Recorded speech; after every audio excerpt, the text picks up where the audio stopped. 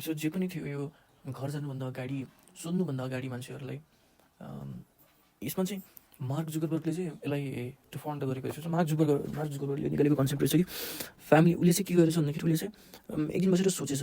सोच्दा उसले आफ्नो जीवनको बारेमा सोच्यो अनि कसरी त्यो भालुसँग आफ्नो जीवन बिताउने भनेर सोच्यो।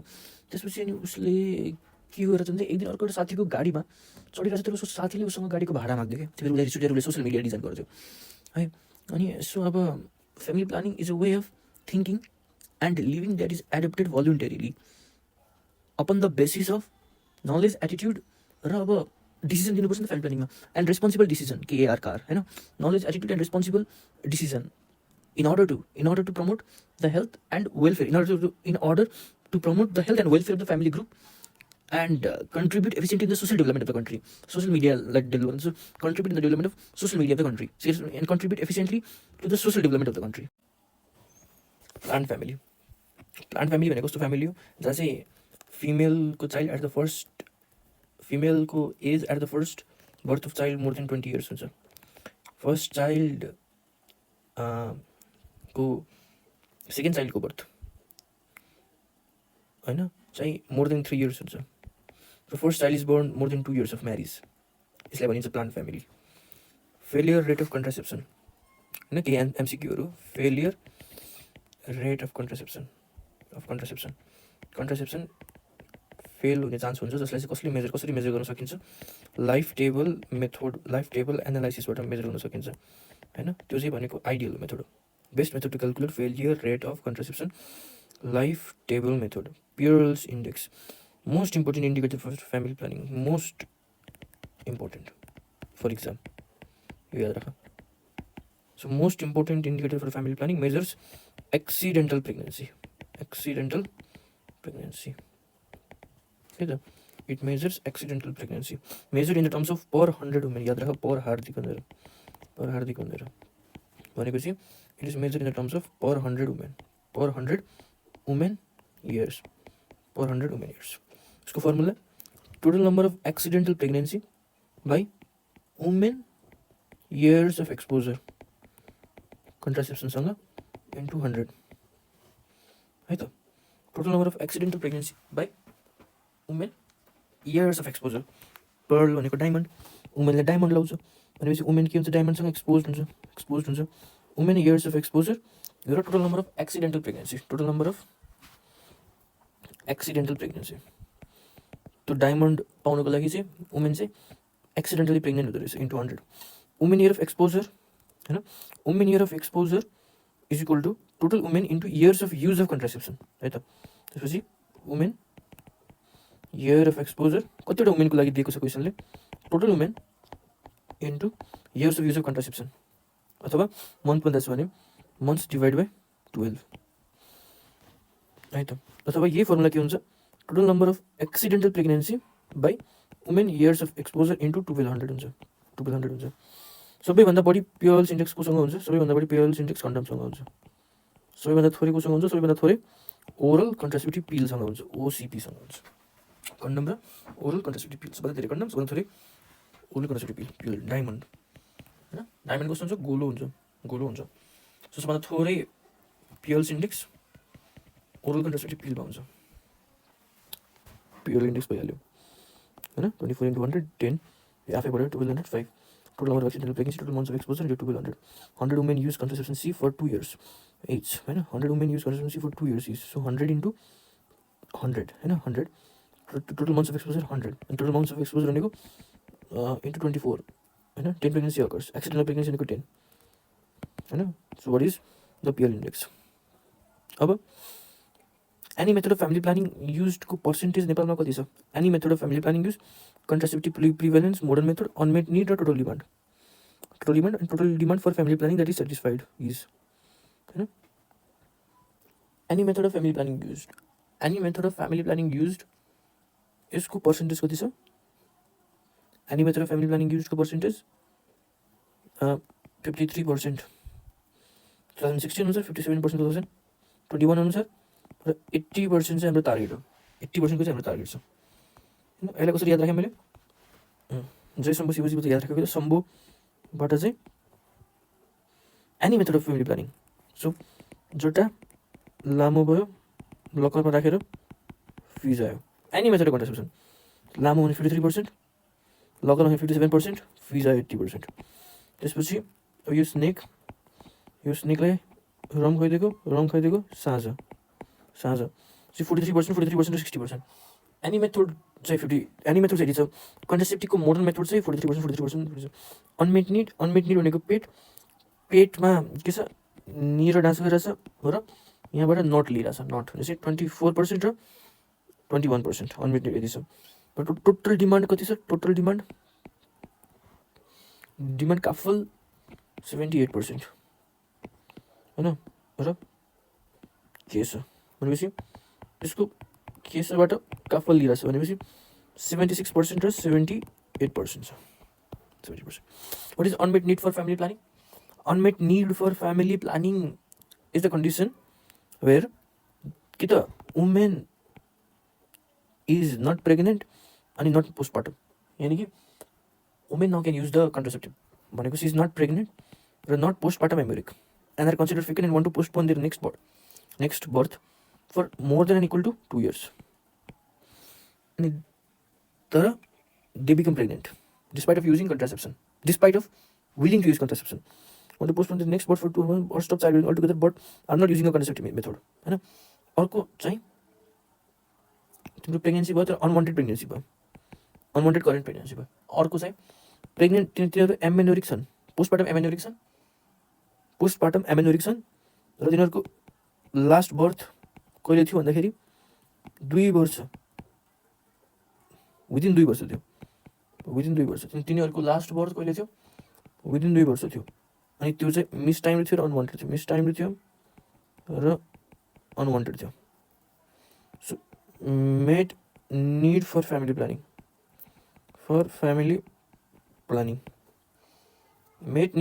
प्लानिङ भनेको current contraceptive method use any method भनेको यो भनेको met need of family planning हो. Met need of family planning.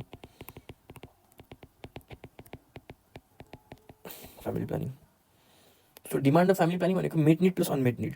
Proportion of demand satisfied भनेपछि met need divide by demand for family planning. Proportion of demand satisfied by modern method भनेपछि modern मेथडको कति percent छ होइन, divide by demand for family planning. जस्तै unmet need for family planning plus met need भनेको demand for family planning हो. त्यो demand for family planning चाहिँ डिनोमिनेटरमा राखेर न्युमेरेटरमा चाहिँ proportion demand satisfied modern method छ भनेपछि कति छ त? मोडर्न मेथडबाट सेटिस्फाइड भएको माथि चाहिँ कति थियो? माथि तिम्रो 24 र 60 थियो टार्गेट होइन. त्यस्तै total demand for family planning that is satisfied is more than 50% हो. 55% मोडर्न मेथड होइन. Total demand for family planning is satisfied modern method भनेको 55%. अनमेट निड अफ कन्ट्रासेप्सन भनेको के? Applicable to all couple irrespective of number of children who become pregnant in spite of using contraceptive. Now definition and concept of couple protection rate. Couple protection rate भनेको कति कपलले contraception use गर्यो होइन out of eligible candidate. ABCD eligible candidate. Out of eligible candidate के हुन्छ? दुईवटा हुन्छ होइन क्यान्डिडेटहरू. एउटा इलिजिबल हुन्छ, एउटा टार्गेट हुन्छ. So out of eligible candidate होइन, आउट अफ इलिजिबल क्यान्डिडेट कतिले चाहिँ कन्डम युज गर्यो इन्टु 100. यो भनेको couple protection rate. Number of eligible couple using one of 4 method of contraception total eligible couple into 100. If CPR is 60% then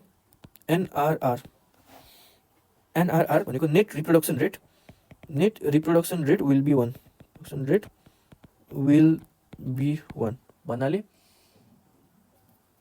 50% child यानि कि 2 child will be produced. एउटा चाहिँ boy र एउटा चाहिँ गर्ल. त्यही भएर हामीले सर्वे गर्न गयौँ भनेपछि we should try to keep the couple protection rate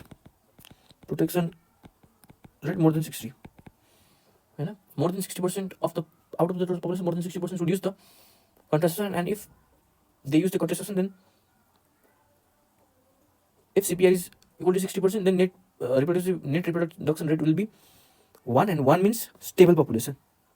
It means there is 2 child per couple. Net reproduction rate. Provide contraception to 60% of population, then on an average there will be 2 child per couple.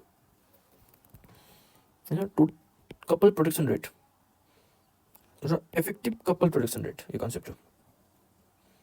Total protected couple कति छ यसमा? 60 छ. र total eligible couple कति छ? 180 छ. कुन चाहिँ मोस्ट इफेक्टिभ हुन्छ? ओरल कन्ट्रासेप्टिभ पिल को इफेक्टिभिटी 100% हुन्छ. ओरल कन्ट्रासेप्टिभ पिलको इफेक्टिभिटी 100% हुन्छ. कन्डोमको इफेक्टिभिटी 50% हुन्छ. इन्ट्राउटेरिन कन्ट्रासेप्टिभ डिभाइसको इफेक्टिभिटी 95% हुन्छ. इन्ट्राउटेरिन कन्ट्रासेप्टिभ डिभाइस न इन्ट्राउटेरिन device effectivity. So total fertility rate 2016 को आन्सर 2.3, 2022 को आन्सर 2.1 र टार्गेट पनि 2.1 नै हो. 3.7.1, 3.7 ensure the healthy lives and promote well-being for all at all is भनेको third sustainable goal. ensure the healthy lives and promote well-being for all at all is 7. By 2030 universal access to sexual and reproductive healthcare service. सातो बुदामा पर्छ, छोड्दै पर्दैन. MCH was established under the Ministry of Health in 1963 AD. Maternal and child health care was established under the Ministry of Health. Maternal and child health care भनेपछि समा Poudel हाम्रो कलेजको senior 1963 मा चाहिँ MCH was established under the Ministry of Health हैन 1963. So total fertility rate भनेको express the average number of children a woman will bring bear by the end of her reproductive life under prevailing fertility condition. CPR contraceptive prevalence rate major indicator express the percentage married women reproductive is using any modern contraceptive device at a point of time. Number of current users of contraceptive prevalence rate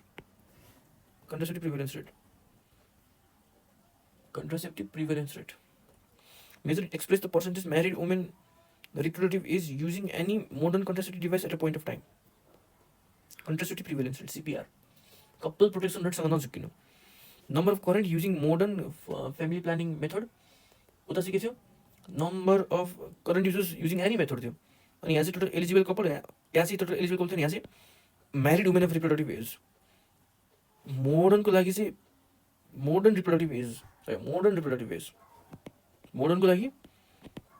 reproductive as चाहिएको थियो. त्यस्तै couple प्रोटेक्सनको rate भनेको एउटाको लागि any one contraceptive मेथडको लागि eligible मात्रै चाहिएको थियो. एउटा ग्रुप एलिजिबल ग्रुप चाहिएको थियो. Couple year protection express the number of years for what which a couple would be protected from being pregnant by modern contraceptive methods providing during the year.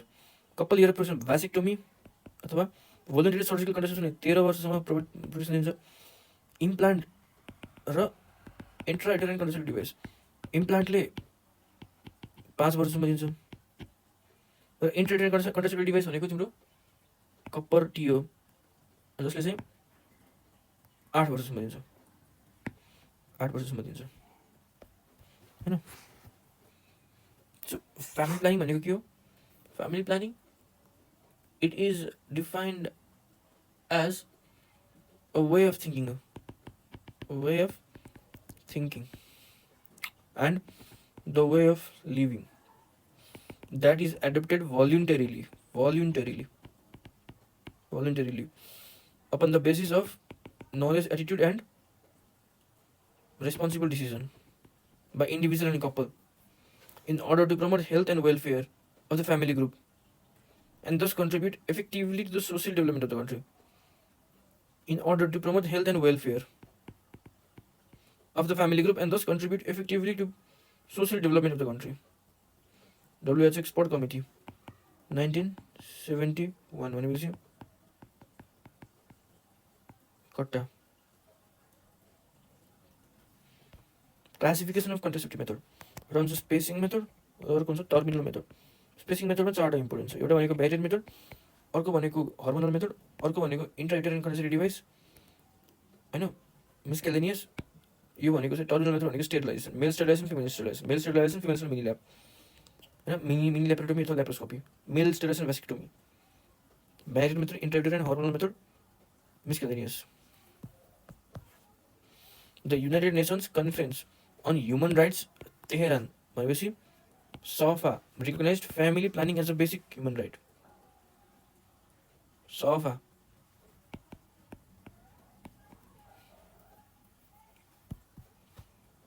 Some terminology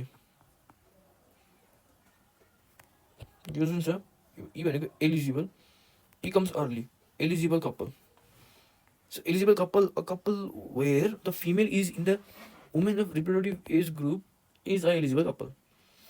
Currently married woman where the wife is in the reproductive age group 15 to 45 years is the eligible couple.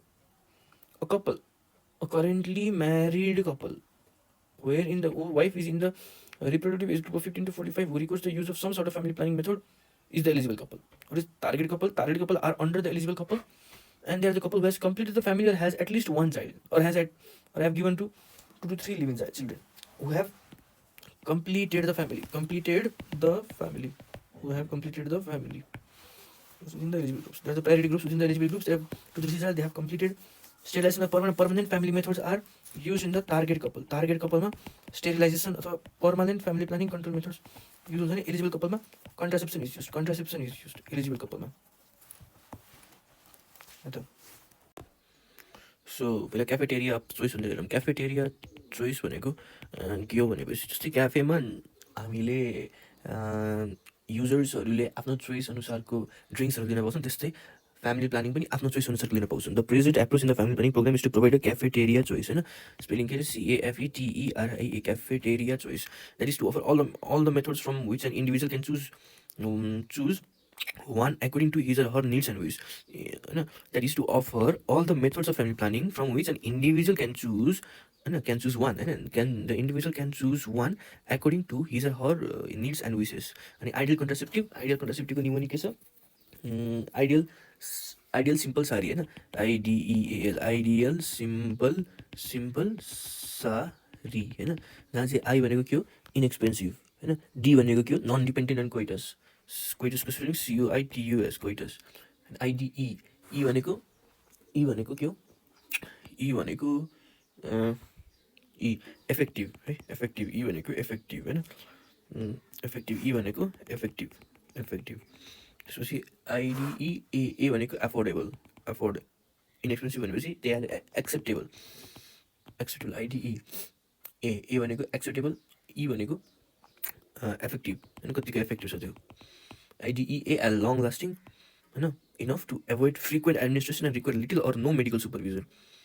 Avoid गर्ने frequent administration होइन, frequent administration होइन, and require little or no medical supervision. long lasting enough to avoid frequent administration and requiring little or no medical supervision. DEAL ideal, inexpensive, non-dependent coitus, effective, acceptable, long lasting होइन. त्यसपछि simple to administer. It is simple to administer भनेपछि effective र acceptable चाहिँ मैले अघि नै बिर्सेको थिएँ. त्यो भएर इफेक्टिभ र एक्सेप्टेबल होइन, कतिको इफेक्टिभ छ र कतिको एक्सेप्टेबल छ. र सारीबाट इट इज सेफ र इट इज रिभर्सिबल. यही हो intrauterine and contraceptive device classification है त. पहिला यो पढ.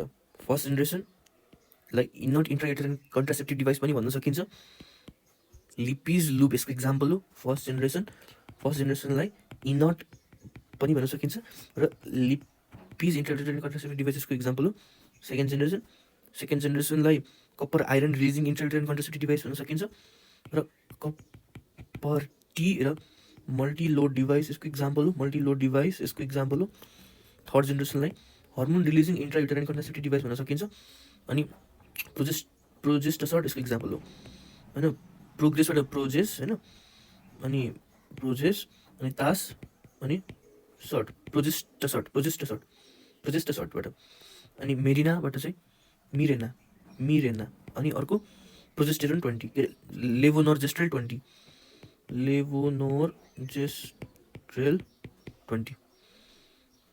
लेभोनोर्जेस्ट्रेल 20 भनेपछि नोज भनेपछि यहाँ चाहिँ नोज 2 भनेर देखाउनु. लेभोनोर्जेस्ट्रेल 20 है त. अब यहाँबाट इन्ट्राइडल एन्ड कन्ट्रासेप्टिभ डिभाइस भनेको नन मेडिकेटेड हो अथवा फर्स्ट जेनेरेसन हो अथवा इनर इन्ट्राइडल एन्ड कन्ट्रासेप्टिभ डिभाइस हो. नन मेडिकेटेड होइन, फर्स्ट जेनेरेसन अथवा इनअटो इन्ट्रायुटेरिन कन्ट्रासेप्टिभ डिभाइस। अनि त्यसपछि यसको इक्जाम्पल भनेको लिपिज लुपो यसको इक्जाम्पल भनेको। अनि intrauterine contraceptive device, medicated intrauterine contraceptive device, जसलाई चाहिँ सेकेन्ड जेनेरेसन हुन्छ र थर्ड जेनेरेसन हुन्छ। अनि सेकेन्ड जेनेरेसन भनेको कपर आयन रिलिजिङ हो, थर्ड जेनेरेसन भनेको हर्मोन रिलिजिङ हो। अनि कपर टी र मल्टिलोड डिभाइस इक्जाम्पल थर्ड जेनेरेसनको हर्मोन रिलिजिङको प्रोजेस्टेरोइड र लेभोनोर्जेस्ट्रेट 20 और मिरेना। लेभोनोर्जेस्ट्रेट 20 लाई के पनि भन्छ, मिरेना पनि भन्छु होइन। अनि यो थर्ड जेनेरेसनलाई फ्रेमलेस इन्ट्रायुटेरिन कन्ट्रासेप्टिभ डिभाइस पनि भनिन्छ, त्यसपछि intrauterine contraceptive device classification intrauterine first generation हुन्छ, सेकेन्ड जेनेरेसन, थर्ड जेनेरेसन हुन्छ। फर्स्ट जेनेरेसन भनेको इन्ट्रायुटेरिन कन्ट्रासेप्टिभ डिभाइस हुन्छ, Lippes loop copper containing intrauterine contraceptive device, copper T multiload device. Third generation hormonal containing intrauterine contraceptive device, Mirena होइन। अब first जेनेरेसनको हो Lippes लुपमा होइन, पोलिइथाइलिन, यहाँ के लेखाएको छ मैले, ई जस्तो छ, polyethylene based on first generation intrauterine contraceptive device, double acid device made up of polyethylene. It is non-toxic. It is toxic. No, it is non-toxic. It is tissue reactive. No, it is non-tissue reactive. It is durable. It is extremely durable. Which one is extremely durable? Which one is extremely durable? You. त्यसपछि piers index high कसको छ कन्डमको, त्यसपछि piers index लो कसको छ oral copper, पियर index लो कसको छ copper intrauterine contraceptive डिभाइसको है त। एकचोटि फेरि रिभाइज गरेर थियो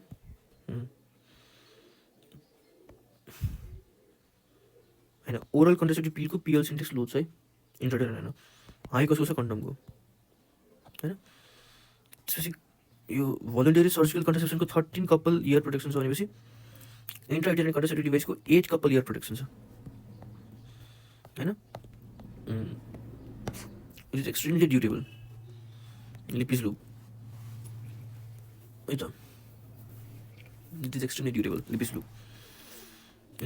It contains small amount of barium sulfate to allow X-ray observation. It contains small amount of barium sulfate to allow the X-ray observation. It has attached thread or tail, which project into the vagina, after the insertion into the vagina or intrauterine. After the insertion into the uterine, this tail can be easily felt, and is a reassurance to the user that the loop is in place. It is easy to remove loop when desired. Easy to remove the loop when desired. है त। अब first generation भनेको inert intrauterine contraceptive device हो, त्यो भनेको Lippes loop हो। Second generation भनेको copper ion releasing intrauterine contraceptive device, copper T अथवा मल्टिलोड डिभाइस होइन, जहाँ चाहिँ हामीले क्रिस्टियानो रोनाल्डोलाई देख्न सक्छौँ होइन, जहाँ चाहिँ हामीले क्रिस्टियानो रोनाल्डोलाई देख्न सक्छौँ। अनि कपर 7 अथवा हेर यो क्रिस्टियानो रोनाल्डोको नोज चाहिँ अब टी जस्तो भएछ, त्यसपछि कपर T200। त्यसपछि यो क्रिस्टियानो रोनाल्डोको नोज टी जस्तो भएपछि चाहिँ अब यसको आममा मफलर छ, so copper T380A। Third generation hormonal releasing intrauterine contraceptive device, प्रोजेस्टेरोइड मिरेना, लेभोनोर्जेस्ट्रेट 20 होइन, levonorgestrel 20। Second generation intrauterine contraceptive device, यो भनेको कपर वायर हो, यो भनेको हरिजोन्टल आर्म हो, यो भनेको भर्टिकल स्टेम हो, र यो भनेको स्ट्रिङ हो। String is made of polyethylene. Early device के थियो कपर 7 थियो र कपर T200 थियो। अहिले नयाँमा के आयो कपर T380A। मल्टिलोड डिभाइसमा के छ होइन, MLT कपर 375 भनेपछि सेकेन्ड जेनेरेसनमा के आयो MLT कपर 375 मकै 375 MLT कपर 375 आयो। Numbers included in the name of the device refers to the surface area in square millimeter of the copper on the device. अब second generation intrauterine contraceptive device यो पढ्ने बेला हामीले के पढ्छौँ पहिला होइन, कपर टीको बारेमा पढ्छौँ, मल्टिलोडको बारेमा पढ्छौँ, मेकानिजम अफ एक्सन पढ्छौँ, साइड इफेक्टको बारेमा पढ्छौँ होइन। साइड इफेक्ट भनेको मेन साइड इफेक्ट भनेको यसको पेन हुन्छ अनि ब्लिडिङ हुन्छ। मोस्ट कमन साइड इफेक्ट भनेको bleeding, most common cause for removal of this intrauterine contraceptive device is pain. अनि अर्को चाहिँ रिस्क अफ PID पनि बढाइदिन्छ यसले होइन। यसको युज के हो सेकेन्ड जेनेरेसन कन्ट्रासेप्टिभ डिभाइसको, यो केमा कन्ट्राइन्डिकेटेड हुन्छ in the present history of pelvic inflammatory disease र menstruation bleeding because of unusual cause. केमा कन्ट्राइन्डिकेसन हुन्छ नि, कन्ट्रासेप्सन अफ चोइस केमा हो होइन, डायबेटिक पेसेन्टमा जस्तो लाग्छ मलाई। लेट्स सी है त। Intrauterine contraceptive device in national family planning programme are copper T 380A, जसले हामी प्यारागार्ड पनि भन्छौँ, र multiload 375। So copper T 380A also called as ParaGard. यो भनेको टी सेप डिभाइस हुन्छ। Copper is placed on the होइन vertical arm and also on the horizontal arm र vertical arm. This horizontal arm is indicated by A. So area of copper is 380 millimetre square. Small ball of 3 millimetre square हुनुपर्छ। But this prevents uterine perforation. र यसमा thread इथाइलिनको thread हुन्छ, मोनोफिलामेन्ट।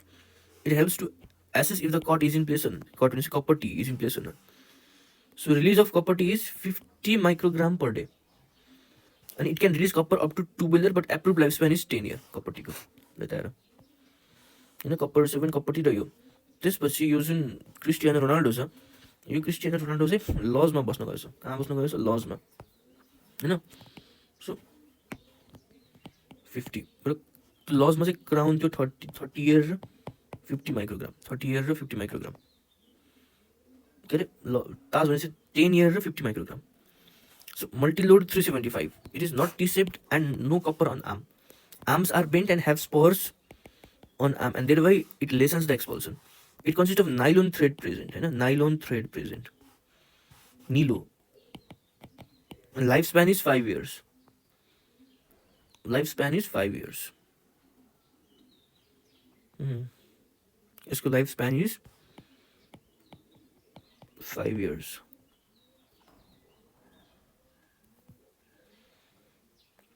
Generally हामीले पढ्छौँ यो intrauterine contraceptive डिभाइसको general life span भनेको 5 इयर्स हुन्छ भनेर पढ्छौँ क्या।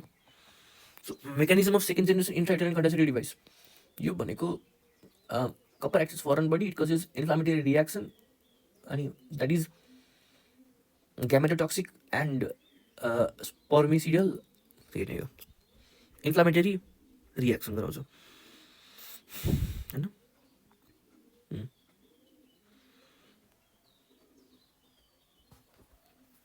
Copper intrauterine contraceptive device, it releases copper. This induces a sterile inflammatory reaction. Sterile भनेको no any microorganism र कप्परले चाहिँ sterile inflammatory reaction गराउँछ। That is sufficient enough to be a spermicidal in nature. र fertilization does not occur, it inhibits implantation. Fertilization does not occur and it inhibits implantation. What is the main mechanism of intrauterine contraceptive device? Main mechanism for intrauterine contraceptive device, it is to prevent fertilization. जस्तै कि spermicidal को त्यो भनेको नि prevent fertilization, अनि if prevent fertilization is not in the option then it inhibit implantation. जुन चाहिँ third जेनेरेसनले गर्छ इट इनहिबिट इम्प्लान्टेसन, सेकेन्ड जेनेरेसनले चाहिँ it prevents the fertilization, and there is no effect on ovulation, and it is a not abortifacient abortion.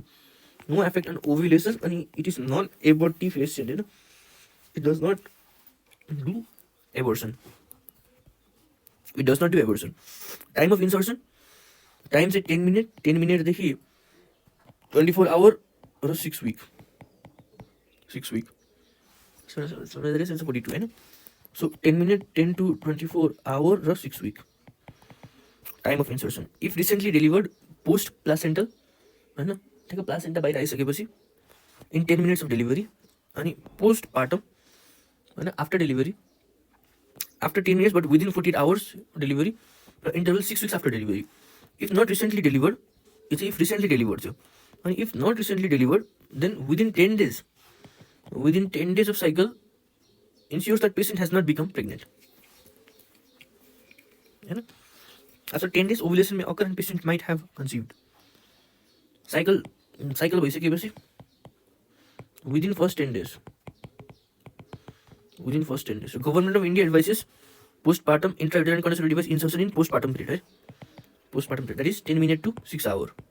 Sorry, 10 minutes to 48 hours. Risk of pelvic inflammatory disease. earlier thought to have high risk of pelvic inflammatory disease in second generation intrauterine contraceptive device. Now a study have shown risk of infection with intrauterine contraceptive device does not increase with long-term use. Risk of infection is slightly increased within 1 month of insertion or within first 20 days of insertion, or within 1 month of insertion, or within first 20 days of insertion of intrauterine contraceptive device. That can be reduced by aseptic technique. That can be reduced by aseptic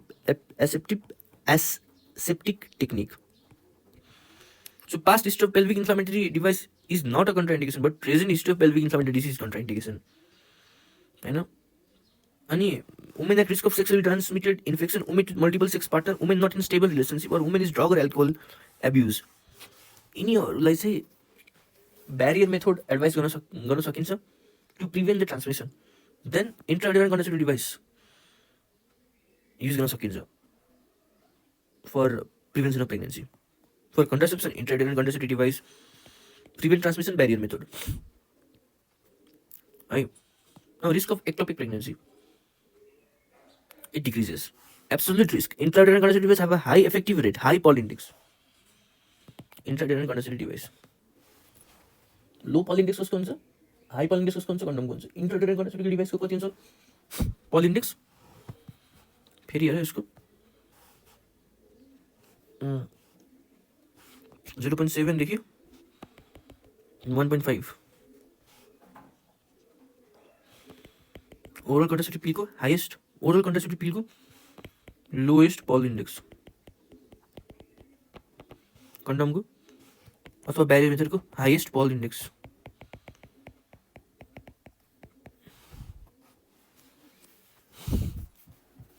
एकदम अब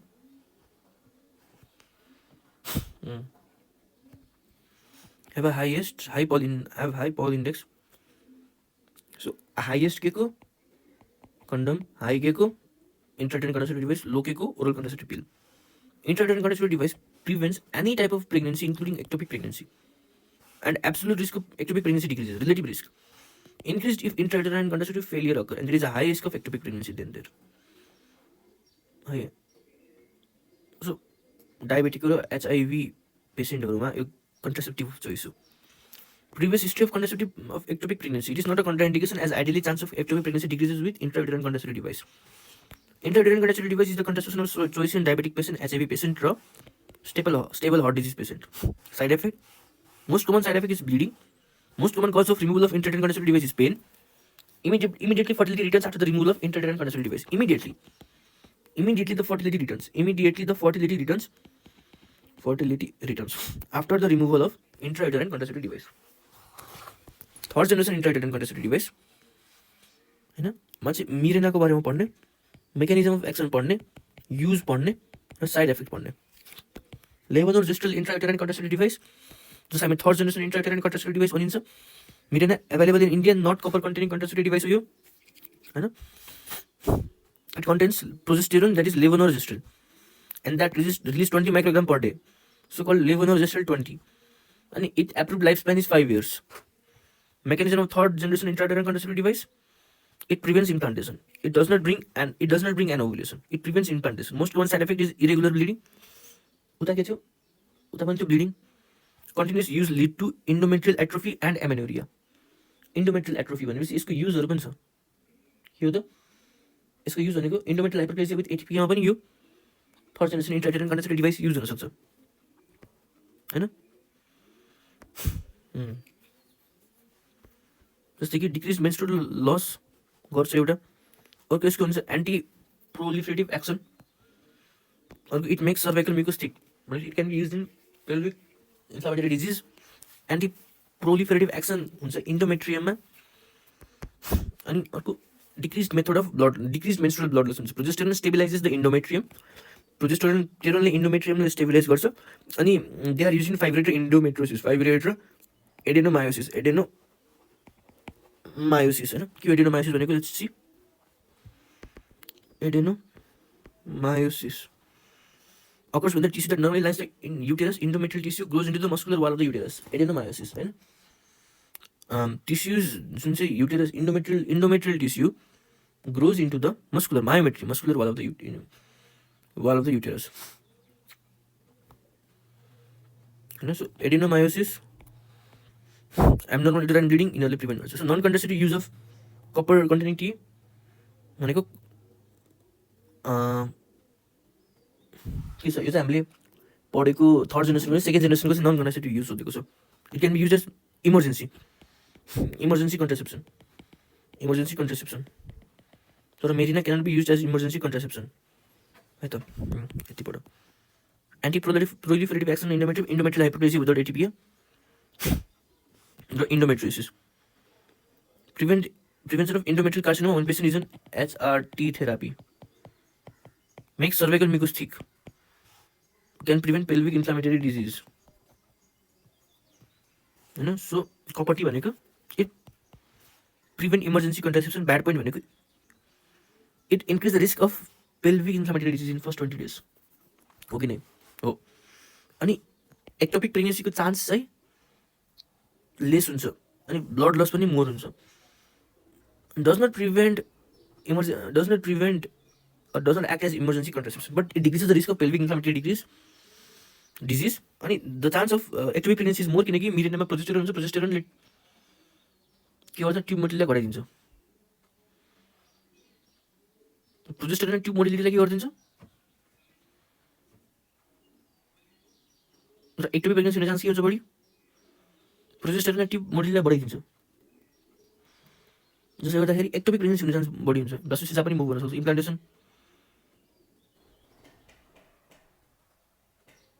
implantation राम्रो ठाउँमा prevent हुन्छ, चाहिने ठाउँमा. Blood loss घट्छ. Absolute contraindication of intrauterine contraceptive device. एउटा undiagnosed vaginal bleeding होइन, अर्को पेल्भिक इन्फ्लामेटरी डिजिज र अर्को डिस्टर्टेड uterus.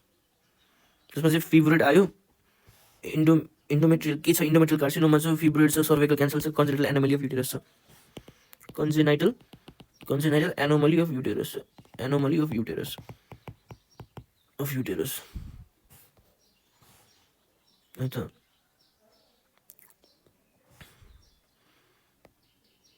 Suspected pregnancy. Only copper uterine device के को लागि कन्ट्राइन्डिकेसन हो. Wilson disease. अन्ली मिरेना के को लागि contraindication. History of breast cancer.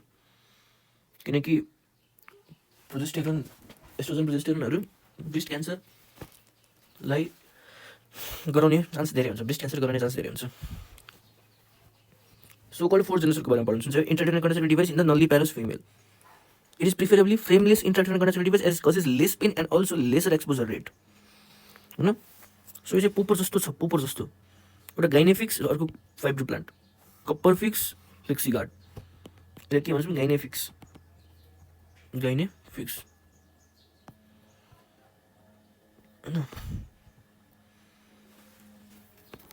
गाइनेफिक्स, copper fix, Flexiguard, Fibroplant. It has 6 copper sleeve cylinders. It is sutured to myometrium, not to endometrium. It is sutured to myometrium. A surgical polypropylene thread which is noted at one type. Fibroplant. Levonorgestrel containing frameless intrauterine contraceptive device. दुईटा type हुन्छ. It releases 14. It release गर्ने दुईटा type हुन्छ. तर एउटा मात्रै पढौँ. It releases 14 microgram levonorgestrel. होइन, द्याट इज लेभोनोजेस्ट्रेल यहाँ तारले बाँधेको छ. Fibroplant it is used in nulliparous, perimenopausal अथवा पोस्ट मेनोपोजल फिमेल मेन्स्ट्रुएसन रोकिसकेपछि अथवा मेन्स्ट्रुएसन रोकिने क्रममा. Progesterone have an anti inflammatory activity, hence it is used to treat endometrial hyperplasia without atypia. Also used in perimenopausal menopausal female with menorrhagia after ruling out carcinoma. होइन. Main mechanism of action of intrauterine contraceptive device. अब जहाँ चाहिँ first generation भनेको intrauterine contraceptive device causes a foreign body reaction, cellular र biochemical changes हुन्छ endometrium र uterine फ्लुइडमा, र यो चेन्जेसले impair the viability of the gamete र hinders fertilisation. First generation mechanism of action of intrauterine contraceptive device first generation.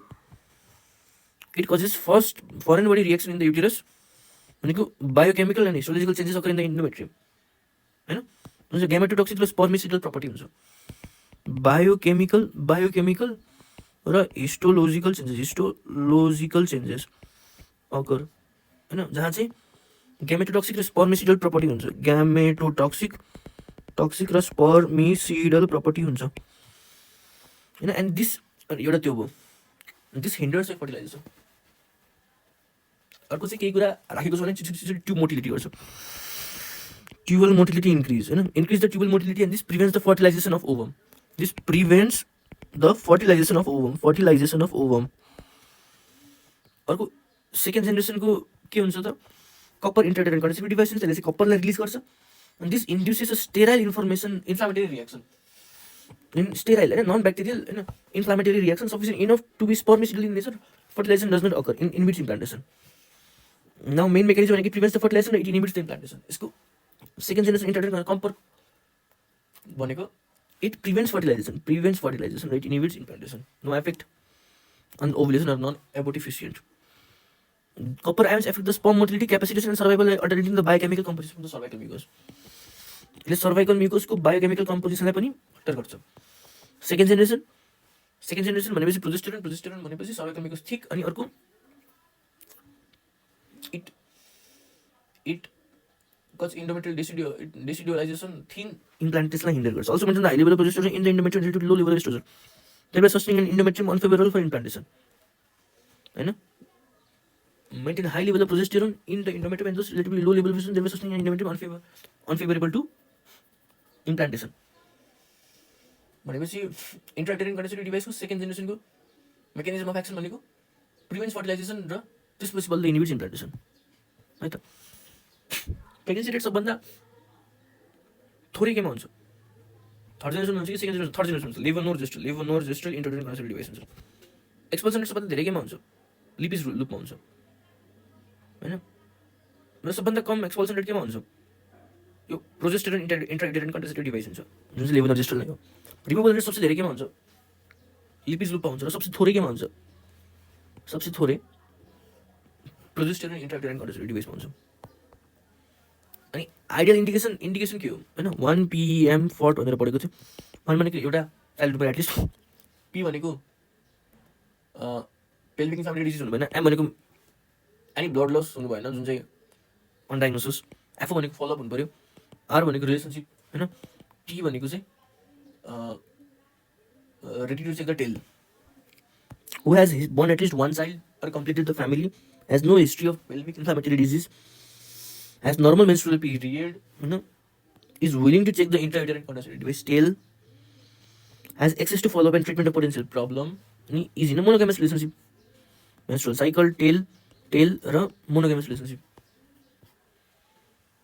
There is no history of breast cancer, Wilson's disease, suspected pregnancy, distorted uterine cavity, fibroid हुन्छ, endometrial carcinoma हुन्छ, cervical cancer हुन्छ, congenital anomaly of uterus हुन्छ, uterine cavity मा fibroid हुन्छ, endometrial carcinoma हुन्छ, cervical cancer हुन्छ, congenital anomaly of uterus हुन्छ, no history of breast cancer, Wilson's disease, suspected pregnancy, distorted uterine cavity.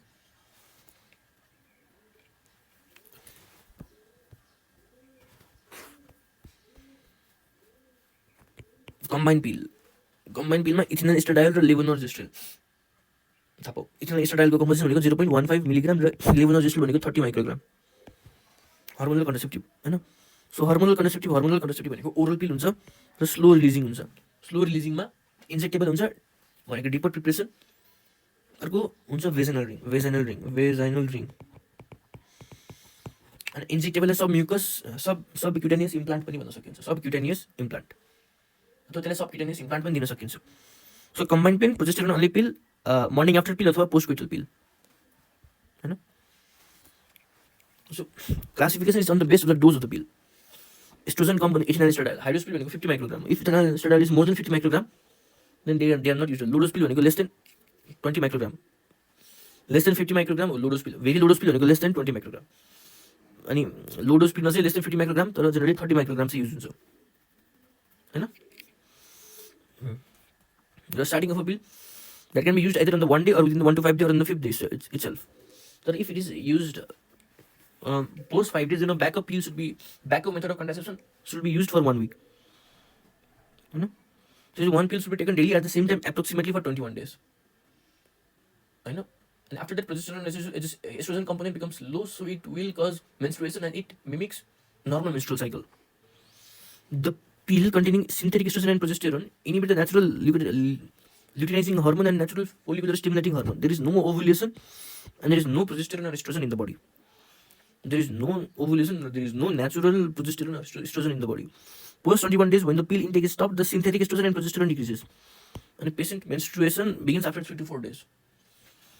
So it is given orally for 21 consecutive days, beginning on the 5th day of the menstrual cycle, followed by a break of 7 days, during which the period of menstruation occurs. Pills should be taken daily at a fixed time, preferably at the bedtime. If this is for to take a pill, she should take it as soon as she remembers, and the next dose will be taken at the usual time. So 0.15 mg 30 microgram plus 75 milligram of ferrous fumarate. 21 tablets of levonorgestrel 0.15 mg, ethinyl estradiol 0.03 mg, 30 microgram, 7 ferrous fumarate 75 milligram. Types of combined oral contraceptive pill. It is monophasic or biphasic or triphasic. Monophasic भनेको oral contraceptive pill जुन छ त्यो चाहिँ same amount is used every day. So biphasic केही side effect भने biphasic मा progesterone same राख्ने हैन कि एस्ट्रोजन सेम राख्ने. अब प्रोजेस्टेरोनले चाहिँ ब्लिडिङलाई प्रोजेस्टेरोनले चाहिँ के गर्छ इन्डोमेट्रियललाई प्रोग्रेस गराउँछ क्या. एकैचोटि प्रोग्रेस भयो भने चाहिँ घाटा हुन्छ भनेर सम्झनु. So same amount of estrogen हुनुपर्छ, एस्ट्रोजन सेम अमाउन्ट हुनुपर्छ र प्रोजेस्टेरोन चाहिँ हाफ साइकलमा एउटा डोज लिने, सेकेन्ड हाफमा चाहिँ फुल डोज दिने. जहाँ चाहिँ प्रोजेस्टेरोन र एस्ट्रोजन र प्रोजेस्टेरोन, एस्ट्रोजन जहाँ चाहिँ के धेरै हुन्छ हाम्रो शरीरमा प्रोजेस्टेरोन, किनकि एस्ट्रोजन धेरै भयो भने साइड इफेक्ट धेरै हुन्छ. जहाँ चाहिँ प्रोजेस्टेरोन अपन एस्ट्रोजनको रेसियो फर्स्ट हाफमा कम होस् र सेकेन्ड हाफमा बढोस्. नर्मल सेटिङ हुन्छ लाइनिङ अफ द युटेरस, त्यो थिकनिङ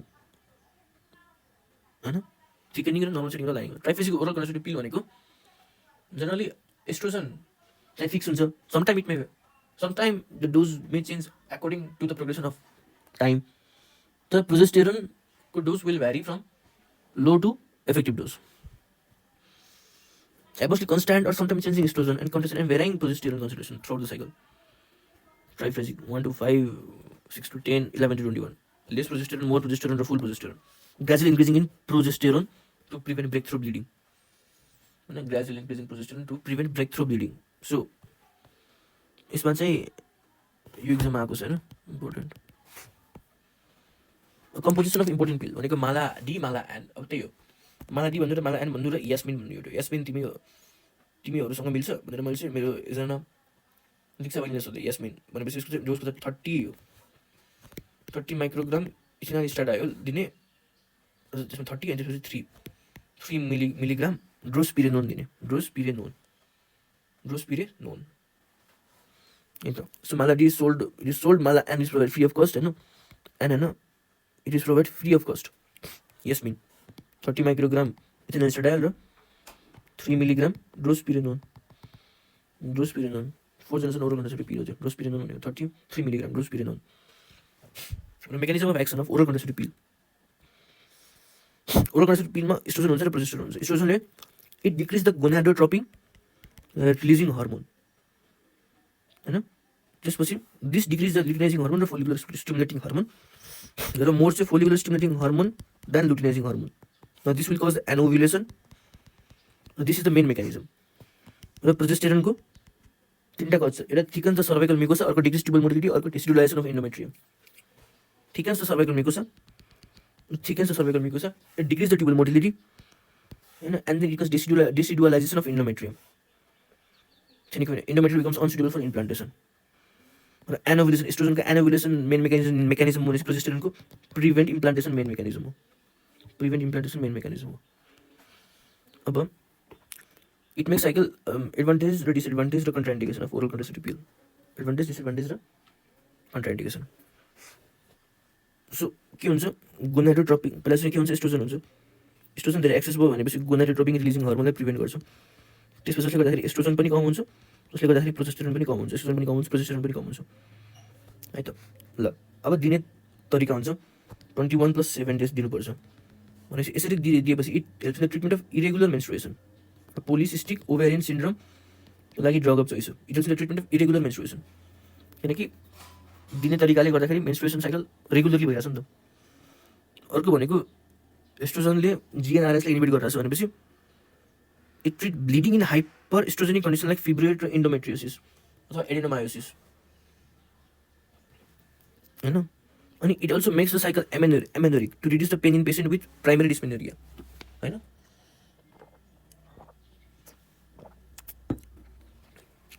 अब एस्ट्रोजन र प्रोजेस्टेरोन घट्यो, किन घट्यो? एफएसएस एलएसएस घट्यो, एफएसएस घट्यो। अब एफएसएस घट्यो भनेपछि anovulatory to it makes cycle anovulatory to reduce the pain in the patient with primary dysmenorrhoea. अनि it helps in the treatment of treating bleeding in hyper oestrogenic condition जस्तो कि fibroid र इन्डोमेट्रियोसिस। अनि oestrogen घट्यो भनेपछि androgen पनि घट्यो, अनि it is use in the treatment of हिर्सुटिजम।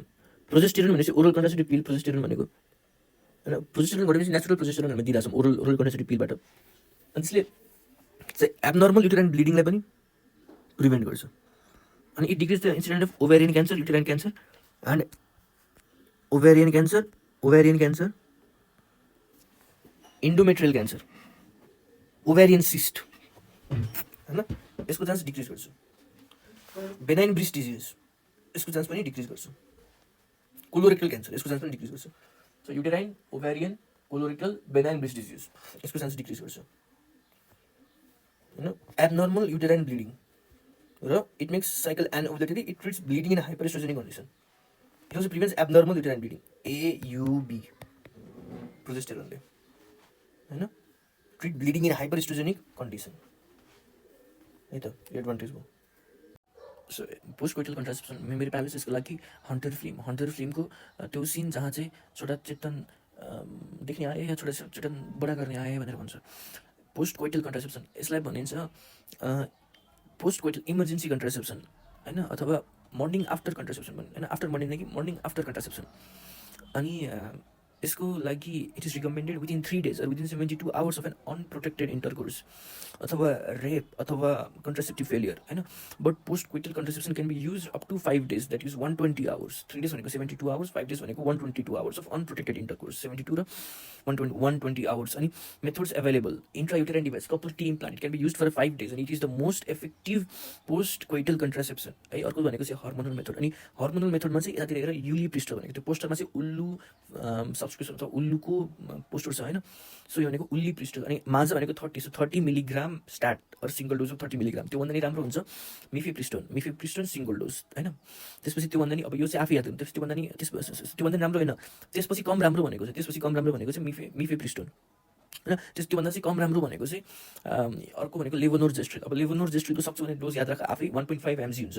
1.5 mg single dose पनि दिन सकिन्छ अथवा डिभाइडेड डोजमा पनि दिन सकिन्छ 12 hour अपार्ट होइन, 2 डोजमा पनि दिन सकिन्छ 12 hour अपार्ट।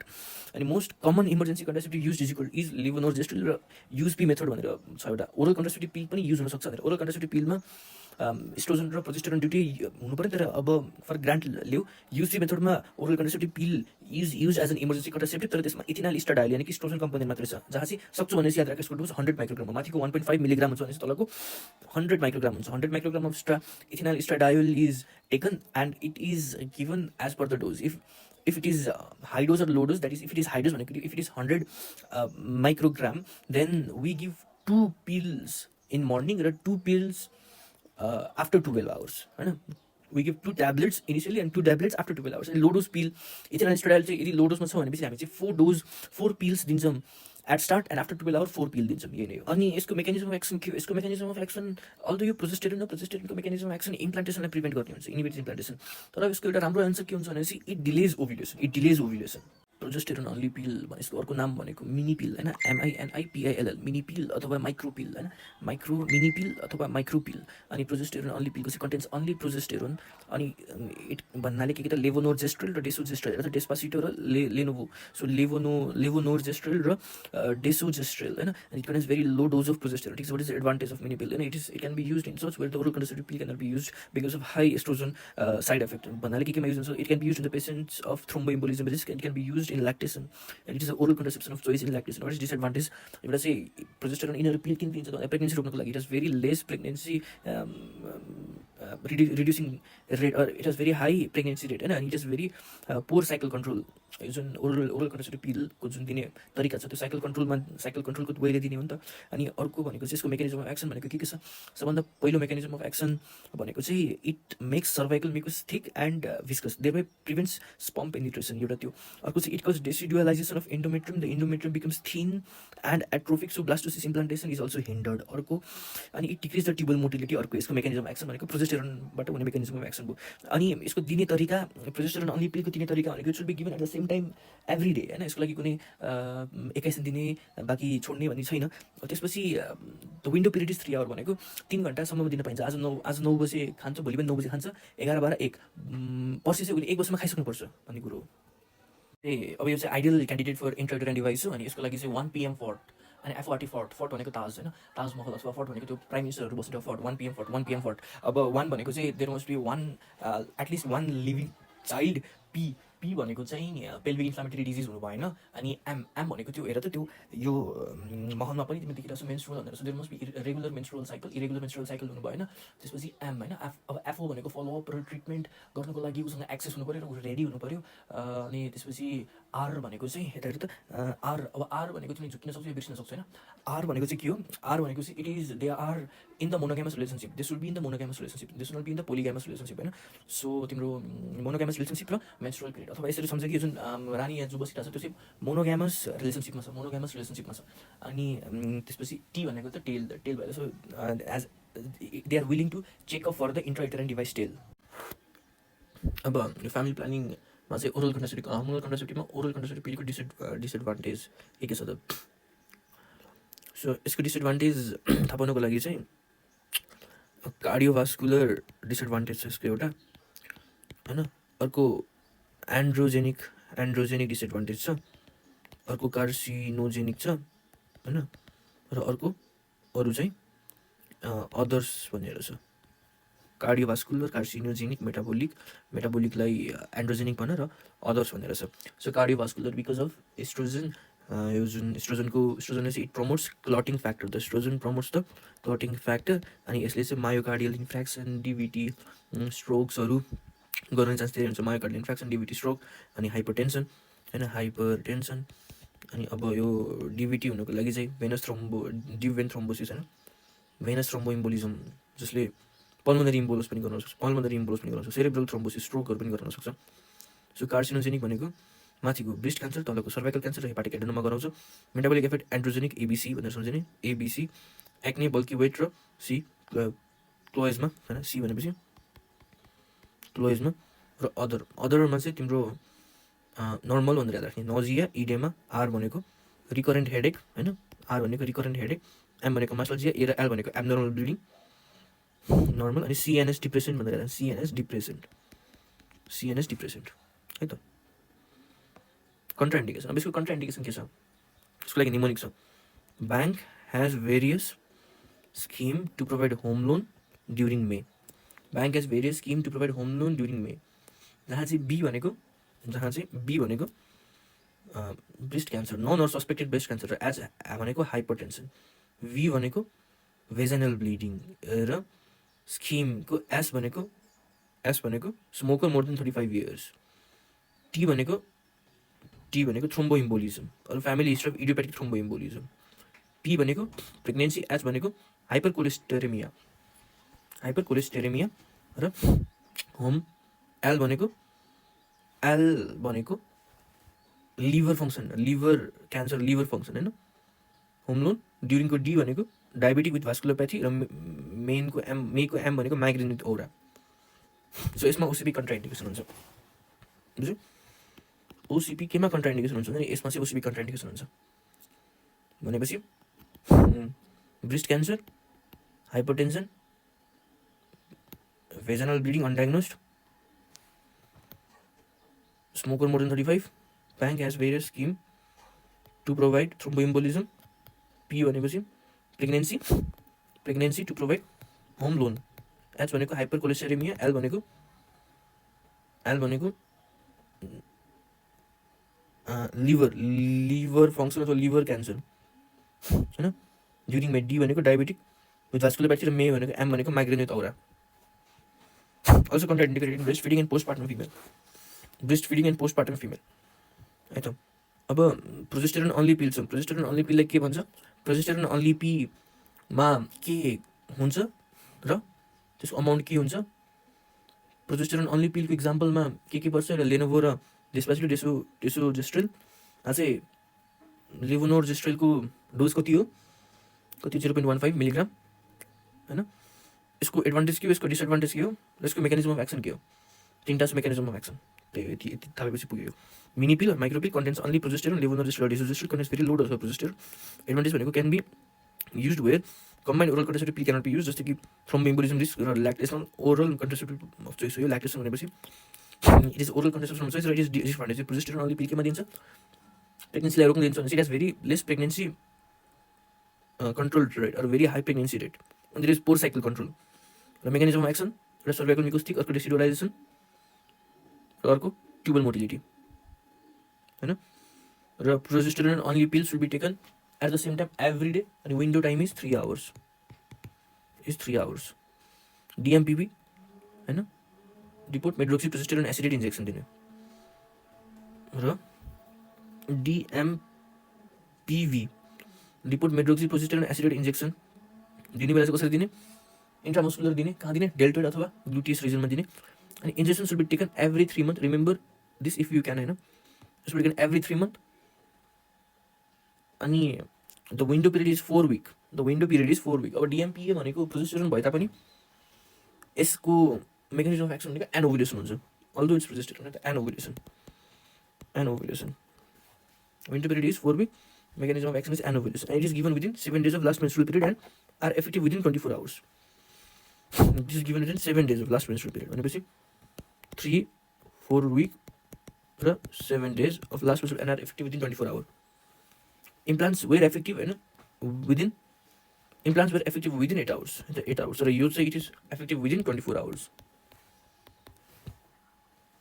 होइन। र डिएमपिए को advantage it decreases seizure frequency and it decreases sickling in sickle cell anaemia as seizure र sickling frequency in sickle cell anaemia. Therefore the contraception of choice in epilepsy patient is DMPA. The contraception of choice in sickle cell anaemia patient is DMPA. Disadvantage it delayed the returning of fertility takes 12 to 24 months, decrease bone mineral density. So DMPA is not given to the breast feeding female. यसै पनि breast feeding फिमेलमा vitamin D calcium कम हुन्छ, अनि फेरि झन् यो दियो भने त झन् कम हुन्छ। So it is not given in breast feeding female less than 6 weeks of postpartum होइन। अब पोस्ट कोइटल कन्ट्रासेप्सन, यसको अर्को नाम के हो, यसलाई कति टाइममा दिइन्छ अथवा कति टाइमसम्म दिन सकिन्छ, 120 आवर्ससम्म दिन सकिन्छ। यसको बेस्ट मेथड के हो, यसको हर्मोनलमा बेस्ट मेथड के हो, हर्मोनलमा best method post coital contraception के हो, उल्ली पिस्टल होइन, उल्ली पिस्टल हो। यसलाई सेभ गरेर आएको थियो।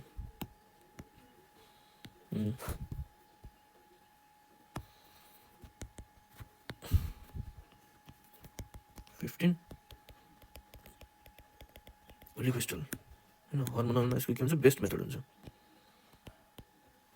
है त। अब यसको डोज के हो, त्यसपछि के युज गर्छ, मिफेप्रिस्टोन युज गर्छ, त्यसपछि के लेभोनोरेस्ट्रोल युज गर्छ। यसको डोज के हो, अनि युएसपी मेथडमा लेभोनोरेस्ट्रोल युज गर्छ र युएसपी मेथडमा इथेनल एस्ट्राडायोल युज गर्छ र यसको डोज के कसरी दिन्छ यथा भन्ने पोस्ट कोइटल कन्ट्रासेप्सनमा। यसको मेकानिजम अफ एक्सन अल्दो यो प्रोजेस्टेरोन हुन्छ, तर यसको मेकानिजम अफ एक्सन एनओभुलेसन होइन, अब डिलेड ओभुलेसन र मोर इट इनहिबिट्स इम्प्लान्टेसन। भनेपछि it is post coital contraception is a morning after contraception, it is emergency contraception, it is recommended within 72 hours of unprotected intercourse, rape or incest होइन, or incest भनेको relatively sex गर्ने, contraceptive failure but cannot be used rape or contraceptive failure. It also can be used up till 5 days, that is 120 hours of unprotected intercourse. Methods available, intrauterine device, preferably a copper containing device within 5 days. It is the most effective method. Hormonal method ma most effective hormonal emergency contraception is ulipristal. यसको dose भनेको 30 mg single dose, mifepristone, लेभोनोरेस्ट्रोल यसको dose भनेको चाहिँ 1.5 mg single dose अथवा 0.75 mg 2 divided dose 12 hours apart. Most common emergency contraceptive use भनेको लेभोनोरेस्ट्रोल, USP method. Now it is oral contraceptive pill as the emergency contraceptive अनि 100 microgram ethinyl estradiol दिन्छ single dose, अथवा 100 microgram नदिएर अथवा 4 dose low dose high dose pill र low dose pill हुन्छ। High dose पिलमा 2 tablet of ethinyl estradiol 12 hours apart दिन सकिन्छ भनेपछि लो डोज पिल हुन्छ। लो डोज पिलमा 4 ट्याब अफ इथेनल एस्ट्राडायोल होइन, 4 ट्याब्लेट र 12 hour पछि अर्को 4 ट्याब्लेट, यसरी युज मेथडमा दिन सकिन्छ होइन। मैले चाहिँ पाइन खाइरहेको छु, पाइन कस्तो पाइन खाइरहेको छु जुनबाट धेरै फिज आउँछ, अनि त्यसले गर्दाखेरि मेरो पर्फर्मेन्स इन्क्रिज हुन्छ, अनि त्यति बेला मलाई फोन आयो, इभ्यालुएट गर्नु पऱ्यो फ्यामिली प्लानिङ सर्भिसको बारेमा भनेर। सो ल इभ्यालुएट गरौँ। PINE पाइन, पीबाट प्लान, पर्फर्मेन्स, आईबाट के छ, एनबाट के छ, ईबाट के छ, आईबाट इम्प्याक्ट, एनबाट निड र ईबाट इफेक्ट। सबै यसलाई पहिला लेख्ने अनि त्यसपछि यसलाई एरेन्ज गर्ने। पहिला चाहिँ इभ्यालुएसन अफ निड गर्ने। इभ्यालुएसन अफ निड भनेको चाहिँ मैले जस्तै कोही मान्छेले फ्यामिली प्लानिङ प्रोग्राम गर्यो, त्यो पार्टिकुलर एरियालाई फोकस गरेर भनेपछि उसले फोकस गरेको एरिया ठिक छ कि छैन। So I will evaluate the need now कि उनीहरूको सोसियो इकोनोमिक स्टेटस के छ, उनीहरूको डेमोग्राफिक स्टेटस के छ, मेटरनल मोर्टालिटी रेट कस्तो छ, जसले गर्दाखेरि मलाई family planning in that area plan गर्न सजिलो हुन्छ होइन। Current status of to know the current status of maternal mortality rate in the area is a indicator of a need for family planning in that area, is the indicator for the need of family planning in that area. अनि त्यस्तै गरी थप हामीलाई त्यसको population कति छ, त्यसको eligible couple कति छ, त्यसको टार्गेट कपल के छ, कस्तो छ, अनि त्यो चाहिँ हामी थाहा पाउनुपर्छ। त्यसपछि चाहिँ हामीले इभ्यालुएसन अफ प्लान गर्नुपर्छ। प्लान भनेको फरक हो पर्फर्मेन्सभन्दा। प्लान भनेको के हो, हामीले अब त्यहाँ सो मैले यसको लागि चाहिँ मैले फिज भनेर बनाएको थिएँ। सो त्यो प्लानको हामीले त्यो मान्छेले बनाएको होइन, प्लान फिजिबल छ कि छैन, वर्कआउट गर्छ कि गर्दैन, इफेक्टिभ छ कि छैन, एक्सेप्टेबल छ कि छैन, त्यस्तै एडिक्वेट छ कि छैन त्यो प्रोग्राम प्लान, त्यसलाई चाहिँ हामीले सर्च गर्नुपर्छ या इभ्यालुएट गर्नुपर्छ। अथवा प्लानलाई प्रोसेस इन्डिकेटर पनि भनिन्छ प्लानलाई, यो रिमेम्बर याद आउँछ भने भन्ने हो। अनि अर्को चाहिँ हामीले प्लानमै जस्तै number of urban health centre, health post कस्तो छ, के छ, जसले गर्दाखेरि चाहिँ हामीले सर्भिस दिन सक्छौँ कि सक्दैन त्यो प्लान गरिरहेछ कि। अनि के त हेल्थ पोस्ट होइन, urban health post, urban health centre, urban health and family welfare centre, urban health centre, urban health and family welfare centre, frontline worker, community health centre, primary health centre, तिनीहरू राम्रोसँग function गरेको छ कि छैन, त्यसलाई function गराउन के plan चाहिन्छ भनेर। अनि पर्फर्मेन्स भनेको हामीले कस्तो सर्भिस दिएको छौँ, त्यो हो पर्फर्मेन्स भनेको। र हामीसँग कतिको मान्छेहरू हामीलाई रेस्पोन्स दिएको छ हाम्रो सर्भिसबाट होइन, कतिको मान्छेले हामीलाई रेस्पोन्स दिएको छ। अनि अर्को भनेको कस्ट एनालाइसिस, कस्टलाई पनि एनालाइसिस गर्नुपर्छ पर्फर्मेन्समा, सर्भिस रेस्पोन्समा। अब यो सर्भिस रेस्पोन्समा के हुन्छ, पहिला चाहिँ यो पर्फर्मेन्समा चाहिँ एउटा सर्भिस हुन्छ, अर्को रेस्पोन्स हुन्छ होइन, रेस है। यो सुन्ने बित्तिकै म रेस कुदेर चाहिँ म इभ्यालुएट गर्न दौड्यो भनेर सम्झाउन। रेस सर्भिस भनेपछि मैले के सर्भिस दिन सक्छु, मैले पहिलो सर्भिस भनेको त कन्ट्रासेप्टिभ डिस्ट्रिब्युसनको सर्भिस, अर्को चाहिँ एजुकेसन अफ द युज होइन, त्यसपछि अर्को फलोअप, अर्को चाहिँ क्लिनिकल सर्भिस, अर्को चाहिँ मोबाइल सर्भिसहरू दिन सक्छु सर्भिसमा। अनि अर्को चाहिँ रेस्पोन्स, मान्छेले मलाई राम्रोसँग रेस्पोन्स दिएको के छ किन भन्दाखेरि उनीहरूको एक्सेप्टरको आधारमा, न्यू एक्सेप्टरको आधारमा होइन, नम्बर अफ न्यू एक्सेप्टरको आधारमा चाहिँ मलाई थाहा हुन्छ। नि अर्को चाहिँ कस्ट एनालाइसिस पनि हामीले गर्नुपर्छ, त्यो भनेको पर्फर्मेन्स। अनि पर्फर्मेन्स पछि चाहिँ PINE पाइन, ई भनेको इफेक्ट भनेपछि KAP, नलेज एटिट्युड र प्र्याक्टिस, अथवा नलेज एटिट्युड र प्र्याक्टिस नै भन, मान्छे परिवर्तन भयो कि भनेर। त्यो भनेको चाहिँ एफेक्ट र इम्प्याक्ट भनेको एकदमै इम्पोर्टेन्ट। इम्प्याक्ट भनेको चाहिँ बर्थ इन्टरभल हो, एकदमै इम्पोर्टेन्ट। अनि अर्को भनेको चाहिँ फ्यामिली साइज हो, यानि कि त्यो फ्यामिली साइज कम भयो कि भएन, बर्थ इन्टरभलमा के चेन्ज आयो कि होइन, फ्यामिली साइज कम भयो कि भएन। र फ्यामिली साइजको लागि चाहिँ मोस्ट इम्पोर्टेन्ट इपिडेमियोलजिकल इन्डिकेटर भनेको टोटल फर्टिलिटी रेट हो। अब यसलाई चाहिँ एउटा अर्डरमा याद गर्ने भन्दाखेरि चाहिँ पहिला age of mother at first and last child, त्यसपछि चाहिँ नम्बर अफ एबोर्सन, अनि त्यसपछि चाहिँ त्यसले गर्दाखेरि फ्यामिली साइज हुन्छ, त्यसले गर्दाखेरि डिजाइन नम्बर अफ चिल्ड्रेन हुन्छ, त्यसले गर्दाखेरि अब अरू चिल्ड्रेन पाउनुको लागि चाहिँ बर्थ इन्टरभल चाहिन्छ, अनि बर्थ अर्डर याद भयो भने भनिदियो। सो नेसनल फ्यामिली हेल्थ प्रोग्रामको बारेमा पढ्ने बेला चाहिँ यसको हामीले के गर्नुपर्छ त सबभन्दा पहिला चाहिँ हामीहरू घर जान्छौँ होइन।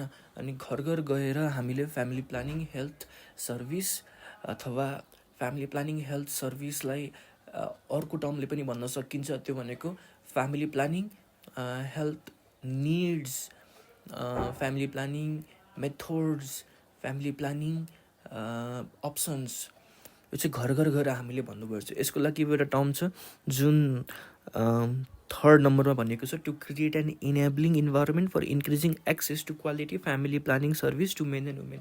हामीले चाहिँ इन्भाइरोमेन्टलाई इनेबल गरेको to create an enabling environment for increasing access to quality family planning service to men and women, यो चाहिँ स्पेसिफिक अब्जेक्टमा पऱ्यो। अनि त्यसपछि घर गइसकेपछि हामीले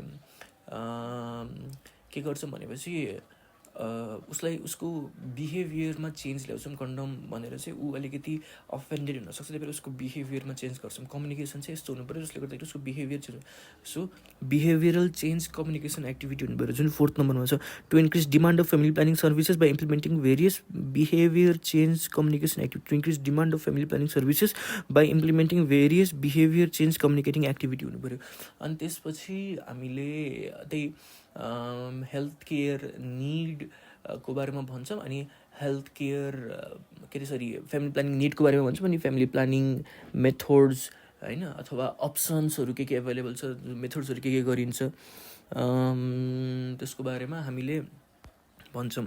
अनि सो यो चाहिँ फर्स्ट पोइन्टमा छ, to increase access and use of quality family planning services. होइन हामीले किन भनिरहेछौँ त त्यो मान्छेलाई उसको फ्यामिली प्लानिङको अप्सनको बारेमा भन्दाखेरि त्यो एक्सेस मात्र नबढाएर युज पनि बढाउनको लागि। To increase access and use of quality family planning services which are, त्यो फ्यामिली प्लानिङ सर्भिसेस के हुनु पऱ्यो, एउटा हुनु पऱ्यो उसकोमा केही साइड इफेक्ट हुनु भएन, जुन चाहिँ सेफ हो। अनि त्यसको इफेक्टिभिटी पनि धेरै हुनु पऱ्यो होइन, जुन चाहिँ इफेक्टिभ हो, ड्युरेबल हुनु पऱ्यो, इफेक्टिभिटी पनि धेरै हुनु पऱ्यो होइन। अनि त्यो चाहिँ एक्सेप्ट गर्नु पऱ्यो होइन। So to increase the access and the use of quality family planning services which are safe, effective and acceptable to individuals and couples. र स्पेसली फोकस गर्नु पऱ्यो दलित ग्रुपलाई, पोर ग्रुपलाई। अनि दलित र पोर ग्रुप भनेको त अलिकति रुरल भयो। अर्बनमा कसलाई फोकस गर्नु पऱ्यो, अर्बनमा फोकस गर्नु पऱ्यो जुन एडोलेसेन्ट छन्, जुन पोस्ट पार्टम वुमेन छन्, जुन पोस्ट एबर्सन वुमेन छन् होइन, तिनीहरूलाई फोकस गर्नु पऱ्यो। So special focus will be given to increasing access to service in those places where the rural, poor, Dalit, other marginalised people and those with high unmet needs and to post partum and post abortion women with high unmet needs and to postpartum and post-abortion women, the wives of labor migrants and adolescent। त्यही हो। अब त्यसपछि हामीले उसलाई भन्यौँ होइन, त्यसपछि भनेर मात्रै भएन कि हामीले खोज्नु पनि पऱ्यो कहाँ धेरै अनमेट निड छ त, अनि कहाँ चाहिँ कन्ट्रासेप्सन फेलियर छ, कहाँ चाहिँ धेरै अनमेट निड छ, कहाँ चाहिँ कन्ट्रासेप्सन युज गरेर छोडिदिन्छन् होइन, कन्ट्रासेप्सन डिस्कन्टिन्युटी छ, अनि कहाँ चाहिँ अनइन्टेन्डेड प्रेग्नेन्सी छ। किनकि यो अनमेट निड भनेकै यसको अन्तर्गत अनइन्टेन्डेड प्रेग्नेन्सी पर्छ, जुन चाहिँ हाम्रो पोइन्ट नम्बर 2 मा डिस्कस छ। To increase and sustain contraceptive use and reduce unmet need for family planning, unintended pregnancy and contraception discontinuity. To increase and sustain contraceptive use. अब यो चाहिँ हो स्पेसिफिक अब्जेक्टिभ। मेन अब्जेक्टिभ के हो त हाम्रो, मेन अब्जेक्टिभ भनेको सर्ट टर्म टार्गेट के हो त हाम्रो, सर्ट टर्म त बुल्सआई के हो त भन्दाखेरि यो health, overall health of family improve गर्ने हो by improving the health of mother and child. So यही हो जुन चाहिँ मेन अब्जेक्टिभमा छ, to improve the health status of mother and child and to improve the overall quality of life of the whole family by increasing access and utilization of quality family planning service. What is family planning counseling? Family planning counseling, it is the process which a provider and a client explore and discuss the client's need and family planning option। अब family planning मा हामीले दुईटा term बिर्सिनु हुन्न, एउटा चाहिँ client's need र अर्को चाहिँ family planning option। अब यहाँ प्रमोद खरेल त्यसको हातमा मोबाइल छ भनेपछि उसले family planning गर्न खोजिरहेछ। प्रमोदबाट हामीले याद राख्यौँ provider, Pramod promotion, Pramod provider. It is a process through which a provider and कलबाट क्लाइन्ट, प्रोभाइडर एन्ड क्लाइन्ट के त explore and discuss the clients need and family planning option. यताबाट अब कसलाई फोन गऱ्यो, यसले गद्दरलाई फोन गऱ्यो, गद्दरबाट ग्यादर, जीबाट greet with respect, greet the client respectfully. त्यसपछि एबाट आस्क देम के त तिम्रो अघि जस्तै निड, अनि निड पछि चाहिँ option, family planning option. Ask them about their family planning need होइन, ask them about their family planning need. फेरि पनि प्रमोद खरेल, प्रमोदबाट प्रोभाइडर है, अनि ask them about family planning need. अब अप्सन GATT भनेपछि tell them about available option होइन, tell them about different contraceptive option and method. अनि एचबाट help them to choose, help them to take decision about choice of method, help them to take decision about choice of method. अनि ईबाट explain के त explain and demonstrate how to use them, explain and demonstrate how to use them. एबाट ask them about their family planning needs, it's complete. टीबाट tell them which family planning method, त्यसपछि option होइन, family planning method and option. अनि ईबाट explain and demonstrate how to use the method. अनि आरबाट return or refer, schedule and carry out a return visit and follow up. Return visit पनि गर्न मिल्छ, follow-up पनि गर्न मिल्छ, रिटर्न भिजिट पनि गर्न मिल्छ र फलोअप पनि गर्न मिल्छ कि यताबाट एकचोटि फलोअप दुई होइन, रिटर्न भिजिट र फलोअप, रिटर्न भिजिट र फलोअप। त्यो PINE पाइन थियो होइन. P भनेको प्लानिङ अनि P भनेको पर्फर्मेन्स, प्लानिङ र पर्फर्मेन्स, I भनेको इम्प्याक्ट, एन भनेको निड र E भनेको इफेक्ट है त. प्लानिङ, पर्फर्मेन्स, इम्प्याक्ट, निड र effect. Need, plan, performance, effect, impact होइन. सो निड भनेपछि चाहिँ इभ्यालुएसन अफ द निड भनेपछि हेल्थ, डेमोग्राफी र सोसियो इकोनोमिक निड्सहरू चाहिँ इभ्यालुएसन गर्ने. किन त हेल्थ डेमोग्राफी भनेपछि कुन ठाउँमा धेरै म्याटरनल मोर्टालिटी छ त. Current status of maternal mortality in area is an indicator of need of family planning in that area. Socio economic status कहाँ चाहिँ धेरै बच्चा प्रड्युस भइरहेको छ, त्यसले गर्दाखेरि is an indicator for the need of family planning in that area. So निडको बारेमा थाहा पाउनुपर्छ. PINE पाइन, एनबाट need, evaluation of the need, evaluation of the need of family planning. अनि डेमोग्राफिकमा अर्को पनि के आयो, इलिजिबल कपल, टार्गेट कपल, यिनीहरू पनि थाहा पाउने. टार्गेट कपल, एलिजिबल कपल, यिनीहरू पनि थाहा पाउने होइन. अनि अर्को भनेपछि चाहिँ निड, PINE पाइन. अब के छ, प्लानिङ होइन, evaluation of the plan. So यसमा प्लानमा चाहिँ के इभ्यालुएसन गरिन्छ भन्दाखेरि whether the plan is relevant, whether the plan is adequate, acceptable, accessible छ कि छैन. पुरै त्यो प्रोसेस इन्डिकेटर हो कि प्लान भनेको. हामीले बनाएको प्लान पुरै प्रोसेस इन्डिकेटर हो. यो भनेको प्लान भनेको पुरै यो प्रोसेस इन्डिकेटर हो. जस्तै कि हामीलाई एउटा प्राइमेरी हेल्थ केयर सेन्टर बनाउनु छ, अथवा अर्बन हेल्थ पोस्ट बनाउनु छ, अथवा maternal and child health worker, अथवा होइन urban health and family welfare centre बनाउनु छ. अर्बन हेल्थ र फ्यामिली वेलफेयर सेन्टर होइन, अर्बन हेल्थ HELTS हेल्थ र फ्यामिली वेलफेयर सेन्टर बनाउनु छ. यस्तो यस्तो बनाउनु छ भनेपछि चाहिँ हामीले प्लान गर्नु पऱ्यो. प्रोसेस इन्डिकेटर हो यो. त्यसपछि पर्फर्मेन्स भनेको त्यहाँ मान्छेहरू आयो कि आएन. पर्फर्मेन्स भनेपछि रेस भनेपछि रेस्पोन्स. हाम्रो रेस्पोन्स कस्तो छ, सर्भिस, रेस्पोन्स होइन, कस्ट एनालाइसिस गर्ने हो यो पर्फर्मेन्समा. Service, response, cost analysis. सर्भिसमा चाहिँ हामीले फ्यामिली प्लानिङ सर्भिस दियौँ, फलोअपमा कतिको मान्छे आए, मोबाइल सर्भिस कतिको दिएछौँ, हामीले क्लिनिक सर्भिस कतिको दिएछौँ, कन्ट्रासेप्सन डिस्ट्रिब्युसन कतिको गरेछौँ. रेस्पोन्समा चाहिँ हामीले क्लाइन्ट फेरि हामीसँग फिर्ता आयो कि आएन, एक्सेप्टर के छ, प्रडक्टको एक्सेप्टर. अनि इभ्यालुएसन अफ द इफेक्ट भनेपछि चाहिँ चेन्ज इन नलेज, एटिट्युड र behaviour, motivation. Change in attitude, knowledge र behaviour, motivation. Change in attitude, knowledge र बिहेभियर, मोटिभेसन. यो भनेको evaluation of the national family planning programme. अनि अर्को भनेको पर्फर्मेन्स. पर्फर्मेन्स त भइसक्यो. सर्भिस, रेस्पोन्स र कस्ट एनालाइसिस. इभ्यालुएसन अब PI होइन एन्ड E. पर्फर्मेन्स पछि चाहिँ के गर्नु पऱ्यो, इफेक्ट र इम्प्याक्टको बारेमा. अब इफेक्ट भनेको KAP, नलेज, एटिट्युड र उसको प्र्याक्टिस के छ, बिहेभियर के छ, त्यो मान्छेहरू चेन्ज भयो कि भएनन् भनेर चाहिँ इफेक्टले भन्छ. चाहिँ इफेक्टले भन्छ KAP को बारेमा. अनि त्यसपछि अब इम्प्याक्ट अब चाहिँ के अरे, इम्प्याक्ट भनेपछि चाहिँ तिम्रो टार्गेट अथवा अब्जेक्टिभ के छ त, मिट भयो कि भएन त. र टार्गेट अथवा अब्जेक्टिभले केलाई इभ्यालुएट गर्ने, फ्यामिली साइजलाई इभ्यालुएट गर्ने र चाइल्ड बर्थ इन्टरभललाई इभ्यालुएट गर्ने. बर्थ इन्टरभल र फ्यामिली साइजलाई. अर्को अब बर्थ अर्डरलाई पनि इभ्यालुएट गर्नु भन्छ, बर्थ अर्डरलाई होइन. Age of mother at the first child, त्यसपछि नम्बर अफ एबोर्सन, त्यसपछि फ्यामिली साइज, त्यसपछि desired number of children. Family साइजमा desired number of children. Birth interval important. Age of mother at first and last child, birth order र number of abortion होइन यो. अनि evaluation of performance भनेको service evaluation, response र cost analysis. Evaluation of effect र evaluation of impact. र family planning counselling. What is family planning counselling भनेको यो के हो त. फ्यामिली प्लानिङ काउन्सिलिङ भनेको प्रोभाइडर र क्लायन्टको relationship. It is a family planning counselling भनेको it is a process through which a provider and a client explore and discuss the clients need and family planning option. Provider र client होइन, जहाँ चाहिँ provider र क्लायन्टले explore and discover the client need अनि available family planning methods र step of family planning counselling भनेको gather अथवा ग्यादर. जी भनेको ग्रिट होइन, with respect, greet being respectfully. A भनेको ask them about their family planning needs, give more emphasize on this part होइन. Ask them about their family planning needs. A भनेको ask them about their family planning needs.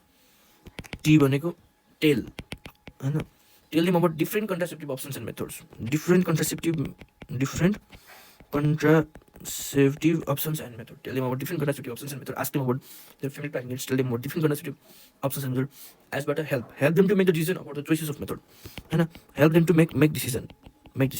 E भनेपछि explain and demonstrate how to use the method. How to use the method. Explain and demonstrate. GATHE. R भनेको return अथवा refer. Schedule and carry out a return visit and follow up. R भनेको return र refer. Schedule and carry out a return visit and follow up. E भनेको explain and demonstrate how to use the method. S भनेको helps to make the decision about the choice of the method. T भनेको tell them about the different contraceptive options and method. A भनेको ask them about their family planning needs. सोध्ने their family planning needs भन्ने मेथड्सहरुको बारेमा र contraceptive optionहरुको बारेमा G बाट grid गर्ने respectfully. S बाट choice decision बनाउन हेल्प गर्ने about choice of method. E बाट explain and how to use the methods. R बाट return schedule and carry out a return visit and follow up. भनेको family planning counseling भयो. र अब family planning program को बारेमा केही शब्द. Family planning program ma what's the main objective? The main objective is to establish a good family, by improving the condition of child and mother. Overall family ko health la improve kare.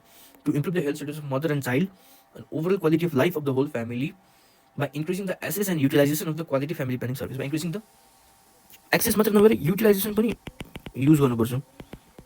Access मात्र नभएर utilization पनि गर्नुपर्छ. यसमा the utilization of quality family planning service अनि यो भनेको main objective भनेको short term target हैन, fix target, short term target. र स्पेसिफिक अब्जेक्टिभ भनेपछि हामीले पहिला इन्भाइरोमेन्ट दिन्छौँ हैन. So it creates the enabling environment, हैन, for increasing the access and utilization of quality family planning. Access to and utilization of quality family planning, enabling environment. अनि त्यसपछि हामीले behavioural changing communication also to increase the access to and utilization of the quality family planning, to increase the demand of family planning service by implementing behavioral change communicating activity. अनि त्यसपछि हामीले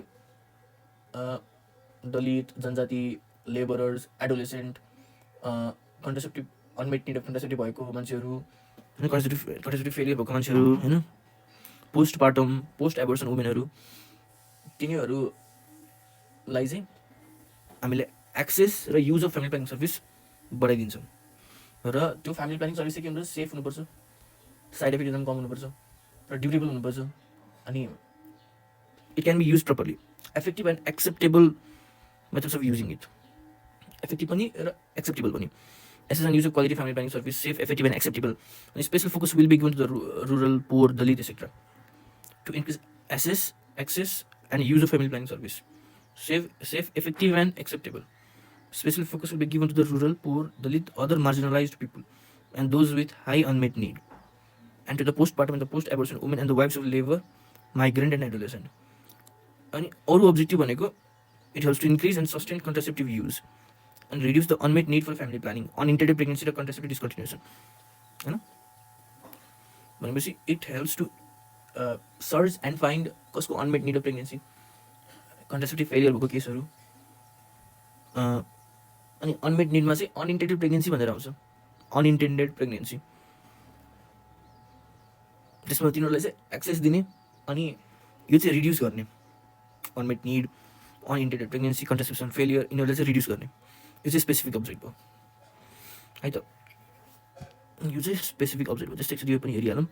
health status of man र चाइल्डलाई improve गर्नको लागि utilisation of quality family planning service गर्नुपर्छ हैन. Health status of मम र child improve भयो भने health status of family improve हुन्छ र जसले गर्दाखेरि utilization of the quality family planning service हुन्छ.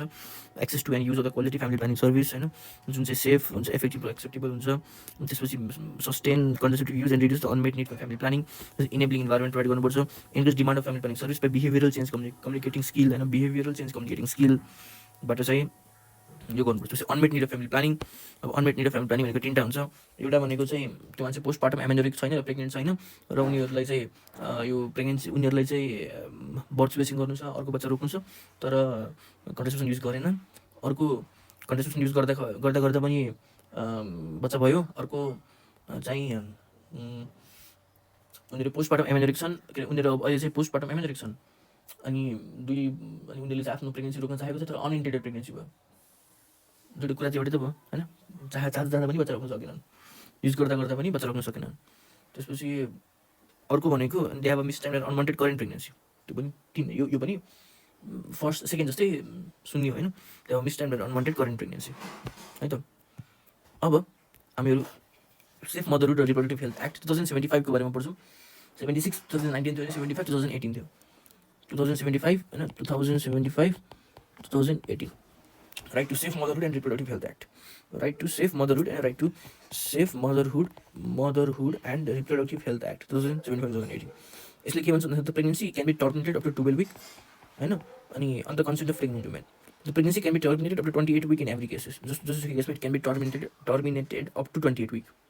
जसोसुकै केस होस्, it can be terminated up to 28 week with consent of pregnant women upon the opinion of licensed doctor होइन। Upon the opinion of licensed doctor her life maybe if her life is in danger होइन, उसको life डेन्जरमा छ, कि त physical अथवा mental health उसको deteriorate हुनसक्छ, फिजिकल अथवा मेन्टल हेल्थ उसको डिटोरिएट हुनसक्छ, कि त त्यो बच्चा ह्यान्डिक्याप्ड हुनसक्छ। र pregnancy can also be terminated up to terminated होइन, एबर्सन हुनसक्छ इफ देयर इज रेप अथवा इन्सेस्ट। र pregnancy can be terminated up to 28 week यदि मान्छेलाई HIV भयो भने, HIV or other incurable disease or similar nature can be terminated with her consent है त। ल मेथड्स अफ सेफ एबर्सन धेरै मेथड केमा के युज भएको छ, धेरै जसो मिसोप्रोस्टल युज हुन्छ। मिसोप्रोस्टल धेरै जसो मिसोप्रोस्टल युज हुन्छ। So medical abortion up to 9 week गरिन्छ। Manual vacuum MVA up to 12 week र इभ्याकुएसन अर मेडिकल इन्टरभेन्सन भनेपछि 12 to 28 week. 12 to 28 manual vacuum aspiration भनेको 12 विक। मेडिकल एबर्सन भनेको up to 9 week of post gestational period. Abortion termination of the pregnancy at less than 20 weeks of gestation or at the time of abortion weight of the fetus is less than 500 grams.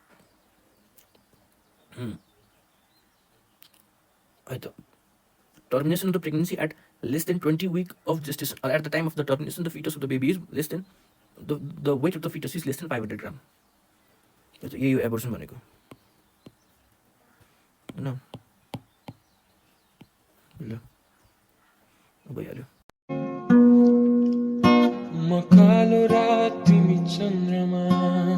So यो के हो, यो behavioural प्रब्लम्सहरू। Behavioural भनेको बानी भनेपछि बनिदेऊ भनेपछि म कालो रात तिमी चन्द्रमा।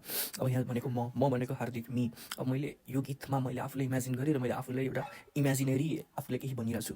म मास्टरबेसन गर्छु, मास्टरबेसन गरेर मैले झुट बोल्छु, अनि मैले मास्टरबेसन गर्दा मसँग केही कुराहरू सकिरहेको छ र म त्यो केही कुराहरूलाई चोर्न खोज्दा मैले चोर्न पाउँदिनँ र म तास खेल्न बस्छु होइन, किनकि जित्नु पऱ्यो, चोर्नु पऱ्यो, तास खेल्न बस्छु। अनि अरू चाहिँ अब आफै याद राख्ने जुन चाहिँ सेल्फ हार्म हो अथवा डिस्ट्रक्टिभनेस र क्रुएल्टी हो। अब यसमा के भयो, म भनेपछि हार्दिक अब म मानव एकछिनमा आफूलाई चाहिँ एन्टी सोसियल, मैले आफूलाई भने कि म एन्टी सोसियल छु। म anti social in nature, problem anti social in problems, anti social in nature होइन। बिहेभियरल प्रब्लम एउटा problem anti social in nature. अनि त्यसमा चाहिँ के आयो, त्यसमा आयो मास्टरबेसनबाट सेक्सुअली अफेन्स, त्यसपछि आयो म झुट बोल्छु लाइङ, त्यसपछि आयो मैले चोरेँ स्टिलिङ, त्यसपछि मैले तास खेलेँ ग्याम्बलिङ, त्यसपछि बाँकीको दुईवटा चाहिँ आफै याद राख्नु जुन चाहिँ थियो सेल्फ हार्म डिस्ट्रक्सन र क्रुएल्टी। सेल्फ हार्म र डिस्ट्रक्टिभनेस भनिन्छ अथवा क्रुएल्टी भनिन्छ। अनि म कालो भनेपछि मैले हबिबी भनेपछि चाहिँ कालो हुने रहेछ, मैले हबिबी भनेपछि चाहिँ कालो हुने रहेछ। हबिबी भनेपछि ह्याबिट डिसअर्डर। सो त्यो ह्याबिटमा के भनेपछि मेरो के कालो भयो त थम र नेल कालो भयो, बाँकी चाहिँ बेड वेट र मास्टरबेसन चाहिँ याद आइहाल्छ होइन। त्यसपछि म कालो रात भनेपछि म रातमा कोसँग बोल्छु, आफ्नो गर्लफ्रेन्डसँग बोल्छु। सो मेरो गर्लफ्रेन्ड चाहिँ मबाट के छ, टाढा छ होइन, परबाट मलाई पर्सनालिटी याद आउँछ, पर्सनालिटी डिसअर्डर। अथवा यताबाट गयो भने पनि जेलसीबाट गयो भने पनि पर्सनालिटी भनेर याद आउँछ, पर्सनालिटी डिसअर्डर। मेरो गर्लफ्रेन्डभन्दा पर छ पर्सनालिटी डिसअर्डर। अब मैले आफ्नो गर्लफ्रेन्डसँग के भयो त भन्दाखेरि ले अरू मान्छेहरूसँग बोल्दाखेरि म के भयो, म जेलस भयो किनकि उभन्दा पर छ होइन। त्यसपछि म अब टेम्पर ट्यान्ट्रम गर्न थाल्छु, अनि त्यसपछि अब बिचतिर चाहिँ म अब राम्रो मिठो गफ गर्न थाल्छु, हामी सपना बुझ्न थाल्छौँ होइन, डे ड्रिम गर्न थाल्छौँ। अनि त्यसपछि लास्टमा चाहिँ डे ड्रिम गरिसकेपछि अलि सेक्सी कुरा गरेर म के गर्छु उसले साई हराउँछु होइन। अब लास्टमा चाहिँ मेरो एक्जाम आइरहेको छ भनेर मलाई थाहा हुन्छ, त्यही भएर मलाई डर आउँछ होइन, फियर र एन्जाइटी जहाँ पनि म पढ्न बस्छु। सो यो पर्सनालिटी डिसअर्डर। सो के आयो पर्सनालिटी डिसअर्डरमा? एउटा आयो जेलसी, अर्को आयो टेम्पर ट्यान्ट्रम, अर्को आयो डे ड्रिमिङ, अर्को आयो साई, अर्को आयो फियर, अर्को आयो एन्जाइटी। त्यसपछि तिमी भनेपछि चाहिँ गर्लफ्रेन्ड, ट्याक्क टु द पोइन्ट गर्लफ्रेन्डलाई याद राख्ने। अनि त्यसपछि त्यसमा चाहिँ उसको C had tremor.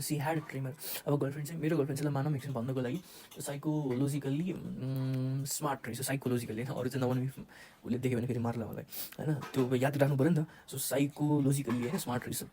Psychosocial complain चाहिँ सर्को भनेको साइकोसोम्याटिक कम्प्लेन, साइको र सोम्याटिक सेलसँग रहेर साइको भनेपछि चाहिँ ब्रेन होइन, साइकोसोम्याटिक कम्प्लेन्स।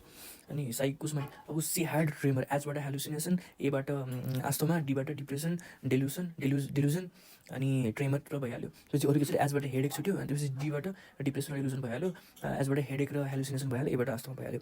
यो हो त्यसपछि कालो रात तिमी चन्द्रमा भनेको चन्द्रमामा चाहिँ म पढ्न जान्थेँ अरे, चन्द्रमामा म पढ्न जान्थेँ। So educational difficulty. So behaviour problem के रहेछ?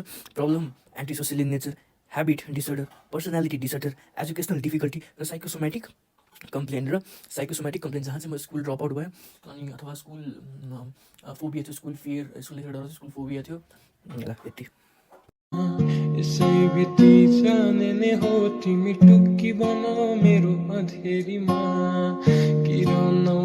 प्रिभेन्टिभ मेजरमा चाहिँ जेनरल चाहिँ फ्यामिली राम्रो हुनुपर्छ, यानि कि फ्यामिलीको के राम्रो हुन्छ? फ्यामिली लाइफ राम्रो हुनुपर्छ। So improvement of family life. अनि अर्को चाहिँ स्कुल पनि राम्रो हुनुपर्छ, स्कुलिङ पनि राम्रो हुनुपर्छ। अनि फ्यामिली र स्कुल मात्र नभएर एउटा स्किल पनि मान्छेमा डेभलप हुनुपर्छ। स्किल कस्तो स्किल त भन्दाखेरि लाइफ स्किलहरू डेभलप हुनुपर्छ। सायद बाहिरको प्रोग्रामहरू अटेन्ड गरेर हुन्छ कि लाइफ स्किल डेभलप हुनुपर्छ। अनि त्यसपछि यदि यो त मान्छे अथवा केटा ठिक छ भने, यदि अर्को केटा चाहिँ उसलाई कुनै प्रब्लम्स छ, सोसियल प्रब्लम्स छ भने चाहिँ उसले चाहिँ सोसियल वेलफेयर सर्भिसमा राख्नुपर्छ। अब यसलाई कसरी याद राख्ने मैले? सो यसै बित्ति जाने नै हो। यसै भनेको यस, किन यस भनिरहेको छ भन्दाखेरि त्यो जुन हाम्रो टाइड छ, टाइड अथवा फिनेल, त्यो फिनेललाई लगेर गाडेको त फिनेल त पलाइदिएर, यानि कि स्टेम फर्म भयो। सो टाइड र स्टेम, यानि कि इम्प्रुभमेन्ट अफ फ्यामिली लाइफ। त्यसमा चाहिँ a well adjusted family can stem the tide of delinquency, अनि यसै बिति किन मऱ्यो त भन्दाखेरि त्यो बच्चाले मेरो माग्थ्यो त भन्दाखेरि उसको निड फुलफिल भएन। अनि भनेपछि the needs of the children should be appreciated and met, अनि parents should be prepare for parenthood. त्यही हो इम्प्रुभमेन्ट अफ फ्यामिली लाइफ भनेको। के रहेछ? एउटा चाहिँ फ्यामिलीले गर्दाखेरि can stem the tide of the delinquency होइन, भनेको क्राइम डेलिक्वेन्सी भनेको crime done by juvenile delinquency. अनि प्यारेन्ट्सले प्रिपेयर फर प्यारेन्टहुड, त्यतिकै बच्चालाई जनाउनु प्रिपेयर्ड भएर बच्चालाई जनाउनु पऱ्यो, छोडिदिनु भएन बच्चालाई। The needs of the children should be appreciated and met, त्यही भएर जसले गर्दाखेरि हि विल रेस्पोन्स होइन, हि विल ग्रो मोर है।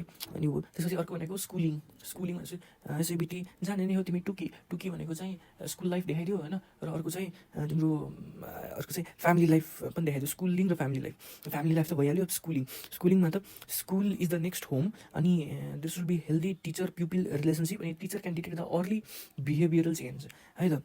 त्यो त्यसपछि स्कुलिङ पछि चाहिँ अर्को भनेको सर्भिस, अर्को भनेको तिम्रो टुक्की बन भनेपछि चाहिँ बन बिस्कुट खाएर चाहिँ त्यो बच्चा बन बिस्कुट खुवाएर चाहिँ किल गर्थ्यो, एउटा स्किल होइन, लाइफ स्किल डेभलपमेन्ट। अनि त्यसपछि मेरो अन्तखेरिको किरण काकु भन्ने मेरो कालो हुनुहुन्छ, सो उसलाई चाहिँ फेयर दिएर गोरो बनाएको। फेयर भनेपछि वेलफेयर, सोसियल वेलफेयर सर्भिसमा के हुनसक्छ? प्यारेन्ट काउन्सिलिङ हुनसक्छ, रिक्रिएसनल एक्टिभिटिजहरू हुनसक्छ, त्यही त हो प्यारेन्ट काउन्सिलिङ, रिक्रिएसनल एजुकेसनल फेसिलिटिजहरू हुनसक्छ। के हुनुपर्छ? बेसिक कुरा एउटा recreational facilities, parent counselling, education facility हुनुपर्छ होइन। यति। जुभेनाइल डेलिक्वेन्सी भनेको child less than 16 years, if is male they are juvenile, she he is juvenile, and a women a female less than 18 years, she is juvenile. And what is delinquency? It is a crime. Delinquency it is a juvenile crime. So delinquency here, juvenile delinquency. The delinquency in juvenile delinquency is not only juvenile crime, or it's not merely juvenile crime.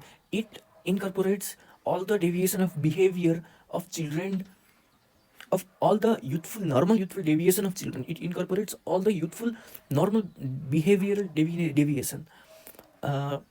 Definition of juvenile delinquency. Juvenile delinquency भनेको के हो? Juvenile delinquency भनेको behavior. Obviously अलिकति broad टर्ममा भन्दाखेरि it is a set of behavior अथवा it is a large variety of behavior. कसको त children र एडोलेसेन्ट को, कसको त चिल्ड्रेन र एडोलेसेन्ट को. अनि society which the society does not accept that, and for which some kind of punishment, some kind of improvement, some kind of punishment छ भनेपछि इम्प्रुभ गर्नु पऱ्यो अनि प्रिभेन्ट गर्नु, some kind of preventive measures are available in the public interest. Are justifiable, are available in the public interest, large variety of behaviour children र adolescent, अनि society does not approve, for which some kind of punishment, preventive and corrective measures are available. र अब यसको behavioural प्रब्लम्सहरू के हुनसक्छ? Behavioural problem number 1, so मबाट हार्दिक, हार्दिकबाट anti social behaviour. So problems of anti social behaviour, म कालो कालो भनेपछि अब ह्याबिट प्रब्लम र ह्याबिट डिसअर्डर होइन, म कालो, रात भनेपछि पर्सनालिटी डिसअर्डर, रात तिमी भनेपछि साइकोसोमेटिक प्रब्लम, साइकोसोमेटिक बिहेभियर होइन, कालो रात तिमी, चन्द्रमा भनेपछि schooling problem, schooling difficulty, educational difficulty होइन। अनि त्यसपछि प्रिभेन्सन र म्यानेजमेन्ट अफ बिहेभियर प्रब्लम भनेको स्कुलिङ, फ्यामिली लाइफ चाहिँ के हुनु पऱ्यो, फ्यामिली लाइफ चाहिँ इम्प्रुभ हुनु पऱ्यो, स्कुलिङ हुनु पऱ्यो, अर्को स्किल्सहरू, सोसियल स्किल्सहरू, लाइफ स्किल्सहरू डेभलप हुनु पऱ्यो, अर्को सोसियल वेलफेयर सर्भिसहरू एभाइलेबल हुनु पऱ्यो। यो चाहिँ प्रिभेन्टिभ मेजर्स हो। स्कुल हेल्थ सर्भिस, यसलाई याद गर्नको लागि चाहिँ स्कुल हेल्थ सर्भिसलाई हेर्नको लागि के हुनुपर्छ, के एस्पेक्टहरू चाहिन्छ, के मिट गर्नुपर्छ र अब्जेक्टिभ के हो, यो स्कुल हेल्थ सर्भिसको अब्जेक्टिभ के हो, एस्पेक्टहरू चाहिँ के हुनुपर्छ, यसलाई याद गर्नको लागि चाहिँ सबभन्दा भ्याल्यु इङ्ग्लिस स्कुलमा पहिला नेल चेक हुन्थ्यो, त्यसपछि एसेम्ब्ली हुन्थ्यो, अनि एसेम्ब्ली पछि क्लास टिचर आउँछ, अनि क्लास टिचर पछि अर्को इम्पोर्टेन्ट कुरा के हुन्छ, नेल चेक, एसेम्ब्ली, त्यसपछि क्लास टिचर, त्यसपछि टिफिन टाइम पछि चाहिँ यो एडमिसनको बेला साथसाथै चाहिँ एडमिसन र अवेकेनिङ विथ ब्रह्माकुमारी मेडिटेसन जस्तो गर्दो रहेछ, अनि एडमिसन फर ह्यान्डिक्याप गर्दो रहेछ, अनि लास्टमा चाहिँ भ्यानबाट विद्यार्थीहरूलाई लग्छ, सो नेल चेकिङमा सबैभन्दा पहिला चाहिँ नेल चेकिङ गर्ने सन्तोष सर 80 वर्ष पुगिसक्नु भयो। 80 भनेपछि एक्सेस, सो एक्सेस अथवा एसेस, सो एसेसमेन्ट होइन, assessment of health status of school child and personal, assessment, ASSEMENT, assessment of health status of school child and school personal एउटा। अनि अर्को भनेको चाहिँ जसले नङ काटेको छ त्यसलाई रेडीको फिल्म खेलाउन गर्नु त रेडीको डाइलग भन्न लगाउनुहुन्थ्यो, जसले चाहिँ नङ काटेको छ रेडी फिल्मको इमेज गरेर है समान खानवाला। So remedial measure and follow up गरिन्छ। अनि त्यसपछि एसेम्ब्ली हुन्छ, एसेम्ब्ली र एसियन क्लास टिचरको साइडमा राखौँ। अब रेमेडियल मेजर एन्ड फलोअप गरिसकेपछि बाँकीको यो जुन दुइटा चाहिँ आफै गेस गर्ने, एउटा प्रिभेन्सन अफ कम्युनिकेबल डिजिज गर्नुपर्छ, किनकि यत्रो एसेस गरिएको छ, अनि एसेस पछि रेमेडी पनि गरिएको छ होइन, फलोअप पनि गरिएको छ, अनि चाहिँ प्रिभेन्सन अफ कम्युनिकेबल डिजिज बाहिरबाट गर्नै पर्ने। अर्को चाहिँ इन्भाइरोमेन्ट होइन, हेल्थफुल स्कुल इन्भाइरोमेन्टलाई प्रमोट गर्नु पऱ्यो, हेल्थफुल स्कुल इन्भाइरोमेन्टलाई प्रमोट गर्नु पऱ्यो। अब भनेपछि एसेम्ब्लीमा के सिकाइएको छ, भनेपछि मेन्टल होइन, माथि हेर मेन्टल हेल्थ, त्यसपछि आँखामा हात लो आई हेल्थ, त्यसपछि दाँतमा हात लो डेन्टल हेल्थ र हेल्थ एजुकेसन दिनुपर्छ भनेर एसेम्ब्लीमा पनि पढाएको छ र क्लास टिचरले पनि त्यही पढायो। र टिफिन टाइममा न्युट्रिसन दिन्छ भनेपछि न्युट्रिसनल सर्भिस, अनि फर्स्ट एड इमर्जेन्सी सर्भिस, किनकि खेलेर लडिन्छ, फर्स्ट एड इमर्जेन्सी सर्भिस। अनि त्यसपछि एडमिसन थियो भनेपछि अर्फेनको लागि एडमिसन भनेपछि एजुकेसन अफ ह्यान्डिक्याप चिल्ड्रेन, के अरे अर्फेन अथवा ह्यान्डिक्याप, अर्फेन भन्दा एक्जाम अर्फेन के अरे एजुकेसन अफ ह्यान्डिक्याप चिल्ड्रेन। अनि त्यसपछि यसमा चाहिँ अवेकेनिङ भनेको चाहिँ अवेकेनिङ हेल्थ कन्सियसनेस इन चिल्ड्रेन चाहिँ अब्जेक्टिभ अफ स्कुल हेल्थ सर्भिसमा पर्छ। अनि भ्यानमा चाहिँ के हुन्छ भन्दाखेरि हेल्थ के अरे जुन हेल्थ स्टेटस छ त्यो हेल्थ स्टेटसलाई चाहिँ मेन्टेन गर्ने, proper maintenance of health status record, school health status record होइन, proper maintenance of school health status record. So अब अब्जेक्टिभ अफ स्कुल हेल्थ सर्भिसमा अब्जेक्टिभ भनेपछि त सर्ट टर्म गोल भनेपछि भएको हेल्थलाई प्रमोट गर्नु पऱ्यो, प्रमोट अफ पोजिटिभ हेल्थ। त्यसपछि जुन हेल्थ छ प्रिभेन्ट गर्नु पऱ्यो, प्रिभेन्ट अफ डिजिज, जोसँग डिजिज छ तिनीहरूको early diagnosis, treatment and follow-up हुनु पऱ्यो। अनि त्यसपछि अब 4 and 5 भनेको 4 भनेको अवेकेनिङ हेल्थ कन्सियसनेस इन चिल्ड्रेन, अनि हेर चाहिँ अवेकेनिङ विथ ब्रह्माकुमारी कति राम्रो इन्भाइरोमेन्टमा गरेको छ भनेपछि provision of healthful environment. So यो ब्याटर्ड बेबी सिन्ड्रोम, यहाँ बेबी रोइरहेछ भनेपछि there is repetitive physical injury, जुन चाहिँ नन एक्सिडेन्टल भाइलेन्स हो, त्यो हातबाट थाहा हुन्छ कि नन एक्सिडेन्टल भाइलेन्स जान्छ नि गरेको छ, and that is done by parents or guardian. अनि अर्को चाहिँ यसको बच्चाको बारेमा चाहिँ is the position in the family, is the eldest or the youngest child. अनि केटीलाई त सी इज अनम्यारिड यङ अनि low level of education is there, she is unmarried young and low level of education is there. So what is battered baby syndrome? A battered child is one who has received repetitive physical injury as a result of non-accidental violence produced by a parent or a guardian. Just like what is battered child? A battered child is one who has received repetitive physical injuries. He has received repetitive physical injury, and which is non-accidental violence. And accidental or non-accidental, it's non-accidental violence produced by parent or guardian. Here, so you accident, the bike accident, it's non-accidental violence, and it is produced by parents or guardian. What is a feature related to child? Use one child, your child male, so your child is less than 3 years, and or feature related to child. अरू भनेको position हेरेर यो चाइल्डको position in the family, commonly the eldest or the youngest यो position हो, status of the child होइन, he is not authorise, usually not authorise by law and he is unwanted child होइन, त्यो चाहिँ अनवान्टेड चाइल्ड हो, pregnancy before marriage अथवा failure of contraception हो, यो भनेको अनवान्टेड पोजिसन पनि भयो। अब चाहिँ रिलेसन टु प्यारेन्ट के छ, माथि भयो रिलेसन टु चाइल्ड, तलको relation to parents. Marital status के छ त, म्यारिटल स्टेटस हेर त केटी अनम्यारिड हो, अनि कमनली सिनेन्स वेस्टर्न कन्ट्री, एज एकदम सानो छ, एजुकेसन पढेकै छैन, अनि एडिक्सन ड्रग्सहरू एडिक्सन हुन सकिन्छ भने remember childhood history, if can then remember childhood हिस्ट्रीमा चाहिँ often parents themselves were the victim of battering होइन, ब्याटर्ड बेबी सिन्ड्रोम भनेपछि ब्याटेरिङ है त, they were the victim of battering भनेपछि ब्याटर्ड बेबी सिन्ड्रोम भनेको battered baby is the one who has got repeated physical injury अनि त्यो चाहिँ non accidental थियो, अनि त्यो चाहिँ it was produced from the parents or the guardian itself, अनि feature related to the child र feature related to the parents or guardian, अनि फिचर रिलेटेड टु चाइल्डमा चाहिँ केही कुरा र गार्जियनमा चाहिँ केही कुरा जुन डिस्कस भइसक्यो। सो चाइल्ड लेबर, अब चाइल्ड लेबर भनेपछि चाहिँ it's a work of child, अनि which is permitted if it's not permitted by the constitution of the country and the children and labour act, then it is called as child labour, जुन चाहिँ कन्स्टिट्युसनले पनि permit गरेको छैन, अनि बच्चाले काम गर्न लगाइयो, अनि लेबर एक्ट र चाइल्ड एक्टले पनि त्यसलाई अलाउ गरेन भनेपछि त्यसलाई के भन्छ, चाइल्ड लेबर भन्छ। So child labor in Nepal, child labor is defined as a work or activity carried by children below the age as defined by the constitution of the country and as explained in the Children Act and Labor Act. फेरि child labor in Nepal, it is defined as a work or activity and carried by children below the age as defined by the constitution of the country and as explained in the Children Act and Labor Act. So depending on the type of the work or activity, there is variation in the consideration of the minimum age. So depending on the type of the work or activity and depending on the type of the work. अब यसमा चाहिँ ढिकी चाहिँ खेल्नु छ लाइटमा, so for light work in fix time, for light work लाइटमा चाहिँ ढिकी चाहिँ खेल्नु छ for light work in fixed time, अनि त्यसलाई चाहिँ के भन्यो तारले भन्छ 14 years for light work in fix time, the minimum age for employment is 14 years, the minimum age for other employment अनि होइन not involve physical and mental hazards is 16 years. यसमा फिक्स टाइम भनेर भनेको छ माथि चाहिँ for light work in fix time, अनि if the work involve special care to avoid physical र mental hazard the minimum age is 18 years, त्यसपछि the minimum age for other employment involving physical and mental hazard is 18 years, अनि काम अनि त्यसपछि नोकर बनेर बस्न पाउँदैन त्यो चिल्ड्रेन, द्याट इज इलिगल।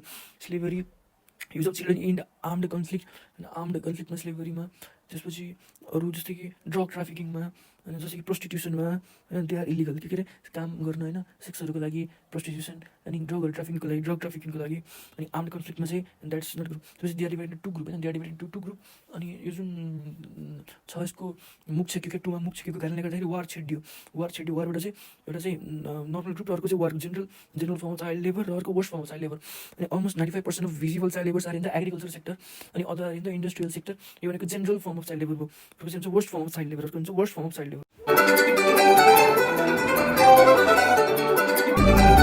यो एउटा मेमोरी प्यालेस, त्यो एउटा memory palace,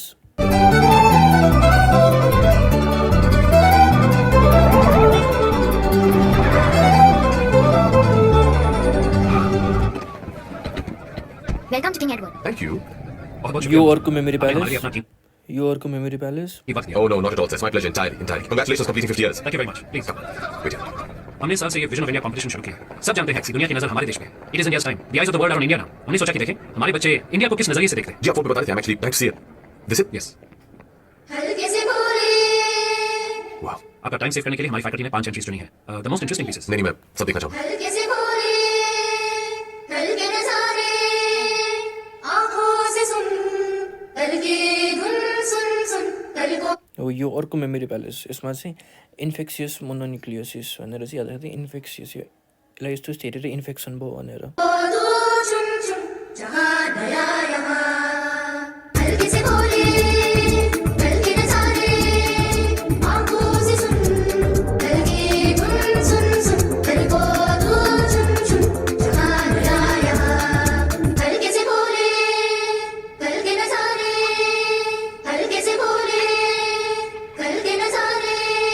students, welcome to the vision of India award ceremony.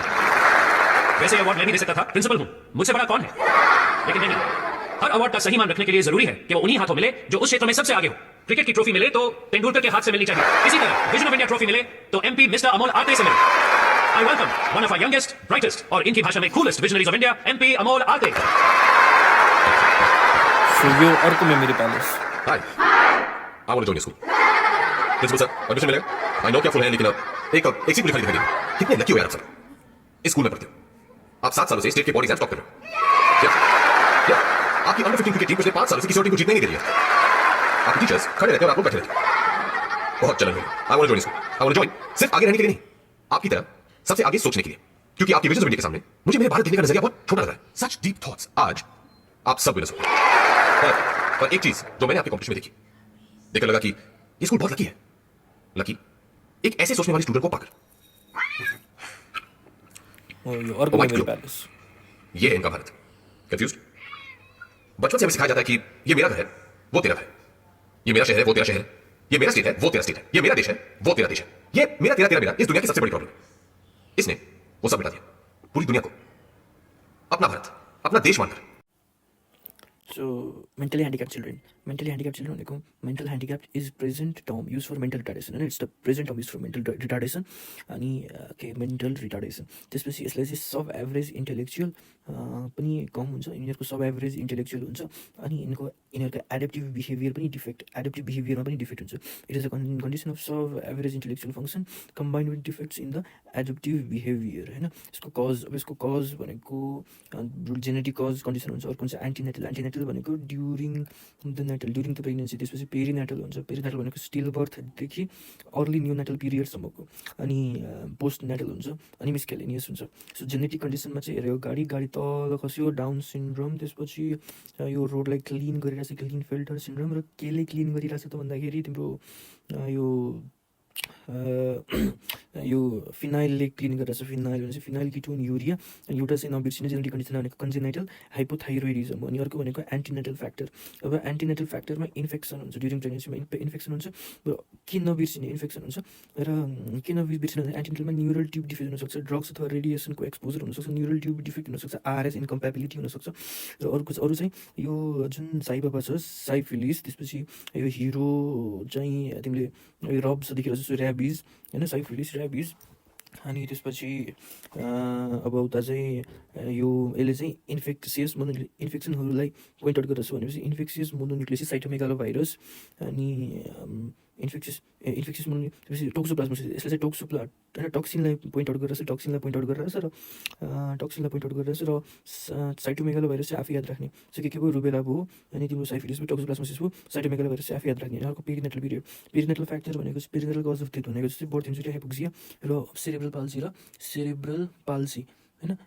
Palsy. त्यसपछि तिम्रो सेरेब्रल पाल्सी भयो, हाइपोक्सिया सेरेब्रल पाल्सी। र पोस्टनेटल फ्याक्टर भनेपछि यतातिर हेर माइकमा बोलिरहेको छ भनेपछि माइकबाट लिड र mercury poisoning result in mental retardation, head injury हुनसक्छ। त्यो गाडी ठोक्यो टाउकोमा हेड इन्जुरी हुनसक्छ। गाडी भनेपछि एक्सिडेन्ट, इन्सेफेलाइटिस, अनि लिड एन्ड मर्क्युरी पोइजनिङ। त्यसपछि मिसकेलेनियसमा चाहिँ त्यो जुन घुम्ने छ होइन, त्यो चाहिँ मेटर्नल मालन्युट्रिसन, किनकि त्यहाँ म्याथहरूको बारेमा छ। Maternal malnutrition, protein energy malnutrition, iron deficiency, endemic goitre.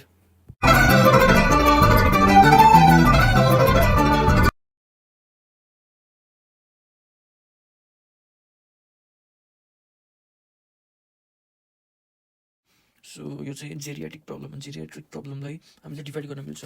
कसरी डिभाइड गर्न मिल्छ भन्दा problems which are important for both the gender, अनि problems which mainly concern the elderly female, elderly male भनेर, र problems which are concern for both the gender तिनीहरूलाई हेर्ने भनेपछि एउटा हुन्छ हेर आँखा हेर्न गाह्रो हुन्छ, अकुलर प्रब्लम हुन्छ, अनि मेनली क्याटारेक्ट हुनसक्छ, ग्लाउकोमा हुनसक्छ, अनि डिमिनिस्ड भिजन हुनसक्छ, अकुलर प्रब्लम। अनि अर्को चाहिँ हियरिङ डिफिकल्टी हुनसक्छ, हियरिङ डिफिकल्टिज हुनसक्छ। त्यसपछि अनि अर्को चाहिँ तिम्रो डेन्टल प्रब्लम्स हुनसक्छ, जसले गर्दाखेरि there will be decrease in the number of teeth, जसले गर्दाखेरि उनीहरूको डाइजेस्टिभ प्रोसेसमा असर गर्छ, उनीहरूलाई खान मन लाग्दैन होइन, अनि there desire to eat will decrease, अनि जस देयर अकर्स डेन्टल प्रब्लम्स आउँछ। अनि डेन्टल प्रब्लम्सले गर्दाखेरि चाहिँ न्युट्रिसनल डेफिसियन्सी पनि हुन्छ, reduction in the number of teeth, interference mastication, digestive process, also the desire to eat. अनि त्यसपछि अर्को चाहिँ यिनीहरूको तिनजनाहरू जुन तिनजना छ माथि, यिनीहरूको चाहिँ एकअर्कासँग कोर्डिनेट गर्नुपर्ने मस्कुलर स्ट्रेन्थ एन्ड कोर्डिनेसन पनि यिनीहरूको डिक्रिज हुन्छ बिकज अफ तिनीहरूको न्युरोमस्कुलर कोर्डिनेसन राम्रोसँग हुन पाउँदैन, जसले गर्दाखेरि न्युरोमस्कुलर कोर्डिनेसन एज अनुसार डिक्रिज हुन्छ, जसले गर्दाखेरि reduce muscular strength and coordination हुन्छ। भनेपछि यो जुन तल चाहिँ खालि हड्डी जस्तो देखिन्छ नि त लास्टमा भनेपछि एक्सिडेन्ट्स एन्ड इन्जुरी पछि न्युट्रिसनल डिफिसियन्सी भएको कारणले गर्दाखेरि हड्डी भएको हो। सो एक्सिडेन्ट्स एन्ड इन्जुरी हुने चान्स धेरै छ किनकि अकुलर डिजिज छ, हियरिङ डिफेक्ट छ, साथसाथै स्लिपरी सर्फेस भएको कारणले गर्दाखेरि न्युरोमस्कुलर कोर्डिनेसन पनि राम्रो नभएको कारणले एक्सिडेन्ट हुनसक्छ। र न्युट्रिसनल डिफिसियन्सी हुनको लागि चाहिँ उनीहरूसँग पैसा हुन्न किन्नको लागि, बाहिर जाँदैनन् क्वालिटी ठाउँ सामानहरू किन्नको लागि, हात खुट्टाले राम्रोसँग काम गर्दैन, त्यो राम्रोसँग पकाउँदैन, अनि उनीहरूको अर्को भनेको जुन यो दाँत छ, दाँतले पनि साथ दिँदैन, त्यसले मास्टिकेसन हुँदैन र चबाउन मन गर्दैन, र न्युट्रिसनल डिफिसियन्सी पनि हुन्छ। अनि अर्को यिनीहरूको हार्ट प्रब्लम हुन्छ, कार्डियोभास्कुलर डिजिजहरूसँग नि यिनीहरू एसोसिएटेड भएको हुन्छ किनकि एथेरोस्क्लेरोटिक प्रोसेसको the end result of atherosclerotic process becomes more evident in the elderly group होइन, the end result of atherosclerotic process becomes more evident in the elderly group अनि त्यसपछि द इन्सिडेन्स अफ होइन ischaemic heart disease stroke अनि यो पनि more evident हुन्छ। अनि त्यसपछि अर्को भनेको hypertension is significantly increase in this age group, hypertension is significantly increase in this age group. अर्को यहाँ के हुन्छ, there will be increase susceptibility to adverse effect of physical environment, जस्तै कि people is more than 65 years are more susceptible to adverse effect of heat होइन, increase susceptibility to adverse effect of physical environment. People age more heat stroke and heat exhaustion हुन्छ होइन, अनि hit stroke र hit exhaustion हुन्छ, र they अनि degenerative neurological disorder पनि हुन्छ, अल्जाइमर्स डिजिजहरू हुनसक्छ, अनि क्यान्सर्सहरू पनि हुनसक्छ, बेनाइन प्रोस्टेटिक हाइपरप्लेसिया हुनसक्छ, प्रोस्टेट क्यान्सर हुनसक्छ, बेनाइन प्रोस्टेटिक हाइपरप्लेसिया हुनसक्छ, मेल सेक्सुअल डिसफङ्सन हुनसक्छ, त्यसपछि मेल सेक्सुअल डिसफङ्सन हुनसक्छ। अनि अर्को चाहिँ फिमेलमा प्रब्लम के हुनसक्छ भन्दाखेरि फिमेलमा चाहिँ मेनोपज प्रब्लम हुनसक्छ, मेनोपज भनेपछि चाहिँ ओस्टियोपोरोसिस हुन्छ र क्यान्सर्सहरू हुन्छ, ओस्टियोपोरोसिस हुन्छ र क्यान्सर्सहरू हुन्छ। र अरू चाहिँ के देखिन्छ भनेपछि अरू चाहिँ युरिनरी इन्कन्टिनेन्सी देखिन्छ जुन चाहिँ फिमेलमा मात्र देखिन्छ। ल अब फर्स्टमा चाहिँ लेट्स एसेस द म्याच्युरिटी होइन, लेट्स एसेस द म्याच्युरिटी के हुन्छ भन्दाखेरि 36 विक्स प्लस 6 डेज अथवा 37 विक भनेर सम्झिने, 37 विक भनेर सम्झिने है। 36 विक प्लस 6 डेज भनेपछि यो भनेको प्रिम्याच्योर हुन्छ होइन, प्रिटर्म अथवा प्रिम्याच्योर हुन्छ, इम्याच्योर हुन्छ। टर्म भनेको 37 विकदेखि 42 विकसम्म भनेर भनिन्छ। सो यसलाई चाहिँ ब्रेक गरेर 37 विकदेखि 41 विक प्लस 6 डेज र पोस्टर्म भनेको मोर देन 42 विक, अब प्रिटर्ममा पनि क्लासिफिकेसन चाहिँ 36 विक, 32 विक र 28 विक भनेर। यदि 32देखि 36 छ भनेपछि एउटा क्लासिफिकेसन छ, अनि 36देखि 28 भनेपछि एउटा क्लासिफिकेसन छ, र भेरी लेस देन 28 विक छ भनेपछि अर्को क्लासिफिकेसन छ। त्यो हेरौँला, यसलाई एक्सट्रिमली प्रिटर्म, भेरी प्रिटर्म, लो प्रिटम, अनि के अरे भेरी प्रिटर्म, एक्सट्रिमली प्रिटर्म भनेर चाहिँ डिभाइड गरिएको छ है त। अब so divide into preterm, term र postterm which according to the gestational age gestational age less than 36 week plus 6 days होइन, अथवा 6 हेर्ने, अथवा यसलाई 6 हेर्ने। अनि 36 विक र 6 डेज भनेपछि प्रिटर्म बेबी अथवा प्रिम्याच्योर अथवा इम्याच्योरिटी हो। जेस्टेसनल एज 37देखि 41 विक प्लस 6 डेज भनेको चाहिँ टर्म बेबी भयो। Gestational age more than 42 week भनेपछि चाहिँ पोस्टर्म बेबी भयो होइन। अब वाट इज एबर्सन? एबर्सन भनेको के हो? Termination of pregnancy at less than 20 week of gestation होइन, at less than 20 week of gestation, यो नबिर्सिनु 20 week of gestation or at the time of abortion weight of the foetus is less than 500 gram होइन, at the time of the abortion the weight of the foetus is less than 500 gram. तर 20 week of जेस्टेसनमा the weight of the foetus will be 1000 ग्राम है त, यो चाहिँ नबिर्स, झुकिन सक्छ। अनि what is एबर्सन? कसैले एउटा डेफिनेसन छ, कसैले फेरि भन्छ एबर्सन भनेको termination of the pregnancy before the foetus becomes viable, that is capable of living independently हैन। द पिरियड अफ भायबिलिटी भनेको 28 weeks of period of gestation हो, 28 weeks of period of gestation हो। र 28 विकमा 20 विकमा चाहिँ फिटलको एप्रोक्सिमेट वेट चाहिँ 1000 ग्राम हुन्छ। 28 विकमा चाहिँ फिटलको एप्रोक्सिमेट वेट चाहिँ 1000 ग्राम हुन्छ भनेपछि 20 विकमा चाहिँ फिटलको एप्रोक्सिमेट वेट चाहिँ 500 ग्राम हुन्छ। सरी मिस्टेक भएछ है। And termination of pregnancy before the fetus becomes viable, capable of living independently. Period of viability 28 weeks 1000 grams. So what is stillbirth? Termination of the pregnancy after 28th week. Gestation अथवा त्यस्तोतिर 100 ग्राम हुन्छ weight of fetus. Or at the time of termination of the pregnancy, if the fetus is more than 500 ग्राम भनेको त्यो stillbirth हो। बुझ्यौ? More than 28 week of gestation, 28 week corresponds to 1000 ग्राम। अथवा वेटको टर्म्समा हेर्ने हो भनेपछि जब प्रेग्नेन्सी टर्मिनेसन भयो त्यो weight of the baby is more than 500 gram, त्यो भनेको चाहिँ स्टिल बर्थ भयो, यो भनेको चाहिँ एबोर्सन भयो है हैन। अब यसमा फिटल डेथ भनेको फिटल डेथ भनेको के हो? जसलाई चाहिँ अर्ली फिटल डेथ र लेट फिटल डेथ भनेर छ। Early foetal death, intermediate foetal death र late foetal death. Early foetal death भनेको death occurring at less than 20 weeks of gestation, at less than 20 weeks of gestation भनेको early foetal death. Intermediate foetal death भनेको death between 20 to 28 week of gestation भनेको intermediate foetal death, र death after 28 week of gestation भनेको stillbirth अथवा late foetal death होइन, late foetal death अथवा stillbirth, जहाँ चाहिँ 28 विकमा चाहिँ corresponds to the weight of 1000 gram होइन, corresponds to the weight of 1000 gram. र WHO recommends the use of stillbirth to a foetus born death and वेटिङ over 500 gram. यदि 500 यदि त्यो बर्थ अफ द बेबी चाहिँ तिम्रो over 500 ग्राम छ भनेपछि त्यसलाई हामी स्टिल बर्थ भन्छौँ र लेस देन 500 ग्राम छ भनेपछि त्यसलाई हामी भन्छौँ एबोर्सन होइन ओके स्टिल बर्थ। जब इमेच्योरिटी अथवा प्रिमेच्योर भनेको it is a life born infant with birth weight of 2500 gram or less or born before 37 week of gestation regardless of weight. So prematurity भनेको होइन 37 विकको हामीलाई थाहा छ 37 विकको भन्दैनौँ अथवा बर्थ वेट कति हुनु पऱ्यो 2.5 ग्रामभन्दा कम हुनु पऱ्यो यो भनेको प्रिमेच्योर अथवा इमेच्योरिटी। न्युनेटल डेथ भनेको न्युनेट भनेको 28th डेजसम्म। So death occurring from birth to 28 days of age death occurring from birth to 28 days of age र अर्ली न्युनेटल डेथ भनेको र लेट न्युनेटल डेथ भनेको अनि deaths within 7 days after birth 0 देखि 7 भनेको अर्ली न्युनेटल डेथ भन्यो 7 देखि 28 भनेको लेट न्युनेटल डेथ हो। पेरिनेटल डेथ भनेको perinatal mortality includes both late foetal death and early neonatal death. Perinatal mortality includes both late foetal death भनेपछि stillbirth अनि plus early neonatal death stillbirth र early neonatal death होइन भन्नाले more than 28th विकदेखि less than 7 डेजसम्म यतिसम्मको ड्युरेसनलाई perinatal death भनिन्छ एन्ड अर्ली अनि ICD-8 define it as a death occurring from 28th week of gestation to the 7th day after birth. Baby is chosen for perinatal statistics should be above 1000 gram at birth. एउटा अर्को एउटा तरिका हो भन्ने it should be above 1000 gram किनकि 28th week भनेको 1000 ग्राम हो होइन। If the birth weight is not available, a gestation period of at least 28 weeks should be taken, and if that also not available, then crown rump length should be 35 centimeter. 35 centimeter को crown rump length should be used. More than 35 centimeter. Body length crown to heel at least 35 centimeter should be used. At least 35 centimeter. More than equal to 35 centimeter should be used. Child health problem. के child health problem हुन्छ? Child health problem मा low birth weight हुन्छ, malnutrition हुन्छ, infectious disease हुन्छ, accident हुन्छ र behavioral problem हुन्छ। Child health problem मा के हुन्छ? सबैभन्दा बेसी चाइल्ड हेल्थ प्रब्लममा के हुनसक्छ त्यो अहिले जस्तो हामीलाई पछि यतिकै हेर्दाखेरि चाहिँ लो बर्थ वेट हुनसक्छ। लो बर्थ वेट हुने कारण चाहिँ दुईवटा छ। एउटा कारण भनेको इन्ट्रायुटेराइन ग्रोथ रेस्ट्रिक्सन हो भनेपछि अर्को भनेको प्रिम्याच्युरिटी हो। त्यसपछि अर्को हुनसक्छ मालन्युट्रिसन होइन अर्को हुनसक्छ इन्फेक्सियस डिजिज र अर्को हुनसक्छ एक्सिडेन्ट र बिहेभियरल प्रब्लम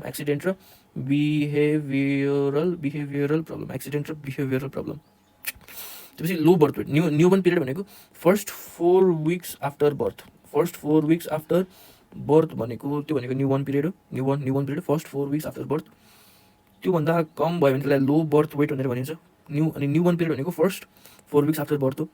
अब लो बर्थ वेट भनेको लेस देन 2.5 kg भनेको low birth weight, less than 1.5 kg भनेको very low birth weight, less than 1 kg भनेको extremely low birth weight. Very र extremely so first 4 weeks of after birth भनेको newborn अथवा neonatal period हो।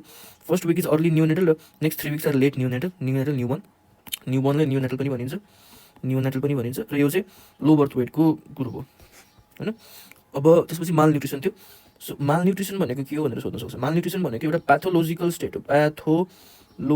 State हो जहाँ चाहिँ जुन यो इसेन्सियल न्युट्रिएन्टहरू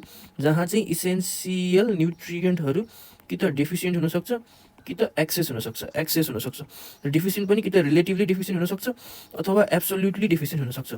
यो भनेको मालन्युट्रिसन हो, एक्सेस भइहाल्यो है त। र अब मालन्युट्रिसनलाई हेऱ्यो भनेपछि चाहिँ केमा डिभाइड गर्न मिल्छ? एउटा गर्न मिल्छ अन्डर न्युट्रिसनमा डिभाइड गर्न मिल्छ होइन, अर्को मिल्छ ओभर न्युट्रिसनमा र अर्को गर्न मिल्छ इम्ब्यालेन्समा र अर्को स्पेसिफिक डेफिसियन्सीमा होइन।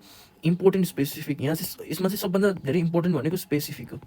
सो इम्पोर्टेन्टबाट इम्ब्यालेन्स, स्पेसिफिकबाट स्पेसिफिक डेफिसियन्सी होइन। इम्ब्यालेन्स र specific deficiency, important specific deficiency. So यो इम्ब्यालेन्स र स्पेसिफिक डेफिसियन्सी भनेको के पनि होइन, माइक्रो न्युट्रिएन्ट रिलेटेड मालन्युट्रिसन हो। यो भनेको के पनि होइन, यो भनेको माइक्रो न्युट्रिएन्ट रिलेटेड मालन्युट्रिसन हो भनेपछि under nutrition which includes low weight for height भनेको wasting, low height for age भनेको स्टन्टिङ र लो वेट फर एज भनेको अन्डर वेट होइन एउटा त्यो।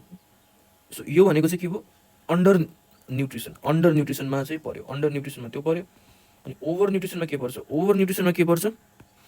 ओभर वेट पर्छ होइन।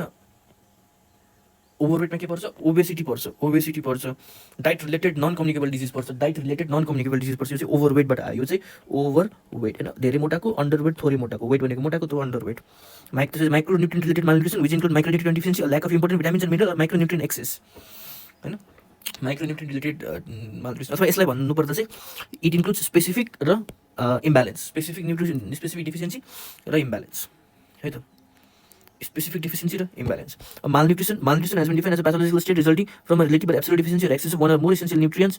It comprises 4 forms: undernutrition, overnutrition, imbalance, and specific deficiency. Undernutrition, this is the undernutrition which results when insufficient food is eaten over an extended period of time. In extreme cases, it is called starvation. Overnutrition, there is imbalance or specific deficiency. It is the pathological state resulting from a disproportion amongst essential nutrient with or without the absolute deficiency of any nutrient. Specific deficiency, it is the pathological state resulting from a relative or absolute lack of an individual nutrient. There is also absolute lack of an individual nutrient हुन्छ. There is also के हुन्छ absolute lack of an individual nutrient हुन्छ. So malnutrition चाहिँ के हुन्छ undernutrition र overnutrition हुन्छ. Undernutrition भनेपछि underweight, wasting र stunting, weight for age, weight for height for age. Protein energy malnutrition marasmus र क्वासियर्कर. अनि त्यसपछि overnutrition overweight अनि overnutrition undernutrition भनेको यो हो. अनि overnutrition त overweight obesity र diet related non communicable disease र micronutrient related malnutrition भनेको hidden hunger, nutrition अनि anemia, vitamin A deficiency, iodine deficiency iodine र आइरन जसलाई चाहिँ न्युट्रिसनल एनेमिया पनि भनिन्छ आयोडिन भिटामिन ए र अर्को चाहिँ hidden hunger HIDDEN hidden HUNGER hidden hunger saviour acute malnutrition भनेको जेड स्कोर चाहिँ -3 स्ट्यान्डर्ड डेभिएसन हुने र मिड अप्पर आर्म सर्कमफ्रेन्स चाहिँ 11.5 सेन्टिमिटर भन्दा कम हुने र न्युट्रिसनल इडेमा पनि देखिने त्यसपछि अर्को चाहिँ मरास्मिक क्वासियोर्कर पनि देखिने मरास्मिक क्वासियोर्कर पनि देखिने And what is the most common cause of death in under 5 child के हो the most common cause of death in under 5 child अथवा the most common cause of infant अथवा neonatal death यसको कज भनेको तिम्रो पहिलो भनेको चाहिँ पेरिनेटल कज हुन्छ जहाँ चाहिँ हाइपोक्सिया र बर्थ एस्फाइक्सिया हुन्छ हाइपोक्सिया अथवा बर्थ एस्फाइक्सिया हुन्छ condition occurring in perinatal period अर्को भनेको लो बर्थ वेट हुन्छ प्रिम्याच्युरिटी र इन्ट्रायुटेराइन ग्रोथ रेस्ट्रिक्सन भनेको प्रिम्याच्युरिटी भनेको डेभलप्ड कन्ट्री हुन्छ र इन्ट्रायुटेराइन ग्रोथ रेस्ट्रिक्सन भनेको डेभलपिङ कन्ट्री हुन्छ डेभलप्ड कन्ट्री हुन्छ त्यसपछि ओके लो बर्थ वेट हुन्छ यसको अर्को कारण भनेको जो लो बर्थ वेट भनेको प्रिम्याच्युरिटी अथवा इन्ट्रायुटेराइन ग्रोथ रेस्ट्रिक्सन र अर्को कारण भनेको इन्फेक्सन हुन्छ इन्फेक्सनमा पनि septicaemia is greater than pneumonia हैन निमोनिया यस्तो हुन्छ निमोनिया अनि एउटा reason for low birth weight preterm baby developed country हो लो बर्थ वेटको कारण प्रिटम बेबी डेभलप्ड कन्ट्रीमा र इन्ट्रायुटेराइन ग्रोथ रेस्ट्रिक्सन अथवा ग्रोथ रेस्ट्रिक्सन डेभलप्ड कन्ट्रीमा कारण हो हैन same answer is for infant or neonate अनि what is the most common cause of death in infant or neonate भनेको सेम एन्सर हो अब यसमा हेर रेस्पिरेटरी एन्ड कार्डियोभास्कुलर यो चाहिँ Nepal safe motherhood and newborn health road map हो Nepal safe motherhood and newborn health road map हो यो it's a road map for Nepal safe motherhood and newborn health road map हैन Nepal safe motherhood and newborn health road map जहाँ चाहिँ respiratory and cardiovascular disorder of perinatal period is 31%. यो number चाहिँ याद नगरिने हुन्छ respiratory and cardiovascular disorder of perinatal period हैन respiratory and cardiovascular disorder of perinatal period अनि अर्को भनेको complication of pregnancy labour and delivery complication of यो जुन मैले पढेको थियो हाइपोक्सिया र बर्थ एस्फिक्सिया भनेको चाहिँ रेस्पिरेटरी भयो अब रेस्पिरेटरी एन्ड कार्डियोभास्कुलर हैन cardiovascular disorder of perinatal period र अर्को भनेको लो बर्थ वेट थियो लो बर्थ वेट मा चाहिँ हामीले के भनेर याद गर्छौँ complication of pregnancy intrauterine growth restriction र प्रिटम छ नि त कम्प्लिकेसन अफ प्रेग्नेन्सी अथवा लेबर हैन अथवा डेलिभरी है त अर्को त्यसपछि अर्को चाहिँ इन्फेक्सन विशेष गरी निमोनिया है most common cause of death after 1 to 4 is infection septicaemia र निमोनिया पहिलो आन्सर चाहिँ सेप्टिसेमिया हुन्छ त्यसपछि चाहिँ निमोनिया हुन्छ अनि इन्फेक्सियस एन्ड प्यारासाइटिक डिजिज हो अर्को चाहिँ कज अफ डेथ हैन र लो बर्थ वेट अर्को चाहिँ मालन्युट्रिसन अर्को चाहिँ इन्फेक्सियस एन्ड प्यारासाइटिक डिजिज अर्को चाहिँ behavioural problem child health problem भनेको अनि अर्को चाहिँ accident and poisoning behavioural problem accident and poisoning अब बिहेभियरल प्रब्लम भनेको के आउँछ भनेपछि problems anti social in nature भनेर आउँछ म कालो रात तिमी चन्द्रमा हो यो भनेको म भनेको anti social so problems anti social in nature so मैले के गर्छु मास्टरबेसन गर्छु भनेपछि के हो सेक्सुअल अफेन्सेस अनि त्यसपछि मैले झुट बोल्छु भनेपछि लाइङ अनि मैले झुट बोलिसकेर अनि मैले मेरो त वेस्ट भइरहेछ भनेपछि मैले चाहिँ कहाँबाट चोर्छु स्टिलिङ अनि मैले अब चोर्न लागि पैसा तास खेल्छु ग्याम्लिङ अनि त्यसपछि तास खेल्छु म ग्याम्लिङ गरिरहेको छु ओके, त्यसपछि बाँकी चाहिँ आफूले याद राख्ने त्यो भनेको आफूलाई ह्याम्पर गर्ने अथवा सेल्फ हार्म गर्ने अथवा डिस्ट्रक्टिभनेस होइन, क्रुअल्टी। अनि अर्को भनेको म होइन, त्यसपछि अर्को भनेको कालो। कालो भनेपछि मैले हबिबी भनेपछि कालो हुँदो रहेछ, मैले हबिबी भनेपछि मैले कालो हुँदो रहेछ। हबिबी भनेपछि ह्याबिट डिसअर्डर। अब ह्याबिट डिसअर्डरमा के आयो त, मेरो के कालो हुन्छ भन्दाखेरि नेल हुन्छ, नेल बेड हुन्छ। So habit disorder nail biting हुन्छ होइन। अर्को भनेको चाहिँ थम सकिङ हुन्छ, थम हुन्छ होइन। त्यसपछि अर्को भनेको चाहिँ बेड वेडिङ र मास्टरबेसन भइहाल्यो, बेड वेडिङ र मास्टरबेसन। त्यसपछि अर्को हुन्छ पर्सनल डिसअर्डर, पर्सनालिटी डिसअर्डर। किनकि म कालो, अब म कालो रात होइन, रातमा चाहिँ म कोसँग बोल्छु, मेरो गर्लफ्रेन्डसँग बोल्छु, मेरो गर्लफ्रेन्ड मभन्दा पर छ। सो परबाट पर्सनालिटी डिसअर्डर। पर्सनालिटी डिसअर्डर मेरो गर्लफ्रेन्डहरूसँग बोलेपछि म जेलस हुन्छु। त्यसपछि मैले चाहिँ उसलाई, त्यसपछि मैले चाहिँ टेम्पर ट्यान्ट्रम गर्छु, मैले चाहिँ डे ड्रिमिङ गर्छु। अनि त्यसपछि मैले चाहिँ उसँग सेक्सी कुरा गर्छु र उसले लाज मान्छ होइन, र उसले लाज मान्छ भने चाहिँ साइनेस होइन। त्यसपछि साइनेस होइन। अनि त्यसपछि मेरो इक्जाम आउँछ र म आत्तिन्छु। So it is anxiety, fear र एन्जाइटी। अनि अर्को भनेको म कालो रात, तिमी मेरो गर्लफ्रेन्ड चाहिँ के छ, साइकोलोजिकली खतरा छ। So psychosomatic. अनि यसको लागि मैले के छ, सी ह्याड ट्रेमर होइन, H A D had hallucination, anxiety, hallucination, asthma, depression, delusion, headache. त्यसपछि ट्रेमर होइन, साइकोसोमेटिक। म कालो रात, तिमी चन्द्रमा। चन्द्रमा भनेपछि एजुकेसनल डिफिकल्टी भनेपछि स्कुल ड्रप आउट थियो, स्कुल फोबिया थियो, स्कुल ड्रप आउट र school phobia, backwardness in study, school phobia र school failure.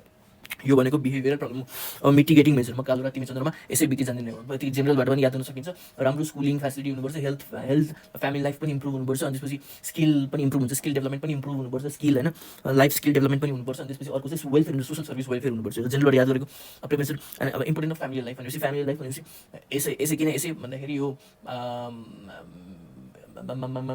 Stem of delinquency अनि स्टीम अफ डेलिक्वेन्सीले के गर्नु थियो, टाइड स्टिम। अनि family can stem the tide of delinquency होइन, can stem the tide, TIDE, tide. Tide र phenyl भनिसक्यो, tide अनि फिनाइल होइन, फिनाइल पिटी होइन, टाइड र फिनाइल किटन एरिया जुन चाहिँ कज हो अफ मेटल रिटार्डेसन, त्यही हो। अनि त्यसपछि a well adjust family can stem the tide of delinquency well adjusted female can stem the tide of the delinquency छ। त्यसपछि यसै होइन, बिटी भनेपछि निड्स पनि फुलफिल हुनुपर्छ राम्रोसँग। अनि प्यारेन्टहुड पनि राम्रो हुनुपर्छ, प्यारेन्टहुड पनि राम्रो हुनुपर्छ भनेको इम्प्रुभमेन्ट अफ फ्यामिली लाइफ हो। भनेपछि लाइफ स्किल्स डेभलपमेन्ट त हुनै पऱ्यो। अनि अर्को भनेको स्कुलिङ। म कालो रात, तिमी चन्द्रमा यसै बिटी जाने, स्कुल जाने नै हो। तिमी टुकी भनेको स्कुल र फ्यामिली, टुकी स्कुल पनि, किनकि स्कुल भनेको चाहिँ फर्स्ट सेकेन्ड होम हो। अनि टिचरले चाहिँ फर्स्टली एक्सपोज हुन्छ बिहेभियरल प्रब्लमसँग। अनि राम्रो टिचर र स्कुल स्टुडेन्ट रिलेसनसिप हुनुपर्छ। अनि त्यसपछि अर्को सोसल वेलफेयर सर्भिस, त्यो भनेको चाहिँ फ्यामिलीसँग अथवा प्यारेन्टहुडको राम्रो एजुकेसन दिनुपर्छ, काउन्सिलिङ दिनुपर्छ। अनि अर्को चाहिँ फोस्टर होमहरूमा राखिदिनुपर्छ, यदि त्यस्तै प्रब्लम्स भने फोस्टर होमहरूमा राखिदिनुपर्छ, त रिहेबिलिटेटिभ होमहरूमा राखिदिनुपर्छ। अर्फेनेज, फोस्टर होइन, अर्फेनेजमा राखिदिनुपर्छ। अनि रिक्रिएसनल एक्टिभिटी, प्यारेन्ट काउन्सिलिङ र एजुकेसनल फेसिलिटीहरू पनि दिनुपर्छ। रिक्रिएसनल एक्टिभिटी, प्यारेन्ट काउन्सिलिङ र एजुकेसनल एक्टिभिटीहरू पनि दिनुपर्छ। अब जुवेनाइल डेलिक्वेन्सी। सो जुवेनाइल भनेको मेलमा एउटा छ, फिमेलमा एउटा छ। फिमेलमा लेस देन 18 years भनेको जुवेनाइल भने, मेलमा लेस देन 16 years भनेको जुवेनाइल। अब डेलिक्वेन्सीबाट it's not merely the juvenile crime होइन, it is deviation from normal youthful behavior होइन, it's the deviation from normal youthful behavior.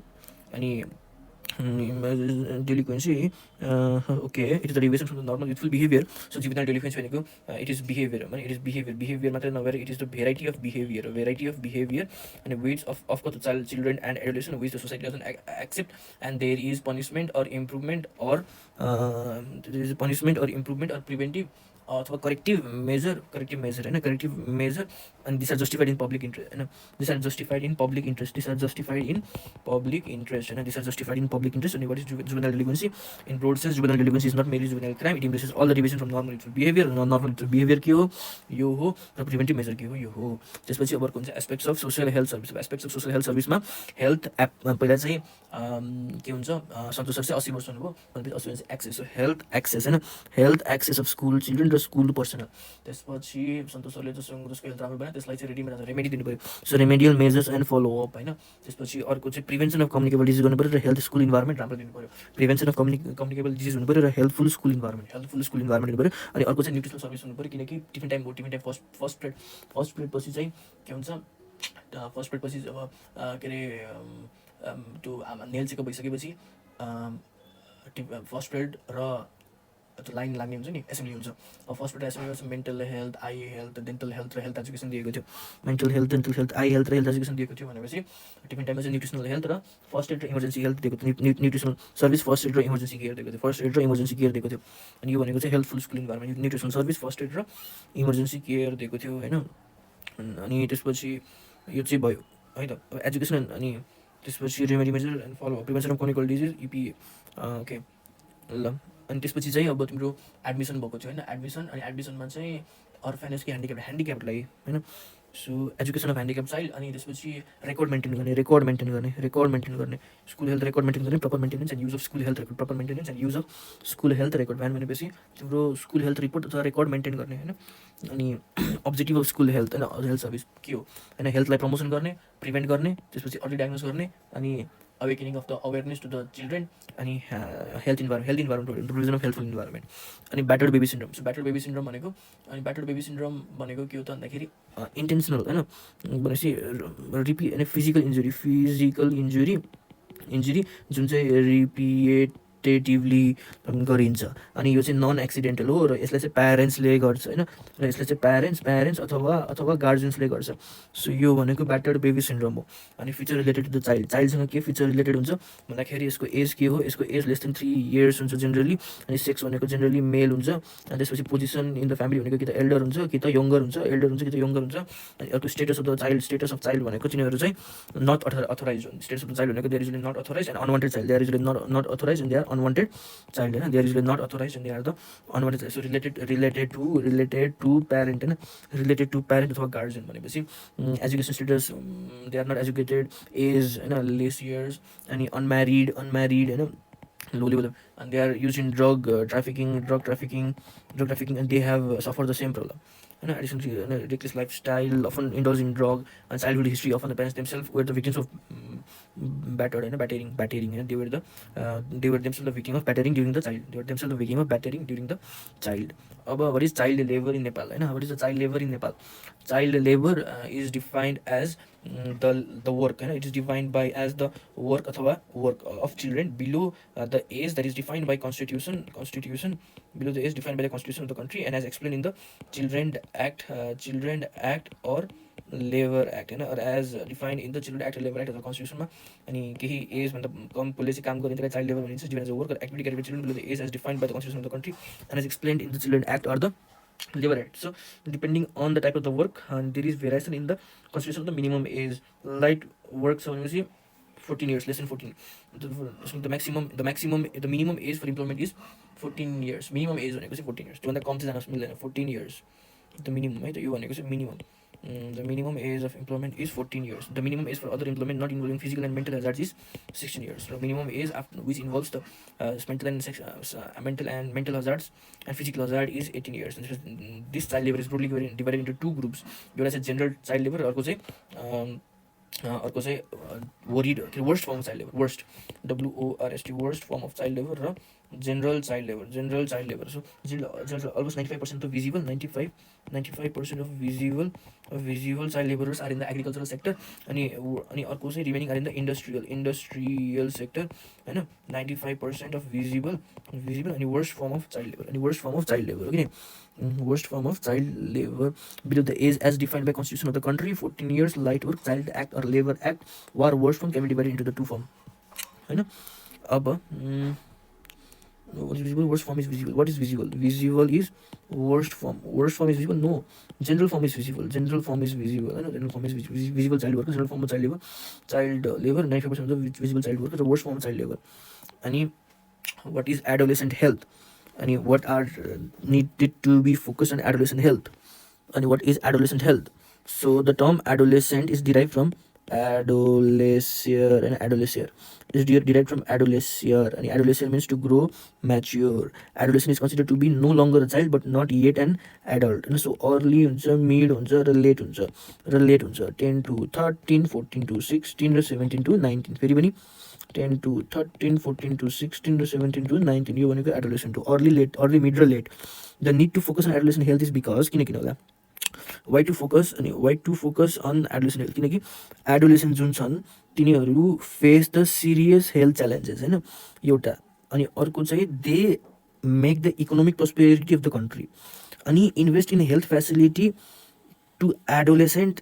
हामीले यदि हेल्थ फेसिलिटी टु एडोलेसेन्टमा इन्भेस्ट गऱ्यौँ भनेपछि economic prosperity of the country पनि हुन्छ अनि young people has the right of health अर्को young people has the right of health the need to focus on adolescent health is because why is the need to focus on the adolescent health किनकि adolescent health will face the serious problem अनि तिनीहरूले चाहिँ हाम्रो कन्ट्रीको pillar बनाउँछ for the economic prosperity of the country अनि त्यसपछि हामीले चाइल्ड त्यही भएर चाहिँ हामीले health facility of the health फेसिलिटीमा इन्भेस्ट गर्नुपर्छ जसले गर्दाखेरि पिल्लर हाम्रो स्ट्रङ हुन्छ अनि अर्को भनेको adolescent has the right to health अनि के उनीहरूसँग हुन्छ यो एडोलेसेन्टको हेल्थ प्रब्लम के हो त भन्दाखेरि alcohol smoking and drug dietary habit sexual behaviour risk taking behaviour SAD sad risk भनेर पढेको चाहिँ चेक गरौँ त सकेसन निमोनिक सेक्सनमा स्याड रिस्क रहेछ health problem of adolescent sad risk होइन हेल्थ प्रब्लम अफ एडोलेसेन्ट भनेको स्याड रिस्क भनेको स्मोकिङ र के छ हेरौँ होइन एउटा छ एसबाट सेक्सुअल बिहेभियर त्यसपछि छ एबाट एल्कोहल स्मोकिङ एन्ड ड्रग अनि डीबाट छ डाइटरी हेबिट सेक्सुअल बिहेभियर होइन सेक्सुअल बिहेभियर एबाट एल्कोहल स्मोकिङ एन्ड ड्रग र डीबाट डाइटरी हेबिट र अर्को risk taking behaviour sad risk taking behaviour होइन र सेक्सुअल बिहेभियर चाहिँ के हुन्छ भन्दाखेरि अनप्लान्ड प्रेग्नेन्सीहरू एबर्सनहरू psychological breakdown and complex social problem अनि sexual behaviour there is lack of education and skills of responsible sexual behaviour होइन lack of education of skills of responsible sexual behaviour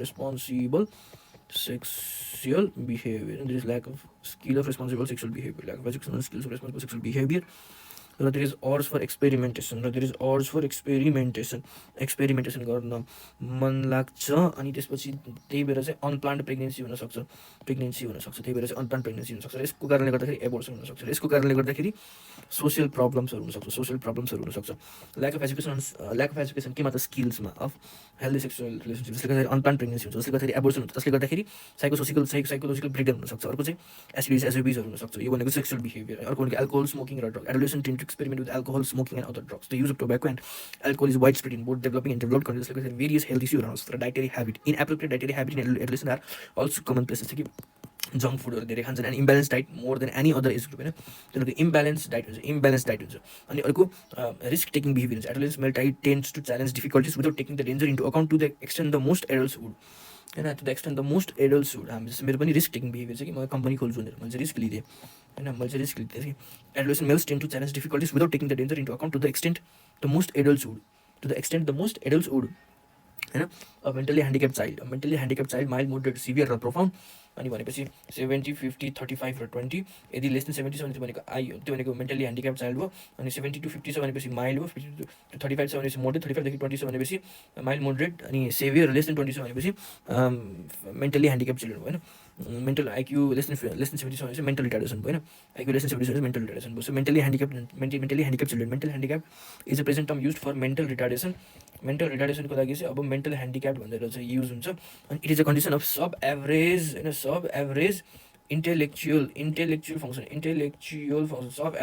function sub average intellectual function combined with defective in adaptive behavior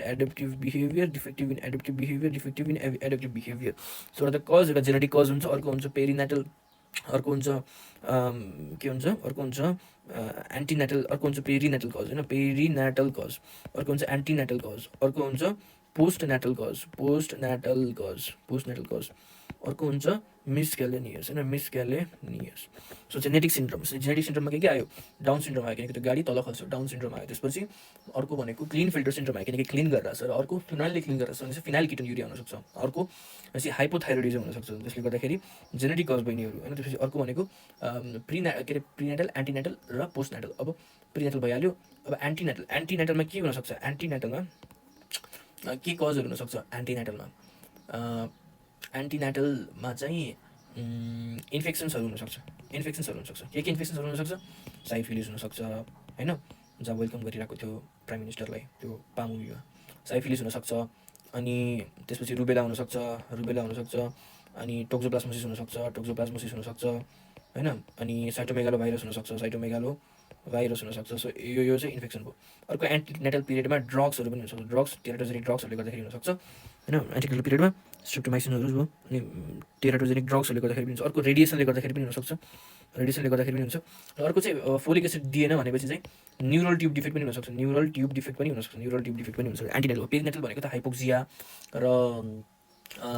hypoxia birth एस्पेक्सियाहरूले गर्दाखेरि perinatal भनेको complication during delivery injury र complication during delivery, during pregnancy, during labour. त्यसपछि अर्को भनेको post natal factor. पेरिनेटलमा चाहिँ birth आएपछि post natal फ्याक्टरमा चाहिँ post नेटलमा चाहिँ के भयो भनेपछि त्यसले भाषण दिएर जस्तो लिड र मर्करीको टक्सिसिटी होइन, लिड र मर्करी होइन, त्यसपछि हेड इन्जुरी, त्यसपछि इन्सेफेलाइटिस, लिड र मर्करी, त्यसपछि हेड इन्जुरी, त्यसपछि इन्सेफेलाइटिस भयो, त्यसपछि एक्सिडेन्ट। यस्तोले गर्दाखेरि चाहिँ post natal head injury, accident, encephalitis, physical lead and mercury poisoning होइन, लिड एन्ड मर्करी पोइजनिङ होइन, may result in mental retardation. अर्को मिसक्यालेनियस भनेपछि माल न्युट्रिसन भनेपछि अनि आयोडिन डिफिसियन्सी हुनसक्छ, त्यसपछि म्याटर्नल माल न्युट्रिसन हुनसक्छ, त्यसपछि अनि प्रोटिन एनर्जी माल न्युट्रिसन हुनसक्छ, प्रोटिन एनर्जी माल न्युट्रिसन हुनसक्छ, एनर्जी माल न्युट्रिसन हुनसक्छ।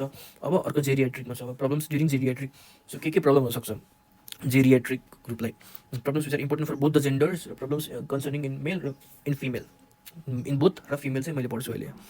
इन बोथ चाहिँ के हुनसक्छ र त्यो भनेको मैले निमोनिक हेरिसक्यो भनेपछि एउटा कान सुन्ने प्रब्लम हुन्छ, अकुलर डिजिज होइन, अकुलर कान सुन्ने भनेको अकुलर हो होइन नि त, सरी, एउटा हियरिङ प्रब्लम हुनसक्छ। अनि अर्को आँखाले हेर्ने अकुलर हुनसक्छ, जहाँ चाहिँ क्याटारेक्ट भयो, अनि त्यसपछि ग्लाउकोमा भयो, डिमिनिस्ड भिजन भयो, यो चाहिँ अकुलर डिजिज हुनसक्छ। हियरिङमा चाहिँ डिक्रिज डिमिनिस्ड हियरिङ हुनसक्छ। अनि अर्को भनेको डेन्टल प्रब्लम भयो भनेको नम्बर अफ टिथ घट्न सक्छ, जसले गर्दाखेरि the desire to eat decrease हुन्छ, जसले गर्दाखेरि न्युट्रिसन घट्छ। त्यसपछि मस्कुलर कोर्डिनेसन राम्रो हुँदैन, किनकि न्युरोमस्कुलर जङ्सनको कोर्डिनेसन पनि राम्रो हुँदैन, जसले गर्दाखेरि फेरि पनि न्युट्रिसन घट्छ, फेरि पनि होइन त्यो पेसेन्टहरू बेड रेस्ट्रिक्टेड हुन्छन्। Reduce muscular strength and coordination, reduce muscular strength होइन, reduce muscular strength and coordination भयो, स्ट्रेन्थ एन्ड कोर्डिनेसन भयो, muscular strength and coordination, reduce muscular strength and coordination, reduction in the muscular strength due to the reduction in neuromuscular coordination, muscular strength and coordination. त्यसपछि अर्को भनेको accident र injury हुनसक्यो, accident and injury हुनसक्यो। भयो accident and injury किन हुन्छ? किनकि उसले आँखा देख्दैन, कान सुन्दैन, reduce muscular strength and coordination छ, स्लिपरी सर्फेस छ, स्लिपर छ, त्यसले गर्दा एक्सिडेन्ट एन्ड इन्जुरी हुनसक्छ।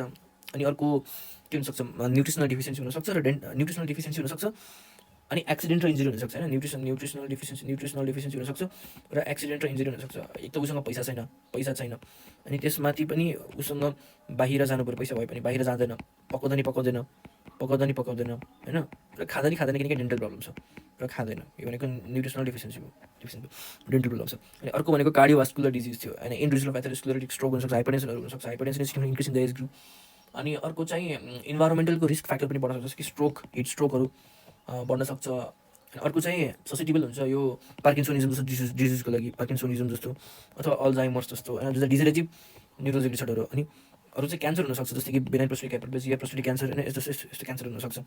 अब फिमेलमा चाहिँ मेनोपाउजल हुन्छ, जसले गर्दाखेरि ब्रेस्ट क्यान्सरहरू हुनसक्छ, हेपाटिक एडेनोमा हुनसक्छ, सर्भिकल क्यान्सर हुनसक्छ, र अर्को भनेको ओस्टियोपोरोसिस हुनसक्छ र युरिनरी इन्कन्टिनेन्स हुनसक्छ, युरिनरी इन्कन्टिनेन्स होइन, युरिनरी इन्कन्टिनेन्स हुनसक्छ। यति हो, सक्यो सायद है त। Family life improve, schooling good quality, life skill development, social welfare service, objective prevention of health, prevention of disease, early diagnosis, treatment and follow-up, awakening health consciousness in children, provision of health environment, aspect access to health status, treatment of major plus follow-up measure, prevention of communicable disease, promotion of healthful school environment, nutrition service, emergency and first aid service, mental health, dental health education of handicapped, proper maintenance and use of the school health record.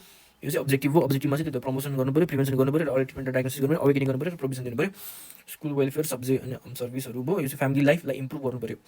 यो चाहिँ prevention of behavioural problem भयो। यो reproductive health अथवा reproductive health care अथवा maternal and child health, यो भनेको के हो? It is defined as it refers to promotive, curative, rehabilitative, preventive.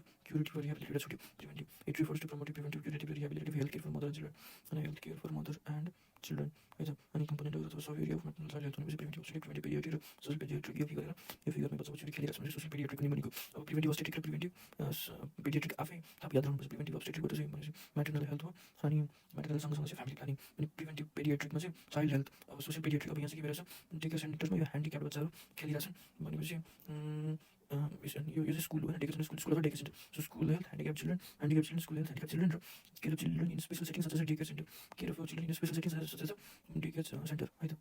So अब यसमा एट रिस्क प्रेग्नेन्सी अथवा एट रिस्क मदर भनेर भन्ने यसलाई चाहिँ गुड दिदीबाट चाहिँ मलाई के याद आउँछ, एउटा याद आउँछ चाहिँ primi gravid more than 30 years, primi gravid elderly primi and elderly primi more than 30 years. अनि अर्को मलाई याद आउँछ कन्जिक्युटिभ 3 एबोर्सन। अनि अर्को याद आउँछ मलाई हाइट लेस देन 140 सेन्टिमिटर। अनि अर्को याद आउँछ 14सँगै रिलेटेड। र 14सँग रिलेटेड के हो भनेपछि चाहिँ more than 14 days post expected date of delivery, more than 14 days post expected date of delivery, more than 14 days post expected date of delivery, more than 14 days post expected date of delivery, more than 14 days post expected post expected date of delivery। अनि त्यसपछि टीबाट twins अथवा हाइड्रोनियस होइन, आईबाट infertility treatment, त्यसपछि एबाट anaemia T, अनि अर्को चाहिँ caesarean, history of caesarean section, अनि history of अनि एन्टिपार्टम हेमरेज अनि history of intrauterine death.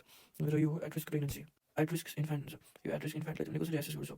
At risk इन्फान्टलाई बर्थ वेट कमन पर्छ 7.5 kg, अनि फेलियर टु थ्राइभ हुनु पऱ्यो, यानि कि फेलियर टु गेन वेट चाहिँ गेन हुन पाउँदैन in successive 3 months, in successive 3 monthलाई आउँछ फेलियर टु गेन वेट अनि फेलियर टु थ्राइभ होइन, दुइटाको। अनि अर्को चाहिँ तिम्रो स्पेसको बारेमा कुरा गर्ने, त्यही भएर चाहिँ more then 5 birth order is more then 5 भन्ने, अनि बर्थ अर्डर मोर देन 5 भनिसकेपछि चाहिँ अब के हुनसक्छ, बर्थ अर्डर मोर देन 5 भनेर स्पेसिङ कम भयो। अनि अथवा धेरै मान्छेहरू जन्म थाल्यो भनेपछि त्यसमा प्रोटिन मालन्युट्रिसन देखिन्छ, डायरिया साइरिया देखिन्छ होइन।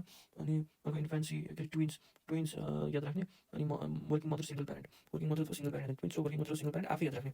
What are the intervention and counselling you can do? एक्जाममा इन्टरभेन्सन एन्ड काउन्सिलिङ भनेर सोध्न सक्छ। अनि इन्टरभेन्सन भनेको के कुरा दिनु मिल्छ प्रेग्नेन्ट वुमेनले? आइरन अनि फोलिक एसिड अनि क्याल्सियम। ओके, अरू केही कुरा दिनु मिल्छ? टिडीको भ्याक्सिन दिनु मिल्छ, टिडीको भ्याक्सिन दिनु मिल्छ। काउन्सिलिङ के गर्नुपर्छ? I will advice her about nutrition status and I will advice her about family planning है। त्यसपछि अरू केही यस प्यारेन्टहुड। अनि त्यसपछि अरू केही काउन्सिलिङ गर्न चाहन्छु। I provide information about safe motherhood and अरू incentive provided by the government है। सेफ मदरहुड र incentive provided by the government. हामीले आइरनको दिन्छौँ 60 मिलीग्रामको, क्याल्सियम दिन्छौँ 500 मिलीग्रामको, र फोलिक एसिड दिन्छौँ 400 माइक्रोग्रामको। अब यो न्युनाइटल टिटेनस कसरी दिन त? टिटेनस कसरी प्र्याक्टिकली चाहिँ टिटेनस कहिले दिइन्छ भन्दाखेरि दुईवटा भिजिटमा दिन्छ, सेकेन्ड भिजिट र थर्ड भिजिट। सेकेन्ड भिजिट कहिले गरिन्छ? 16 विकमा गरिन्छ, थर्ड भिजिट कहिले गरिन्छ? 24 विकमा गरिन्छ। भनेपछि सेकेन्ड भिजिटमा एउटा डोज दिन्छ, थर्ड भिजिटमा अर्को डोज दिन्छ, र थर्ड भिजिटमा अर्को डोज दिन्छ। भनेपछि यो दुइटा चाहिँ सेकेन्ड ट्राइमेस्टरमा दिन्छ होइन। तर the second dose should preferably be given 1 month before the expected date of delivery. अनि however the no pregnant women should be denied to give even 1 dose of tetanus if she is seen late in pregnancy, and the next dose can be given after the interval of 1 month। ठिक छ। त्यसपछि अर्को भनेको okay facts. If the mother has been immunized in previous pregnancy, then 1 booster dose is sufficient and she need not immunize for the duration of next 5 years है ना। if the mother has been immunized in the previous pregnancy, then 2 booster doses is sufficient and she need not be immunized for the duration of next 10 years। ठीक है। अब next 5 year पछि next 10 year मा चाहिँ सायद एउटा मात्रै booster डोजले पनि काम गर्दैन, दुईटा बुस्टर डोज दिनुपर्छ प्र्याक्टिकल हो। अब थ्योरिटिकलमा भनेपछि दुईटा डोज टिटेनस टक्सोइडले गर्दाखेरि इम्युनिटी कहिलेसम्म प्रोभाइड हुन्छ? 3 वर्षसम्म इम्युनिटी प्रोभाइड हुन्छ। अनि एउटा बुस्टर डोज दिइसकेपछि चाहिँ यानि कि 3वटा भ्याक्सिन दिइसकेपछि चाहिँ 5 वर्षसम्म इम्युनिटी प्रोभाइड हुन्छ। प्लस अझै एउटा बुस्टर डोज दिइसकेपछि चाहिँ यानि कि 4वटा भ्याक्सिन दिइसकेपछि चाहिँ 10 वर्षसम्म प्रोभाइड हुन्छ। र केही पनि थाहा छैन। अनि 5 or more injection at any time prior to the birth, 5 or more injection at any time prior to the birth दिनु मिल्छ। अब what are the healthcare services? What are the healthcare services in antenatal care? What are the healthcare services in antenatal care? Distribution, what are the components अथवा सब areas of MCH छुट्याइसन हो हैन। Components of area of MCH जहाँ चाहिँ बच्चाको चाहिँ school health image याद राख्ने छ भनेपछि what are the components, what are the indicators of MCH care छुट्याइसन र what are the services in the antenatal care छुट्याइसन है। So the services in antenatal care चाहिँ यो चाहिँ डिप्रेस सिस्टम भएको छ हैन। अनि यो रोइरहेछ is crime and care during ANC visits. Health care service in antenatal care के भन्दाखेरि care during ANC visit, अनि अर्को एडभाइस एन्टिनेटल एडभाइस, अनि अर्को हस्पिटल स्पेसिफिक हेल्थ प्रोटेक्सन, त्यसपछि अर्को साइकेट्रिक मेन्टल प्रिपेरेसन, त्यसपछि अर्को म्यारिज फ्यामिली प्लानिङ, त्यसपछि अर्को बेबी पेडियाट्रिक कम्पोनेन्ट फेरि पनि क्राई भनेपछि health care services advices antenatal advices health care services antenatal advices prenatal advices postnatal advices. त्यसपछि प्रिनेटल हुँदैन, postnatal advices hospital specific protection common psychiatric clinic भनेपछि चाहिँ यो साइकेट्रिक भनेपछि के हो मेन्टल प्रिपेरेसन त्यसपछि अर्को भनेको चाहिँ फ्यामिली प्लानिङ र पेडियाट्रिक कम्पोनेन्ट हो। सो अब केयर थियो होइन, care during ANC visit. So कसरी केयर गर्छ? Health care services during the first ANC visit के गर्छ? सबभन्दा पहिला हामी हिस्ट्री लिन्छ, जेनरल फिजिकल एक्जामिनेसन गर्छौँ, त्यसपछि चाहिँ अब अर्गनाइज गर्छौँ यानि कि एब्डोमिनल एक्जामिनेसन गर्छौँ। त्यसपछि दुईवटा कुरा गर्छौँ जुन चाहिँ हामीले नर्मल मेडिसिनमा गर्दैनौँ। त्यो के हो? लास्टमा चाहिँ छ इन्भेस्टिगेसन गर्नु र सेकेन्ड लास्टमा चाहिँ छ एसेसमेन्ट अफ जेस्टेसनल एज गर्नु, एसेसमेन्ट अफ जेस्टेसनल एज गर्नु। सो अब हिस्ट्री टेकिङमा छ नि, हिस्ट्रीको लागि कुनै पनि निमोनिक छैन, यो आफै जेनरल कुराबाट याद हुन्छ। प्रेग्नेन्सीको बारेमा सुन्ने। So one was the last कसरी कन्फर्म गरेको प्रेग्नेन्सीलाई होइन, त्यसपछि what is expected date of delivery, अनि प्रेजेन्ट प्रेग्नेन्सीलाई एट रिस्क लेभल दिनको लागि कुनै अब्स्टेट्रिक अथवा सर्जिकल अथवा मेडिकल कम्प्लिकेसन्स कि छैन यता पनि। अनि पास्ट हिस्ट्री सोध्यो, पास्ट हिस्ट्रीमा कुनै पनि कम्प्लिकेसन्स थियो कि थिएन। सो यो हिस्ट्रीको पोर्सन सोध्यो। अनि अर्को चाहिँ यसको केही कम्प्लेन्सहरू सोध्ने जुन चाहिँ सिस्टेमिक कम्प्लेन्स सोध्ने। अनि यो चाहिँ यो कम्प्लेन्स चाहिँ हरेक भिजिटमा सोध्ने जुन चाहिँ यो हिस्ट्रीमा आउँछ हरेक भिजिटमा सोध्ने। अनि जस्तै कि इन्फेक्सन फिभर आयो कि आएन, ज्वरो आयो कि आएन, अनि यदि CNS हो भनेपछि ब्लरिङ अफ भिजन भयो कि भएन होइन, ब्लरिङ अफ भिजन हेडेक भयो कि भएन, ब्लरिङ अफ भिजन भयो कि भएन, हेडेक भयो कि भएन। अनि त्यसपछि अरू के हुनसक्छ CNSमा भन त पर्सिस्टिङ भमिटिङ हुनसक्छ होइन, पर्सिस्टिङ भमिटिङ हुनसक्छ। सिएनएसमा के हुनसक्छ, ब्लरिङ अफ भिजन, हेडेक, अनि भमिटिङहरू हुन्छ सिएनएसमा, इन्फेक्सन भयो भने फिभर हुनसक्छ। अनि त्यसपछि सिभिएस भयो भने पाल्पिटेसन हुनसक्छ, ब्रेथलेसनेस हुनसक्छ, exertion during any exercise, easy fatigability हुन्छ, इजिली थाकिने होइन, breathlessness, at rest or mild exertion होइन। अनि त्यसपछि सिभिएस लिभरमा, लिभर अथवा किडनी स्वेलिङ हुनसक्छ। अनि त्यसपछि swelling hand, face, leg, vulva हुनसक्छ। अनि त्यसपछि युरिन होइन, इन्क्रिज डिक्रिज युरिन आउट हुनसक्छ, अथवा बर्निङ मिक्चुरेसन हुनसक्छ युरिनको लागि। अरू के हुन सकिन्छ, अरू के कुरा जस्तो कि भेजिनल ब्लिडिङ डिस्चार्जहरू केही छ कि छैन भेजिनाको होइन। सिएनएस, सिभिएस, लिभर, युरिन मात्र नहेरेर चाहिँ एब्नर्मल भेजिनल डिस्चार्ज ब्लिडिङ छ कि छैन। अब सिस्टमिक इलनेस हुनुपर्छ। सिस्टमिक इलनेसमा चाहिँ नर्मल ट्युबरक्युलोसिस, हाइपरटेन्सन यिनीहरू थियो कि छैन, हाइपरटेन्सन, डायबिटिजहरू, हर्ट डिजिजहरू थियो कि छैन, र अरू थप्नको लागि चाहिँ निमोनिक छ। Sharma junior SHARMA, Sharma junior, एसबाट STD, अनि एचबाट HIV, अनि एबाट आस्थामा होइन, SHARMA, आरबाट रेनल डिजिज, अनि एमबाट मलेरिया, अनि शर्मा एमएबाट मलेरिया, अनि जुनियर JNR होइन, जीबाट जन्डिस, र एनआरबाट चाहिँ के यता भन्दाखेरि एनआरबाट रिप्रोडक्टिभ ट्र्याक्ट इन्फेक्सन। र यो भनेको के के भयो, प्रेग्नेन्सीको बारेमा सोध्यो। अनि त्यसपछि चिफ कम्प्लेन्ट्सहरू होइन, अनि हिस्ट्रीमै त आयो, प्रेग्नेन्सीको बारेमा सोध्यो, चिफ कम्प्लेन्ट्सहरू सोध्यो, अनि पास्ट हिस्ट्री के थिएन, अब उनीहरूको फ्यामिली हिस्ट्री र ड्रग एलर्जी सोध्ने। अब फिजिकल एक्जामिनेसनको लागि भनेको वपर कन्भम्सन भनेको डब्ल्यू भनेको वेट, ओ भनेको युरिनमा, पी भनेको प्यालर, अनि आर भनेको रेस्पिरेटरी रेट, प्यालर प्रेसर अनि पल्स रेट। सो यो भनेको जेनरल एक्जामिनेसनमा आउँछ। अब यसमा त्यसको खासै इम्पोर्टेन्ट त छैन, प्यालर छ, त्यो प्यालर यिनीहरू चाहिँ एभ्री एनसी भिजिटमा हेर्ने। प्यालर कहाँ हेर्छु, निरमा हेर्छु, अनि पाममा हेर्छु, अरू मुखमा हेर्छु, अरू मेकोसमा हेर्छु, अनि टङमा हेर्छु, अरू कन्सन्ट्रेटमा हेर्छु। अनि त्यसपछि पल्स कति हुन्छ नर्मली, त्यो त्यस्तो खासै रेस्पिरेटरी रेट 18 देखि 20 हुनसक्छ। अनि इडेमा, अब यो इडेमा चाहिँ प्रेजेन्ट हुनसक्छ, त्यही भएर यो चाहिँ चेक गर्ने भन्ने कुरो हो होइन। खासै कुरा छ त इडेमा यदि ब्लड प्रेसरसँग एसोसिएट भयो भनेको प्रिक्लेम्सिया हुन्छ, र प्रिक्लेम्सिया प्लस सिजन भनेको क्लेम्सिया हुन्छ है। त्यसपछि blood pressure more than 140/90 mmHg/2 consecutive check for at least 4 hour interval, त्यो भनेको प्रेग्नेन्सी इन्ड्युस हाइपरटेन्सन हो। र त्यो pregnancy induce hypertension plus blurring of vision, headache, pregnancy induce हाइपरटेन्सनमा त्यति ब्लड प्रेसर बढ्छ, ब्लरिङ अफ भिजन र हेडेक हुन्छ। र यसमा चाहिँ यदि एल्बुमिन +2 युरिनमा देखियो भने त्यो भनेको प्रिक्लेम्सिया हुन्छ, र प्रिक्लेम्सिया प्लस सिजन भनेको क्लेम्सिया हुन्छ। यो भनेको ब्लड प्रेसरमा पऱ्यो। अर्को भनेको वेट, अब वेटको पनि के छ भन्दाखेरि नर्मली प्रेग्नेन्सी 10 kg वेट बढ्नुपर्छ, बढ्छ, तर अथवा फर्स्ट ट्राइमेस्टर पछि एभ्री मन्थ 2 kg बढ्छ। तर यदि लेस वेट बढिरहेको छ, 2 kg भन्दा कम बढिरहेको छ भनेपछि इन्टरटेन ग्रुप रेस्ट्रिक्सन भएर लो बर्थ वेट बेबी बढ्न सक्छ, मोर देन 2 kg 3 kgहरू भइरहेको छ। ओबेसिटी हुनसक्छ, डायबिटिज हुनसक्छ, प्रिन्स हुनसक्छ, हाइड्रोनिस हुनसक्छ होइन, डायबिटिज हुनसक्छ, यस्तै। अर्को के सस्पेक्ट गर भन्दाखेरि अर्को प्रिक्लेम्सिया पनि सस्पेक्ट गरेर वेट बढ्यो भने, अर्को याद भयो भने चाहिँ नभए भने चाहिँ ब्रेस्ट एक्जामिनेसन चाहिँ याद भयो भने चाहिँ नभए भने चाहिँ फिजिकल एक्जामिनेसन वपर र breast examination. So after general physical examination abdominal examination हुन्छ। र एब्डोमिनल एक्जामिनेसन भनेको मेजरमेन्ट अफ फन्डल हाइट होइन, measurement of fundal height, just palpable per abdominally भनेको 12 भनेको 10 भनेपछि चाहिँ 10 जस्तो सेन्स छुँदाखेरि। अनि त्यसपछि अर्को भनेको चाहिँ अम्बिलिकल कर्डमा हात यस्तो राख्दाखेरि चाहिँ दुईवटा नोज जस्तो सेन्स आएको, अम्बिलिकल कर्ड भनेको अम्बिलिकल यस्तो ग्याप छ नि त, सेन्स जस्तो, त्यसमा चाहिँ नोज जस्तो सेन्स आएको। यदि पर भेजनली यदि per abdomen PA at the level of umbilicus fundal sense हो भने fundal height measurement fundal and fundus can be felt per abdominally, it can be filled at the level of umbilicus 24 and at the level of G fistula चाहिँ बेसी लेखेको छ 36। So त्यही त भयो। अब 12 weekमा चाहिँ uterine fundus just palpable per abdominally, uterine fundus just palpable per abdominally, just palpable चाहिँ 20 week चाहिँ the fundus can be felt at the lower border of the umbilicus, at the lower border of the umbilicus, UMBE LSUS umbilicus, fundus felt at the level of G fistula, fundus felt at the level of G fistula 36। So abdominal एक्जामिनेसनमा अरू के हुन्छ, measurement of fundal height हुन्छ, measurement of fundal height, measurement of heart sound, measurement of fetal movement, measurement of fetal part, fetal light representation, फेरि measurement of fundal height. अनि त्यसपछि यसो पर abdomen गर्ने के पनि थाहा हुन्छ, फिटलको पार्ट पनि थाहा हुन्छ, अनि फिटल मुभमेन्ट सेक्सन पनि थाहा हुन्छ। अनि एक्स्ट्रा गरेर फिटल हार्ट साउन्ड र फिटल लाइट रिप्रेजेन्टेसन, अब एसेसमेन्ट अफ जेस्टेसनल एज, यो लागि गोल्ड स्ट्यान्डर्ड मेथड के हो, मोस्ट कमनली युज मेथड के हो, र बेस्ट अब्स्टेट्रिक एस्टिमेसन के बेस्ट मेथड के हो, गोल्ड स्ट्यान्डर्ड मेथड के हो, र most commonly use. So gold standard method भनेको ultrasound with fetal length measurement, ultrasound with fetal measurement होइन, लेन्थ सेन्थ छोडिदिउँ न होइन। So ultrasound with fetal measurement, gold standard ultrasound with fetal measurement. त्यसपछि चाहिँ मोस्ट कमनली युज भनेको last menstrual period LMP plus 9 months and 7 days। अनि best obstetric estimate भनेको अनि LMP plus ultrasound, best obstetric estimate भनेको last menstrual period plus ultrasound भनेको होइन, last menstrual period plus ultrasound होइन। सो गोल्ड स्ट्यान्डर्ड भनेको ultrasound with fetal measurement, त्यसपछि best भनेको LMP प्लस अल्ट्रासाउन्ड।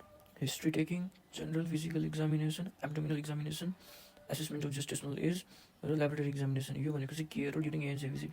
अब ल्याबोरेटरी एक्जामिनेसनमा चाहिँ के हुन्छ, के स्याम्पल छ, 3टा स्याम्पल्स हुन्छ हामीसँग, एउटा युरिन स्याम्पल हुन्छ, अर्को स्टुल स्याम्पल हुन्छ, अर्को ब्लड स्याम्पल हुन्छ, ठिक छ।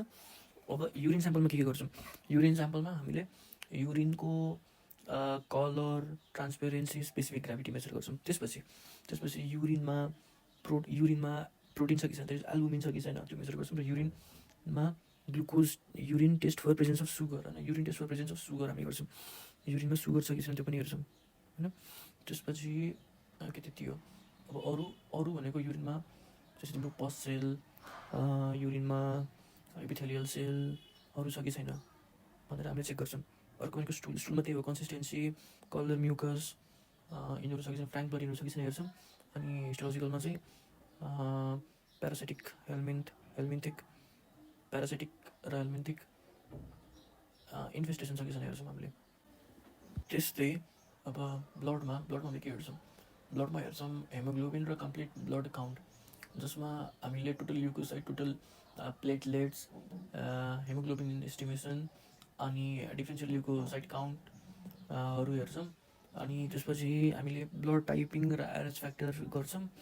अनि त्यसपछि अब हामीले बायोकेमिकल टेस्टहरू गर्छौँ, जस्तै कि सुगर हेर्छौँ, ब्लड सुगर लेभल हेर्छौँ, पोस्ट प्रान्डियल, फास्टिङ र नर्मल। अनि त्यसपछि हामीले सिरोलोजिकल टेस्टहरू पनि गर्छौँ, 4वटा कुराको लागि गर्छौँ।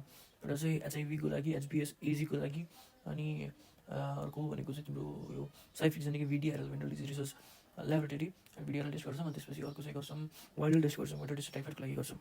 ओके, यो चाहिँ यति भयो होइन। अनि ल सर हेर, अब एट सब सेन्टरमा के गर्छ, यो चाहिँदैन, एट सब सेन्टरमा के गर्छ भनेर चाहिँदैन, एट PHC CHCFहरूमा के गर्छ भनेर चाहिन्छ। अनि यसमा चाहिँ ब्लडको भनेको VDRL HB testing, rapid malaria test, जुन ऱ्यापिड मलेरिया टेस्ट छ यो चाहिँ इन्डेमिक एरियामा गर्छ, ऱ्यापिड मलेरिया टेस्ट इन्डेमिक होइन, जहाँ चाहिँ इन्डेमिकसँग ब्लड सुगर टेस्टिङ गर्छ। HBS ठिक भइसक्यो। अब HBS लेभल, ब्लड, ओके यो पनि भयो, ओके यो पनि भयो, सबै भइसक्यो। अब essential component of every antenatal checkup, यानि कि एभ्री एन्टिनेटल चेकअपमा चाहिँ के इसेन्सियल कम्पोनेन्ट, त्योभन्दा अगाडि चाहिँ एउटा अर्कै एउटा स्लाइड हेरौँ। अब युरिन एक्जामिनेसन रिपोर्टमा के छुट्यो त, यसमा चाहिँ RBC होइन, कास्ट, क्रिस्टल, प्रेग्नेन्सी टेस्ट छुट्यो भनेपछि स्टुल एक्जामिनेसन भनिहालेँ मैले, कलर, कन्सिस्टेन्सी, फ्र्याङ्क ब्लड, अनि हेल्मिन्थिङ प्यारासाइड, प्रोजुल प्यारासाइड, पसल RBC र अकल्ड ब्लड होइन, अकल्ड ब्लड टेस्ट हेर्छौँ हामीले, अकल्ड ब्लड टेस्ट गर्छौँ है त। अरू त भइहाल्यो। हरेक सब्सिक्वेन्ट भिजिटमा हामीले के गर्छौँ त, सबै कुरा सेमै गर्छौँ, कि हिस्ट्री टेकिङ गर्छौँ, जेनरल फिजिकल एक्जामिनेसन गर्छौँ, एब्डोमिनल एक्जामिनेसन गर्छौँ, एसेसमेन्ट अफ जेस्टेसन एनालाइज गर्छौँ, र ल्याबोरेटरी एक्जामिनेसन गर्छौँ। ल्याबोरेटरी एक्जामिनेसनमा हामीले विशेष गरी युरिन टेस्ट चाहिँ धेरै गर्छौँ होइन, ब्लड निकाल्न गाह्रो हुन्छ, युरिन टेस्ट गर्छौँ, स्टुल टेस्ट पनि गर्न सक्छौँ चाहिएको खण्डमा, युरिन टेस्ट गर्छौँ। अनि त्यसपछि अर्को चाहिँ काउन्सिलिङ र इन्टरभेन्सन पनि गर्छौँ, काउन्सिलिङ र इन्टरभेन्सन जुन चाहिँ हामीले पढिसक्यौँ। ल अब danger signals, danger science during labour. पहिलो साइन के हुन्छ भन्दाखेरि यो हात हेरेर यसले नाइ छैन भनिरहेछ, यानि कि there is no pain after the rupture of membrane, there is no pain after the rupture of membrane होइन। अनि यहाँ टाइम छ भनेपछि good pain only lasts for less than 1 hour and is non-progressive in nature. Good pain only lasts for 1 hour and they are non-progressive in nature. र अर्को भनेको prolapse of cord and hand, अनि there is no delivery of placenta within, there is no placenta separation, there is no placenta separation within 1 hour of delivery, within 1 hour of delivery, right? There is no placenta separation within 1 hour of delivery. And even increase heart rate of fetal heart rate. And there is heavy bleeding. There is heavy bleeding during labor. There is heavy bleeding during labor. There is heavy bleeding during labor. You know? Antenatal care. So antenatal care को C ले underline करो, ल लेखो. Antenatal care is the care that the pregnant woman and the pregnant adolescent receive, है ना, by the skilled health professional, by the skilled health care professional, किन त to ensure best health condition, है ना, best health condition for both mother and baby. So ANC में seal underline करो, it is the care which is provided by the health care professional to both pregnant women and pregnant adolescent, अनि so that they gain the best health condition to both mother and baby. So what are the components of ANC? एउटा health promotion and health education. अर्को prevention of any complication during labor or during pregnancy. Prevention and management of pregnancy related or concurrent disease. Pregnancy of any complication during labor and pregnancy, and prevention of any disease, pregnancy related disease. Prevention and management of pregnancy related or concurrent disease. Third भनेको risk identification. हैन, third भनेको risk identification. यो सबै भइसकेको छ, यो पनि भइसकेको छ, यो पनि सबै भइसकेको छ. अब यतातिर आम यसमा यो सेक्सन भएको छैन हैन.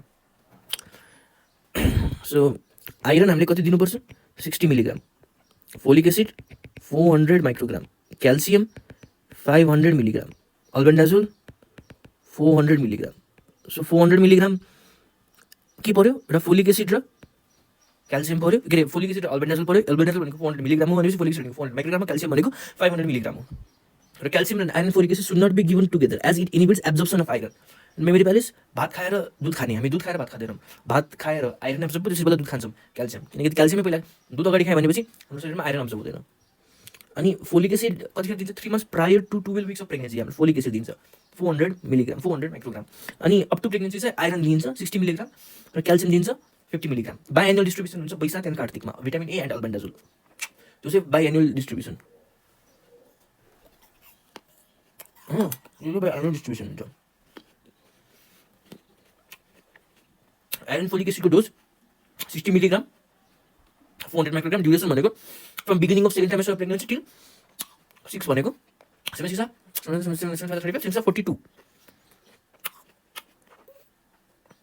till 45 days of postpartum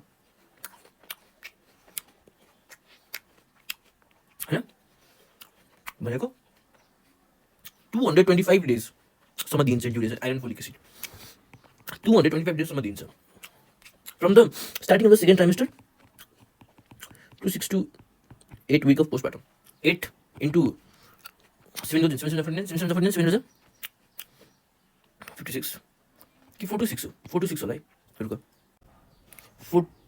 4 to 6 week है त 6 into 7 42 so 42 plus 3 45 days सम्म दिँदो रहेछ 45 days सम्म दिँदो रहेछ यो सेकेन्ड ट्राइमेस्टरदेखि 45 days सम्म भनेको 225 days सम्म टोटल दिँदो रहेछ नेपालमा। डिओआरबी भनेको single tablet of albendazole 400 milligram दिने, single tablet of albendazole 400 milligram दिने। मलेरिया टेस्टको लागि हामीले किट युज गर्छौँ, किट ऱ्यापिड डायग्नोस्टिक किट अथवा slide method. Gestational diabetes mellitus भनेको कहिले गरिन्छ आउने बित्तिकै फर्स्ट भिजिटबाट नेगेटिभ 12 विकमा गरिन्छ। अनि हामी कति मिलिग्राम सुगर दिन्छौँ 75 मिलिग्राम दिन्छौँ होइन 75 थोरै दिन्छौँ र 75 ग्राम दिन्छौँ सुगर। 75 ग्राम दिइसकेपछि हाम्रो ब्लड ग्लुकोज लेभल कति हुन्छ लेस देन 140 मिलिग्राम पर डेसिलिटर हुन्छ र मोर देन 140 मिलिग्राम पर डेसिलिटर हुन्छ। यदि मोर देन 140 मिलिग्राम पर डेसिलिटर छ भनेपछि यसलाई हामी जेस्टेसनल डायबिटिज मेलाइटिस भनेर भन्छौँ हैन। र यदि लेस देन 140 मिलिग्राम पर डेसिलिटर छ भने पनि स्टिल हामीलाई बोलाउँछौँ कहिले त 24 to 26 विकमा बोलाउँछौँ र रिपिट गर्छौँ र यदि उता पनि हामीसँग यदि लेस देन 140 मिलिग्राम पर डेसिलिटर छ भनेपछि यसलाई हामी नन जेस्टेसनल डायबिटिज मेलाइटिस भन्छौँ। यदि मोर देन 140 मिलिग्राम पर डेसिलिटर छ भनेपछि यसलाई हामी जेस्टेसनल डायबिटिज मेलाइटिस भन्छौँ। So within less than 12 weeks of gestation, oral glucose tolerance test 75 milligram of anhydrous glucose with one step testing is done. One step testing. And 75 milligram one test testing is done. OGTT usually done at the first regular or first registration visit. Repeat OGTT between 24 to 26 weeks. GDM diagnose गर्नको लागि any one positive हुनुपर्छ। कि त पहिला 12 week मा गरेको positive हुनुपर्छ कि त पछि 24 to 26 week मा गरेको पोजिटिभ हुनुपर्छ हैन। Out of the two diagnose भइहाल्छ।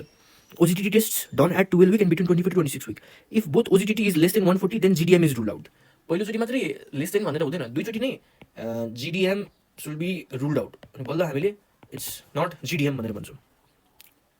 र वेट फर एज भनेको जेनरल अथवा मोस्ट सेन्सिटिभ मार्कर हो।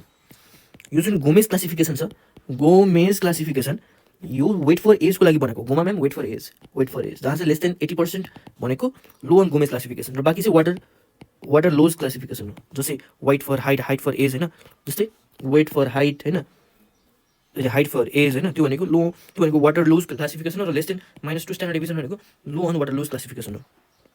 प्रोटिन इन्टेन्सिटी मालन्युट्रिसन भनेको क्वासियोर्कर र मरासमस भयो। र क्वासियोर्कर भनेको सेभियर प्रोटिन डेफिसियन्सी हो, डिस्पेस्टाइल सेभियर प्रोटिन डेफिसियन्सी क्वासियोस भनेको। Oedema present weight for age appears to be normal. यसमा weight for age appears to be normal होइन, appears to be normal. In case of oedema अनि इडेमा छ भने Wellcome Trust classification is used होइन। सियोर्कर यदि इडेमा छ भनेपछि तिम्रो कुन चाहिँ वेलकम ट्रस्ट गरेर त इडेमा छ ट्रस्ट गर्यो। अब क्वासियोर्करमा इडेमा छ ट्रस्ट गरेर भन्यो मतलब फेरि यो त सेभियरमा जान्छ नि त, सेभियरमा क्लासिफाई गर्नु चाहिँ हुन्छ। ट्रस्ट गरेर कुराहरू सेयर गरेको मान्दैन। सो वेलकम ट्रस्ट क्लासिफिकेसन कि इडेमा। In case of edema, a tricep is the first muscle to lose or is the first organ to lose weight. Tricep is the first organ to lose weight. The mid upper arm circumference, it is the age independent indicator and it is used after 6 months. And what is weaning? Weaning means introducing supplementary food. Right? After 6 months, if the breast milk is not enough to meet the nutrients of the baby. Gradual process of introducing solid food to infants. Right? Gradual process of introducing solid food to infants around the age of 6 months.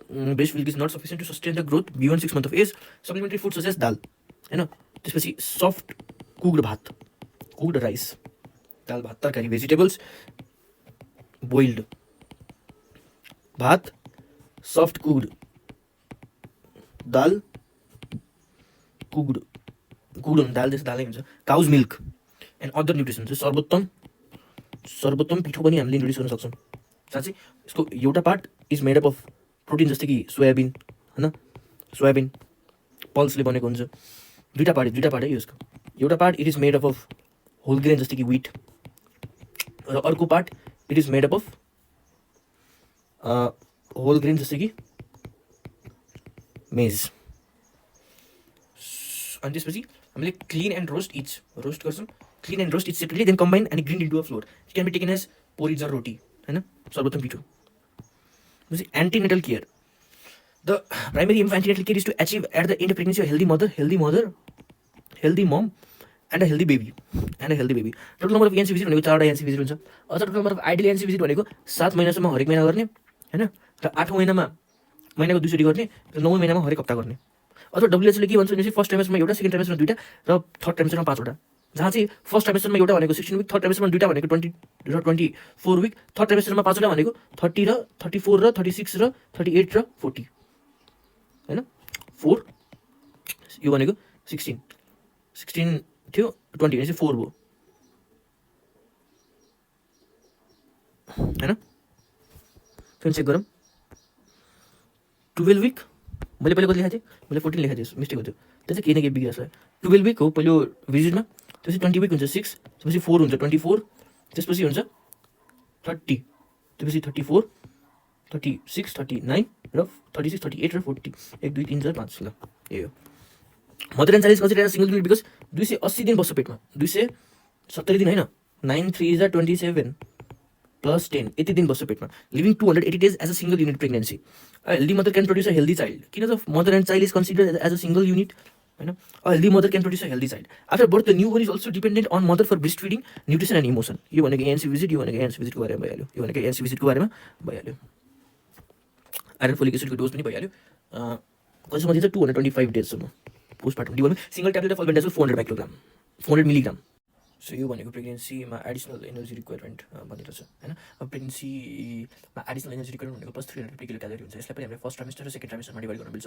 First trimester भनेपछि plus 150 kilo calorie हुन्छ भने second trimester plus 350 kilo calorie energy दिनुपर्छ यदि यो for entire 9 month हेर्ने हो भनेपछि कति किलो क्यालोरी पर डे दिनुपर्छ सेडेन्टरीलाई भनेपछि चाहिँ 2250 किलो क्यालोरी पर डे दिनुपर्छ र टोटल एनर्जी होइन कति दिनुपर्छ भन्दाखेरि 60,000 more than 60,000 kilo calorie per total period of pregnancy यति दिनुपर्छ भनेपछि यो भनेको मात्र एनर्जी रिक्वायरमेन्ट भयो इन प्रेग्नेन्सी र ल्याक्टेसनमा 0 to 6 र 6 to 12 month 0 to 6 monthमा हेऱ्यो भनेपछि चाहिँ it is 600 kilocalorie per day र 6 to 12 मा हेऱ्यो भने it is 520 kilocalorie per day additional plus 600 kilocalorie per day र plus 520 kilocalorie per day दिनुपर्छ यदि तिमीले प्रोटिन हेर्छौ भनेपछि चाहिँ सेकेन्ड ट्राइमेस्टर र थर्ड ट्राइमेस्टर हुन्छ सेकेन्ड ट्राइमेस्टरमा पेलेले दुध दुहिरहेको छ भनेपछि 9.5 ग्राम पर डे हुन्छ र सेकेन्ड ट्राइमेस्टरमा नुन छर्किरहेको छ त्यो दुधमा होइन भनेपछि 22 ग्राम पर डे यति दिइन्छ यो भनेको चाहिँ प्रोटिन त्यसपछि कार्बोहाइड्रेट अब कार्बोहाइड्रेटमा यो जुन कालो छ कि यो चामल एकदम कालो छ सन पनि कालो छ हेर त यो पेलेले गर्दाखेरि यो पेले कालो भएर 175 ग्राम पर डे यति दिनुपर्छ 175 ग्राम पर डे हेर त यहाँ एप्पल भनेको भिटामिन ए यो भिटामिन ए चाहिँ उडिरहेछ होइन फिर एफआर यहाँबाट मलाई के याद आउँछ भिटामिन ए को अलिक चेन्ज्ड गाइडलाइनमा म्यान र वुमेन म्यानमा 1000 हुन्छ त्यो त आफै याद गर्ने तर वुमेनमा चाहिँ कति रिक्वायरमेन्ट हुन्छ माइक्रोग्राम पर डे भन्दाखेरि एफआर भनेपछि 840 माइक्रोग्राम पर डे आइरन त नर्मलबाट याद हुन्छ 17 21 25 17 21 35 र 21 गरेर सो प्रेग्नेन्सीमा 35 देखि 40 मिलिग्राम पर डे आइरन चाहिन्छ भनेपछि फोलिक एसिडमा 400 to 500 माइक्रोग्राम 400 माइक्रोग्राम डिफ्रेन्ट बुकहरूमा लेखेको छ 500 माइक्रोग्राम चाहिँ कुनै मैले फलो गर्ने बुक्सहरूमा लेखेको छु सो मैले कन्ट्रोभर्सीलाई एन्ड गर्नको लागि 400 to 500 माइक्रोग्राम 400 to 500 माइक्रोग्राम लेखेको छु क्याल्सियम भनेको चाहिँ अब 1000 to 1200 होइन 1000 कुनैमा लेख्छ 1200 कुनैमा लेख्छ 1000 to 1200 भिटामिन डी भनेको 600 international unit per day vitamin A भनेको चाहिँ पहिला चाहिँ कति भन्दा 600 800 र 950 भन्थ्यो microgram per day male female अनि प्रेग्नेन्सी र ल्याक्टेसनमा तर अहिले चाहिँ कति भनिन्छ अहिले चाहिँ भन्छ 1000 अनि 840 अनि 900 र 950 र 950 अनि आयोडिन कति छ 150 माइक्रोग्राम पर डे मेल र फिमेलमा भने प्रेग्नेन्सी र ल्याक्टेसनमा 250 माइक्रोग्राम पर डे है त हाम्रो सर्भिस होइन इन एएनसी भिजिटमा पहिलो के थियो पहिलो थियो एएनसी भिजिट नै थियो पहिलो सर्भिस एएनसी भिजिट गरिन्छ र डिफ्रेन्ट कुराहरू गरिन्छ जहाँ चाहिँ डिफ्रेन्ट कुरामा हिस्ट्री टेकिङ आउँछ त्यसपछि physical examination general physical examination आउँछ एब्डोमिनल एक्जामिनेसन आउँछ जेस्टेसनल एज क्यालकुलेसन आउँछ अनि त्यसपछि ल्याबोरेटरी इन्भेस्टिगेसन्सहरू आउँछ त्यसपछि अर्को प्रिनेटल एडभाइस हो, अर्को चाहिँ एडभाइस हो होइन, प्रिनेटल एडभाइस हो। र प्रिनेटल एडभाइसमा एउटा आउँछ न्युट्रिसन रिक्वायर्ड, बुझाउनुपर्छ न्युट्रिसन रिक्वायर्ड। र त्यसपछि अर्को आउँछ लास्टमा के छ र सेकेन्ड लास्टमा के छ भनेर याद राख। लास्टमा चाहिँ तिम्रो के छ भन्दाखेरि यो एडभाइस दिनुपर्छ वार्निङ साइन सम्बन्धी, वार्निङ साइन सम्बन्धी। र सेकेन्ड लास्टमा चाहिँ ड्रग र रेडिएसन छ होइन। एडभाइस वार्निङ साइन सम्बन्धी के दिनुपर्छ त भन्दाखेरि यसमा ब्लरिङ अफ भिजन हुनसक्छ, यसमा इडेमा हुनसक्छ, यसमा फेसियल पफिनेस हुनसक्छ, यसमा हेडेक हुनसक्छ होइन। यो भनेको advice regarding warning sign. Radiation भइहाल्यो। ड्रग्समा चाहिँ के हुन्छ, टेराडोजेनिक ड्रग्सहरू हुनसक्छ, जस्तै कि स्ट्रेप्टोमाइसिनले के गर्छ, स्ट्रेप्टोमाइसिन होइन कानलाई खिचिदिन्छ कि स्ट्रेप्टोमाइसिन भनेपछि 8th नर्भ ड्यामेज गर्छ स्ट्रेप्टोमाइसिनले। जस्तै कि टेट्रासाइक्लिन, 4वटा स्टेप होइन, tetracycline impair growth of bone and teeth होइन, impair growth of bone and teeth, यो भनेको टेट्रासाइक्लिन। त्यसपछि अर्को हुन्छ अब सेकेन्डमा चाहिँ पर्सनल हाइजिन, न्युट्रिसन पछि चाहिँ पर्सनल हाइजिन। अब पर्सनल हाइजिन भनेपछि के हुनसक्छ, हामीले मेडिसिनमा हिस्ट्री लिँदाखेरि एल्कोहल, स्मोकिङ भनेर लिन्छ नि। एल्कोहलले फर्टिलिटी डिक्रिज गर्न सक्छ, स्मोकिङले low birth weight baby produce हुनसक्छ। अनि त्यसपछि स्लिप साइकल अनि बाउल ह्याबिट त्यो सोध्छौँ। त्यसपछि स्लिप साइकल कस्तो गर्नु, स्लिप साइकलको बारेमा भन्छौँ। अनि दुईवटा नभन्ने कुरा के छ भन्दाखेरि एक्सर्साइजको बारेमा हामी सोध्दैनौँ र पर्सनल क्लिनलिनेसको बारेमा हामी सोध्दैनौँ पर्सनल हाइजिनमा जेनरली। सो एक्सर्साइज र personal cleanliness, exercise and personal cleanliness होइन, क्लिनलिनेस। सो यो भनेको चाहिँ तिम्रो एडभाइस दिने हो पेरिनेटल पिरियडमा चाहिँ प्रिनेटल एडभाइस भनेर भनेको छ होइन। तर हामी यसलाई प्रिनेटल भन्दा पनि यसलाई एन्टिनेटल एडभाइस भनेर भनौँ, एन्टिनेटल एडभाइस भनेर। प्रिनेटल एडभाइस भनेर भनेको छैन, तर एन्टिनेटल पनि दिनु मिल्छ के हो, एन्टिनेटल पनि ड्युरिङ द प्रेग्नेन्सी है। प्रिनेटल एडभाइस अथवा क्वेसनले एन्टिनेटल एडभाइस हान्दियो भने पनि यही लेख्ने एन्टिनेटल एडभाइस। ल त्यसपछि अब भनेको स्पेसिफिक हेल्थ प्रोटेक्सन छ। स्पेसिफिक हेल्थ प्रोटेक्सनमा टिटेनसको बारेमा छ अनि एक्जाममा आएको। सो स्पेसिफिक हेल्थ प्रोटेक्सन पढ्ने, स्पेसिफिक हेल्थ प्रोटेक्सन चाहिँ टिटेनसको बारेमा छ। टिटेनस चाहिँ कहिले दिनु मिल्छ, एउटा दिनु मिल्छ एट द सेकेन्ड ट्राइमेस्टरमा दिनु मिल्छ, एउटा दिनु मिल्छ 20 देखि 24 विकमा, अर्को दिनु मिल्छ 24 देखि 26 विकमा हो होइन, जहिले पनि दिनु मिल्छ है त, जहिले पनि दिनु मिल्छ, स्पेसिफिक छैन त्यस्तो। तर के भन्छ भनेपछि if the mother was not immunized earlier, पहिला मम्मी इम्युनाइज थिएन भनेपछि 2टा डोज दिनुपर्छ, यो चाहिँ भन्नुपर्छ। If the mother was not immunized earlier त्यसपछि 2टा डोज दिनुपर्छ of tetanus toxoid should be given, TD should be given, 2टा डोज दिनुपर्छ यदि पहिला भ्याक्सिनेटेड छैन भनेपछि। अनि पहिला भ्याक्सिनेसन अथवा भ्याक्सिनेसन हुने दिन चाहिँ कहिले भनिन्छ भनेर सेकेन्ड ट्राइमेस्टर भनिन्छ। ल ठिक छ, कहिले सेकेन्ड ट्राइमेस्टरको कहिले 16 to 20 22 24 16 to 20 मा एउटा डोज दियो, 20 to 24 मा अर्को डोज दियो, 4 हप्ताको ग्यापमा, 4 विकको ग्यापमा थियो। त्यसपछि जुन यो सेकेन्ड डोज छ, सेकेन्ड डोज चाहिँ प्रिफरेबली कहिले दिन्छ त भन्दाखेरि 1 month prior to the pregnancy होइन, यो दिन्छ। तर यदि मम्मीले टिडी लिएकै छैन भनेपछि जुन टाइममा पनि प्रेग्नेन्सीको जुन टाइममा पनि दिन सकिन्छ र त्यसको 1 month पछि हामीले टिडी दिन्छौँ। र यदि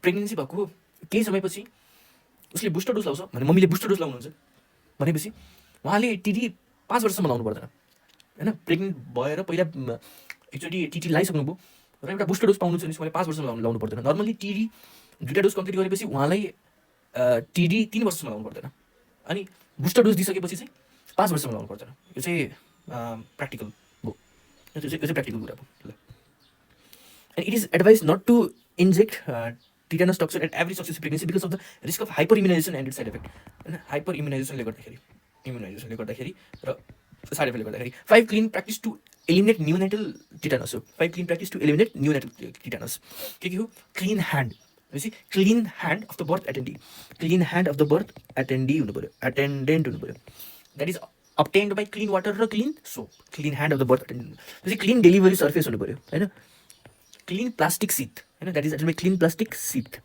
होइन। त्यसपछि क्लिन कर्ड स्टम्प होइन, क्लिन कर्ड स्टम्प, स्टेराइल अथवा clean cord stump, nothing to be applied in the cord stump, clean cord stump. त्यसपछि क्लिन कर्ड कट होइन, clean cord cut by clean razor blade र clean cord tie by clean thread there obtained sorry. र चाहिँ 6 clean delivery सोध्यो भने perineum add गरेको हुन्छ, perineum add गरेको हुन्छ, क्लिन पेरिनियम भनेर क्लिन पेरिनियम एड गरेको हुन्छ। ल यतिमा सक्यो। अब यो चाहिँ तिम्रो उसको लागि सोध्छ कि प्र्याक्टिकलमा होइन, क्लिन डेलिभरी किट अथवा सुत्केरी सामग्रीमा के हुन्छ, सुत्केरी सामग्री होइन, सामग्री अथवा क्लिन डेलिभरी किटमा के हुन्छ, हात धुनुको लागि सोप हुन्छ। त्यसपछि ग्लोभ लाउनु पऱ्यो, 1 पेयर अफ ग्लोभ हुन्छ। क्लिन डेलिभरी सर्फेसको लागि प्लास्टिक सिट हुन्छ, एउटा प्लास्टिक सिट हुन्छ होइन। त्यसपछि अब थ्रेड हुन्छ, थ्रेड क्लिन कटको लागि थ्रेड हुन्छ, क्लिन ब्लेडको लागि रेजर हुन्छ र पिक्टोरियल इन्स्ट्रक्सन हुन्छ, सो के हुन्छ, सोप हुन्छ, पिएफ ग्लोभ हुन्छ हातमा लाउनको लागि, डेलिभरी सर्भिस बनाउनको लागि प्लास्टिक सिट हुन्छ, अनि त्यसपछि थ्रेड हुन्छ, रेजर हुन्छ, अनि एउटा प्लास्टिक कोइन पनि हुन्छ केमा राखेर काट्नको लागि, प्लास्टिक कोइन हुन्छ एउटा, वान प्लास्टिक कोइन र पिक्टोरल इन्स्ट्रक्सन।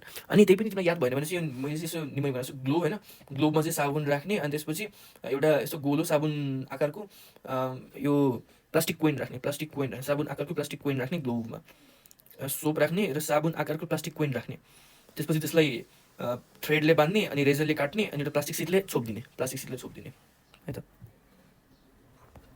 प्रिटम टर्म र पोस्टमा यसमा प्रब्लम छैन। त्यसपछि प्रिटममा एक्सट्रिमली प्रिटम, भेरी प्रिटम र मोडरेटली प्रिटम भन्ने टर्म छ। Less than 28 week extremely preterm, 28 to 32 week moderately preterm, के अरे भेरी प्रिटम, र 32 to 37 विक चाहिँ मोडरेटली प्रिटम है। इन्टरनेटल केयर अन्तर्गत पर्छ यो basic emergency obstetric and neonatal care, अनि अर्को चाहिँ comprehensive emergency obstetric and neonatal care. यसमा एउटा फर्स्टमा हुन्छ म्यानुअल रिमुभल अफ प्लासेन्टा होइन, सेकेन्ड हुन्छ एडमिनिस्ट्रेसन अफ प्यारेन्टेरल ड्रग्स जस्तै कि अक्जिटोक्सिक होइन, जस्तै कि एन्टिबायोटिक, जस्तै कि एन्टिकन्भल्सेन्ट होइन, सो एन्टिबायोटिक, अक्सिटोक्सिक, एन्टिकन्भल्सेन्टहरू दिएर हुन्छ। अर्को चाहिँ एसिस्टेड भेजाइनल डेलिभरी हुन्छ, र अर्को चाहिँ भ्याक्युम एस्पिरेसन हुन्छ, removal of retain product of placenta by vacuum aspiration हुन्छ, र अर्को चाहिँ नियोनेटल अथवा न्युबर्न रिससिटेसन बाई एम्बु ब्याग हुन्छ, र त्यसपछि अब यो भनेको बेसिक अनि कम्प्रिहेन्सिभमा चाहिँ ब्लड ट्रान्सफ्युसन, एनेस्थेटिक सर्भिस र अपरेसन हुन्छ। अब कम्प्लिकेसन अफ पोस्टनेटल पिरियडमा एउटा मात्र इम्पोर्टेन्ट छ, त्यो भनेको कम्प्लिकेसन पर्ने। इन्टरनेटल केयरमा चाहिँ कर्ड भन्नाले 5 क्लिन्स इम्पोर्टेन्ट छ, अनि इन्टरनेटल पिरियडमा तिम्रो अब्स्टेट्रिक केयरहरू इम्पोर्टेन्ट छ इन्टरनेटल केयर पिरियडमा।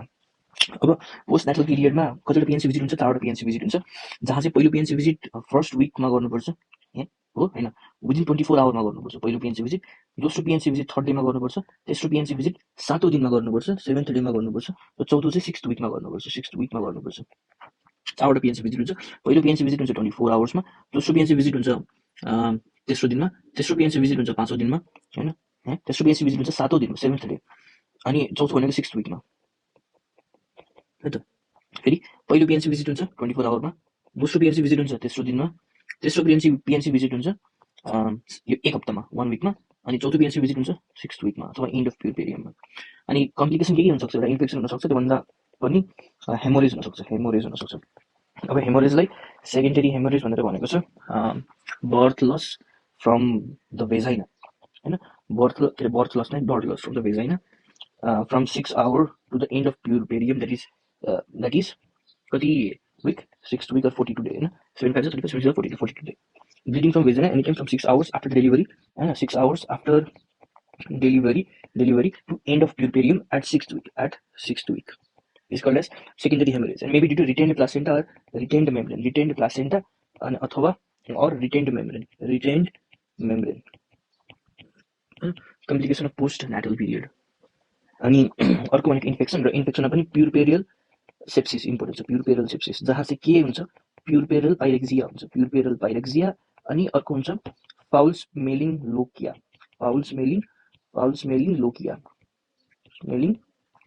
हुन्छ। अनि साथसाथै यो पेन अब भनेर त पेन त हुन्छ होइन, pain and tenderness in the lower abdomen होइन। प्युरपेरियल सेप्सिसलाई प्रिभेन्ट गर्न मिल्छ by aseptic methodology done through the care provider, aseptic methodology, र यो चाहिँ डोमिसिलियरी मिडवाइफरी सर्भिसमा गरिन्छ, डोमिसिलियरी होइन मिडवाइफेरी सर्भिसमा पनि गरिन्छ, डोमिसिलियरी मिडवाइफेरी सर्भिसमा पनि गरिन्छ। अनि त्यसपछि अर्को इन्फेक्सनबाट सेप्सिस हुनसक्छ भने चाहिँ अर्को भनेको थ्रोम्बोफ्लेबाइटिस र युटिआई, थ्रोम्बोफ्लेबाइटिस होइन, फ्लेबाइटिस, युटिआई एन्ड तिम्रो breast mastitis, thrombophlebitis. Infection of the veins in leg, जसले गर्दाखेरि लेग सोलन र टेन्डर हुन्छ, लेग के हुन्छ सोलन र टेन्डर र पेल हुन्छ। अनि it is associated with varicose vein होइन, thrombophlebitis is associated with varicose vein. This is an infection of the veins of the leg, frequently associated with varicose vein है त। अनि युरिनरी ट्र्याक्ट र मास्टाइटिस यसमा चाहिँ methods adapted for early newborn care. पहिला भनेको चाहिँ ABCDE होइन, यो चाहिँ इमिडिएट केयर। फर्स्टमा चाहिँ एयरवे मेन्टेन गर्नुपर्छ, त्यसपछि ब्रेस्ट फिडिङ हेर्नुपर्छ, अनि त्यसपछि कर्ड केयर गर्नुपर्छ, त्यसपछि नर्मल केयर गर्नुपर्छ, आई केयर गर्नुपर्छ होइन, यो चाहिँ इम्पोर्टेन्ट छ। अनि यो पहिला चाहिँ यो लेख्ने इमिडिएट केयर लेख्ने, अनि त्यसपछि चाहिँ न्युनेटल एक्जामिनेसन लेख्ने, जहाँ चाहिँ जहाँ चाहिँ हामीले बेबीको साइज अनि बेबीको टेम्परेचर रेकर्ड गर्छौँ, साथसाथै हामीले स्किन एक्जामिनेसन गर्छौँ, एब्डोमेन एक्जामिनेसन गर्छौँ, एक्सटर्नल जेनिटल एक्जामिनेसन गर्छौँ, स्पाइन एक्जामिनेसन गर्छौँ होइन। अनि त्यसपछि अरूहरू जस्तै कि स्टोमक भइहाल्यो होइन, हेड एक्जामिनेसन गर्छौँ। यस्तै अब बडीको साइजको चाहिँ क्राउन हिल लेन्थ मेजरमेन्ट गर्छौँ, बडीको वेट नाप्छौँ होइन। अनि यो चाहिँ we are measuring, we are doing the neonatal examination. अनि न्युनेटल एक्जामिनेसन पछि चाहिँ मेजरमेन्ट गर्ने, मेजरमेन्ट जहाँ चाहिँ हामीले वेट नाप्छौँ, अनि हाइट थाहा पाउँछौँ, नाप्छौँ। त्यसपछि अनि यो हेड सर्कम्फरेन्स नाप्छौँ होइन। तिनवटा भइसक्यो, immediate care, neonatal examination, immediate care अनि न्युनेटल एक्जामिनेसन। न्युनेटल एक्जामिनेसनमा चाहिँ body size, body temperature, head and face होइन, head and face, neuro behavioural activity होइन, skin, abdomen, cardio respiratory system यिनीहरूको एक्जामिनेसन हुन्छ। लिम्स एन्ड जोइन्ट, स्पाइन र external genitalia, यसको examination हुन्छ। भनेपछि हामीले अर्को गर्छौँ केयर अफ इन्फेक्टेड न्युबर्न होइन, केयर अफ इन्फेक्टेड न्युबर्न। अनि यो केयर अफ इन्फेक्टेड न्युबर्न स्क्रिनिङ र आइडेन्टिफिकेसन अफ रिस्क इन्फान्ट, यो आफैले याद गर्ने ट्राई गर्ने हो। न्युनेटल स्क्रिनिङ गर्छौँ, अनि आइडेन्टिफिकेसन एट रिस्क इन्फान्ट गर्छौँ, अनि केयर अफ इन्फेक्टेड न्युबर्न गर्छौँ। फेरि न्युनेटल स्क्रिनिङ गर्छौँ, अनि न्युनेटल स्क्रिनिङबाट आइडेन्टिफिकेसन एट रिस्क इन्फान्ट गर्छौँ र केयर अफ इन्फेक्टेड न्युबर्न गर्छौँ।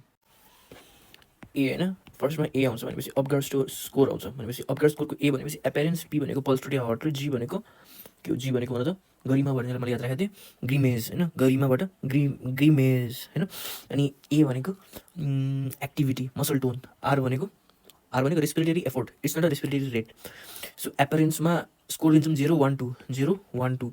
यदि पेल छ या यदि ब्लू छ भनेपछि हामी 0 स्कोर दिन्छौँ। यदि बडी पिङ्क छ तर ह्यान्ड्सहरू चाहिँ एक्सट्रिमिटिजहरू चाहिँ ब्लू छ भनेपछि हामी यसलाई 1 दिन्छौँ। र यदि बडी पिङ्क छ होइन, र यदि कम्प्लिटली फाइन छ, बडी पिङ्क छ भनेपछि एक्सट्रिमिटिज पनि पिङ्क छ भने त्यसलाई 2 दिन्छौँ।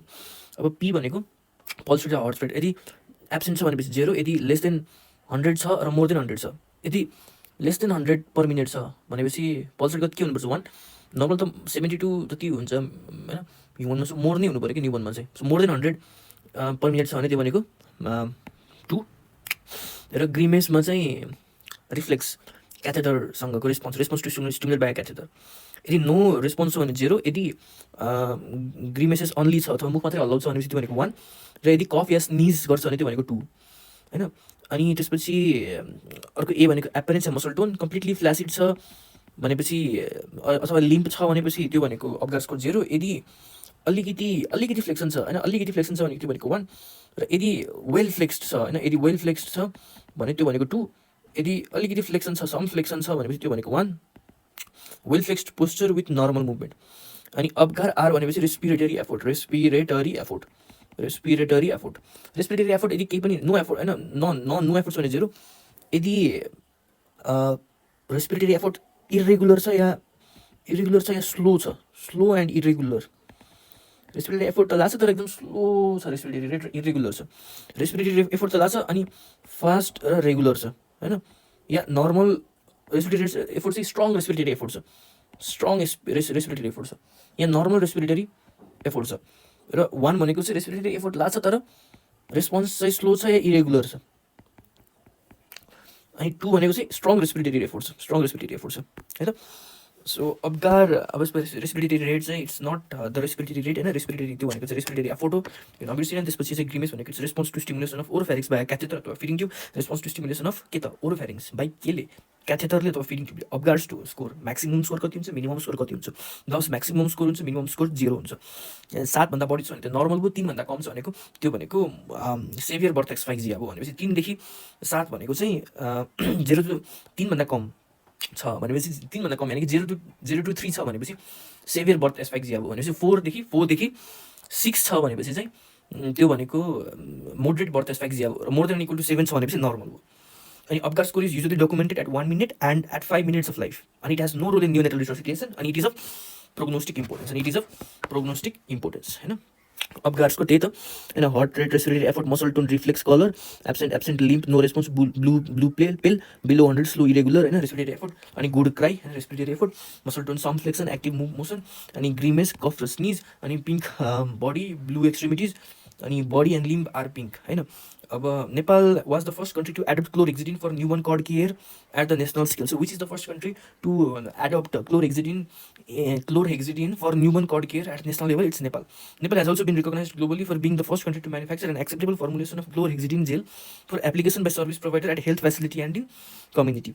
4% chlorhexidine यसरी लाउने होइन, 4% कति 4% लाउने, 4% chlorhexidine होइन, धोएर निकालेर लाएर होइन, यसरी चाहिँ क्लोरहेक्सिडिन लाउने।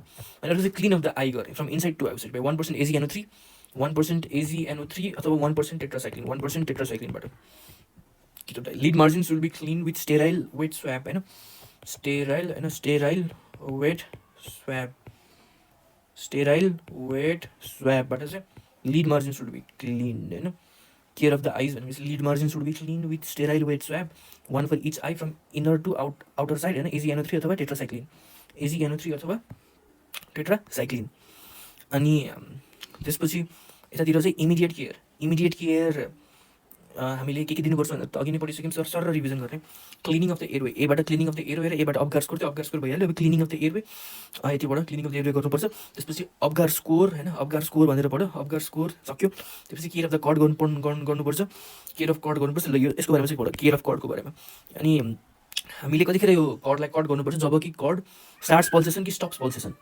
जब कर्ड स्टप्स पल्सेसन है त, जब कर्ड विल स्टप पल्सेटिङ तब हामीले कर्डलाई काट्नुपर्छ। अनि कति एमएल ब्लड बाँकी हुन्छ त्यतिखेर, 10 ml ब्लड बाँकी हुन्छ जब कर्ड पल्सेसन गरिरहेको हुन्छ। अनि हामीले काट्यौँ भने चाहिँ 10 ml अफ ब्लड चाहिँ आफ्टर स्टप पल्सेटिङ हामीले काट्यौँ भने चाहिँ 10 ml ब्लड चाहिँ ब्याक टु द फिटस अथवा न्यू बर्न आउँछ।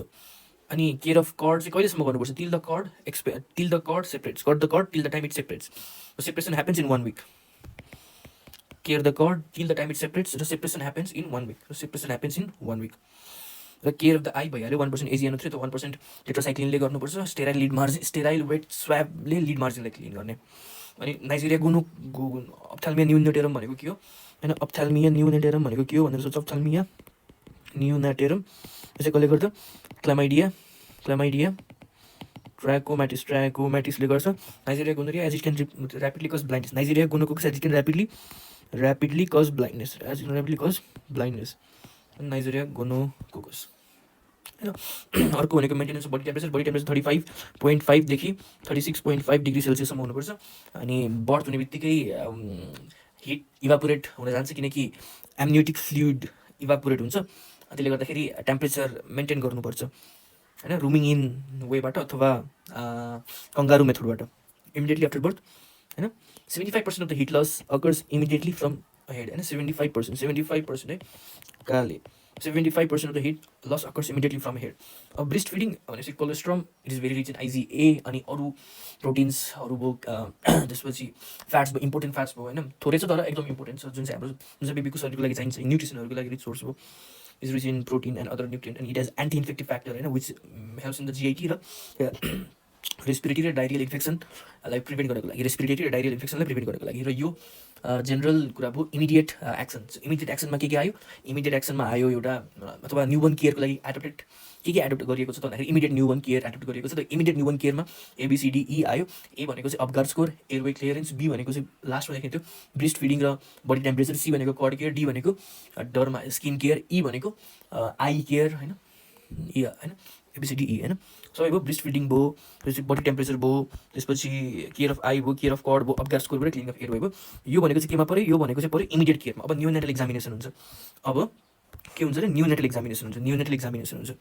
सो यो न्युनेटल एक्जामिनेसनलाई चाहिँ डिभाइड गरिएको छ फर्स्ट एक्जामिनेसन र सेकेन्ड एक्जामिनेसन भनेर। फर्स्ट एक्जामिनेसन भनेको त्यो एक्जामिनेसन जुन चाहिँ न्युनेटल बर्थ हुने बित्तिकै गरिने एक्जामिनेसन छ। थाहा पाउनुको लागि त्योसँग कुनै कन्जेनाइटल एब्नर्मालिटी चाहिँ छैन, बेसिकली इम्परफोरेट एनस त छैन। अनि थाहा पाउनु कि उसलाई केही बर्थ इन्जुरी त भएन, हाइपोक्सिया साइनोसिस त छैन होइन, अथवा केही बर्थ इन्जुरी त छैन होइन भने जस्तै कि हेडमा केही इन्जुरी त छैन, ट्विचिङ कन्भल्जन यस्तो त छैन। सो यो भनेको फर्स्ट एक्जामिनेसन भयो होइन। नो इन्जुरी ड्युरिङ डेलिभरी अनि is there any malformation होइन भनेपछि the examination is made The first examination is made at the delivery room. The first examination is made soon after birth and preferably at the delivery room. This examination is to ascertain that the baby has not suffered injury during the birth process and there is no detected malformation. हैन अनि अर्को कसैले भन्छ to access maturity, त्यो maturity याद छ भनेपछि भन, टु एक्सेस म्याच्युरिटी याद भयो भनेपछि चाहिँ भन्ने. अनि the following abnormality found in examination should be immediately attended to. के छ, सिएनओसिस अफ लिभ हुनसक्छ होइन, डिफिकल्टी इन ब्रिथिङ हुनसक्छ, जुन चाहिँ भनेको हाइपोक्सिया भयो, इम्परफोरेटेड एनस हुनसक्छ, अब सबै भनेको सिएनएसको, पर्सिस्टेन्ट भमिटिङ हुनसक्छ, sign of cerebral rigidity, cerebral irritation होइन, नेक रिजिडिटी, ट्विचिङ, कन्भल्सन होइन, ट्विचिङ हुनसक्छ, त्यसपछि कन्भल्सन हुनसक्छ, ट्विचिङ हुनसक्छ, कन्भल्सन हुनसक्छ.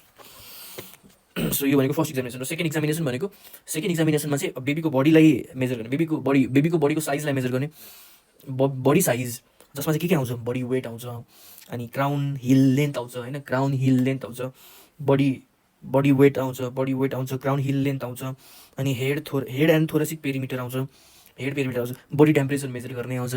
बडी टेम्परेचर एक्जामिनेसनमा चाहिँ बडी टेम्परेचर मेजर गर्ने चाहिँ एक्जामिनेसनमा पनि भयो र मेन्टेन गर्ने चाहिँ इमिडिएट न्युनाटल केयर पनि भयो त, बडी टेम्परेचर. त्यसपछि अरू भनेको चाहिँ एक्जामिनेसन गर्ने हेड एन्ड फेस, त्यसपछि न्युरो बिहेभियरल एक्टिभिटी होइन, न्युरो बिहेभियरल एक्टिभिटी, त्यसपछि स्किन, तिम्रो यो बडी साइज र बडी टेम्परेचर मेजर गर्ने त भइहाल्यो.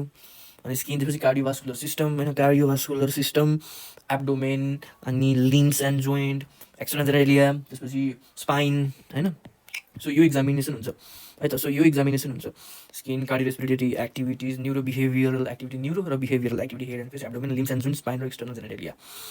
अब मेजरमेन्ट अफ बेबी होइन, मेजरिङ द बेबी कसरी, बर्थ वेट मेजर गर्न सकिन्छ, अर्को लेन्थ अथवा हाइट मेजर गर्न सकिन्छ. बर्थ वेट मेजर गर्नको लागि हामीसँग कुन स्केल छ, साल्टर वेटिङ स्केल छ भनेपछि यो भनेको साल्टर वेटिङ स्केल छ भनेपछि. अनि लेन्थ अथवा हाइट मेजर गर्नको लागि चाहिँ हामीसँग स्टेडियोमिटर र इन्फान्टोमिटर छ. स्टेडियोमिटर र इन्फान्टोमिटर. स्टेडियो भनेको के हो त, स्टेडियो भनेको स्ट्यान्ड होइन, स्ट्यान्ड भनेपछि मोर देन 2 इयरको लागि स्टेडियोमिटर युज हुन्छ र लेस देन 2 इयरको लागि इन्फान्टोमिटर युज हुन्छ. र स्ट्यान्ड गरेको छ नि त. अब लेन्थ र हाइट, अब बर्थ वेट, अब एभरेज बर्थ वेट भनेको more than 2.5 KG, 2.9 KG average birth weight हुन्छ, मोर देन 2.5 केजी भनेको नर्मल हुन्छ.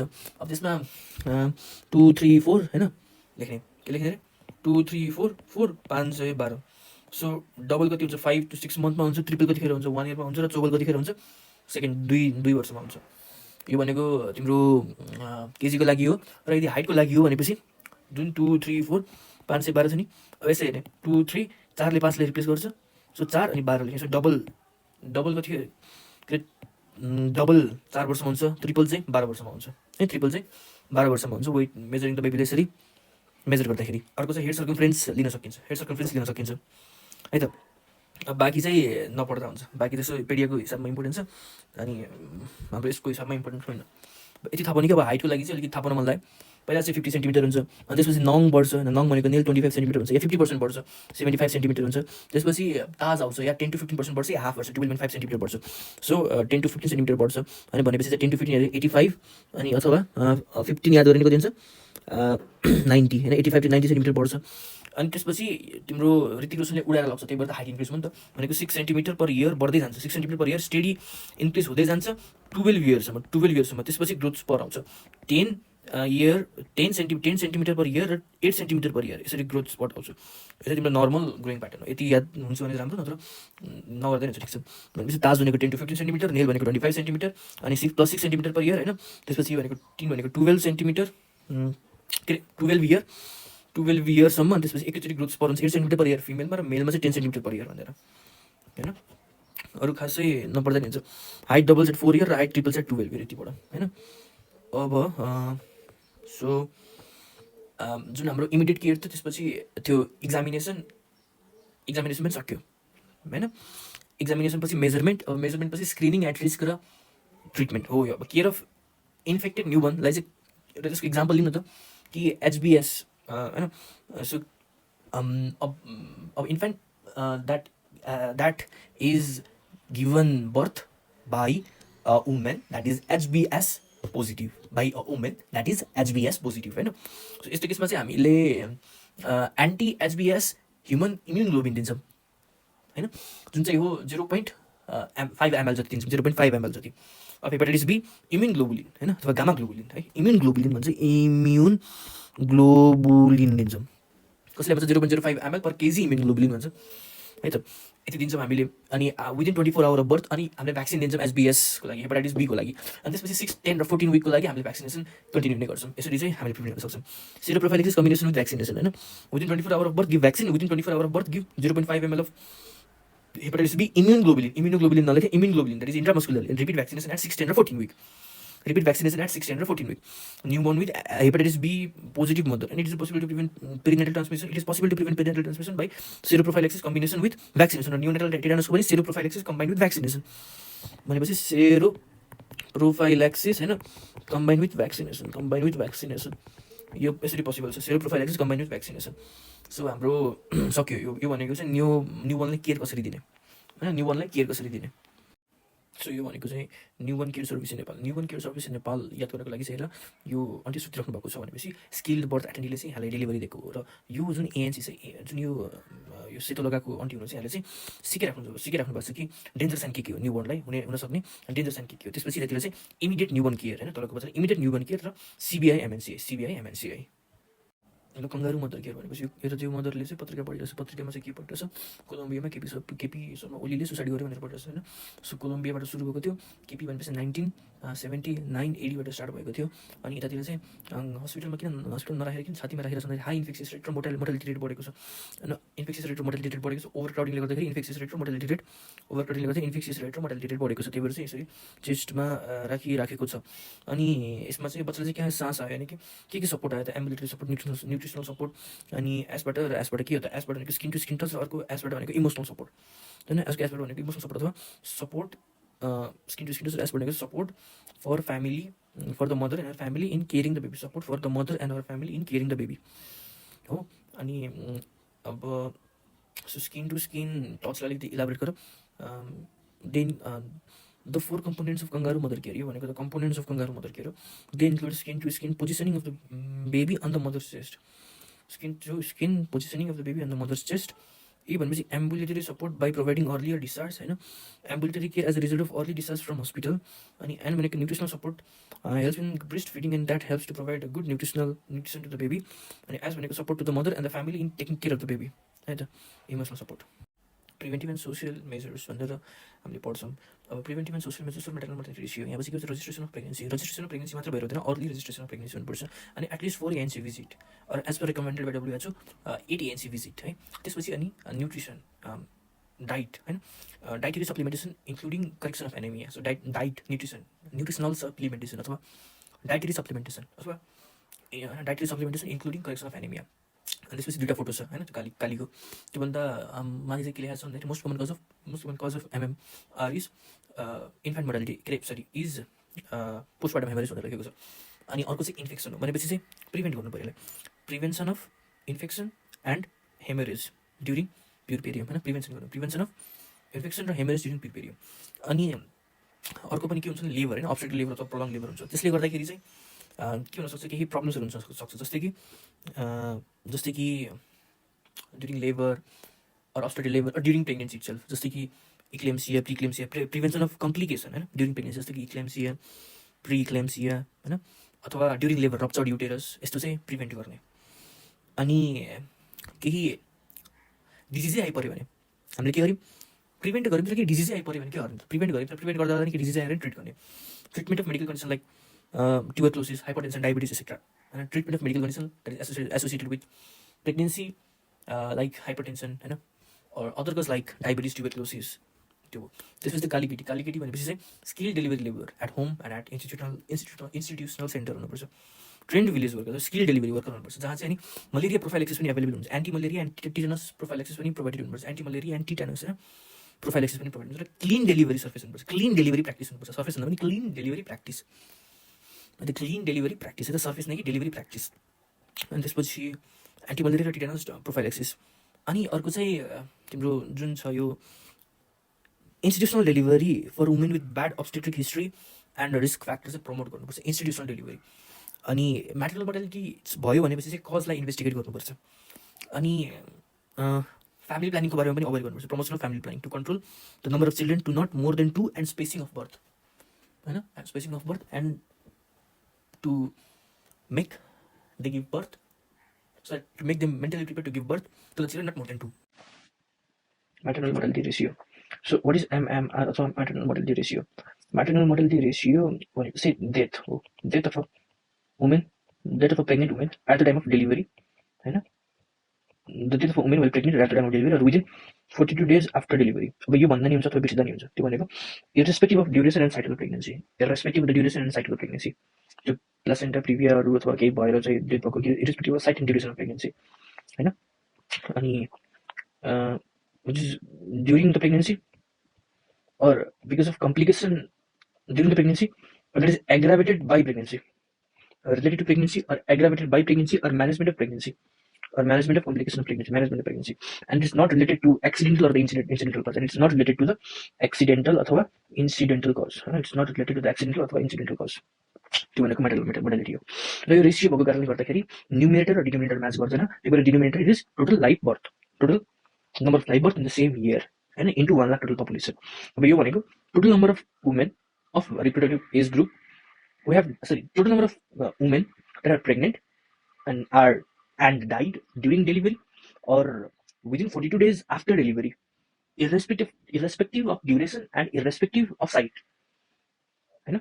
अनि त्यसपछि they have died because of pregnancy or any complication related to pregnancy, or aggravated because of pregnancy, or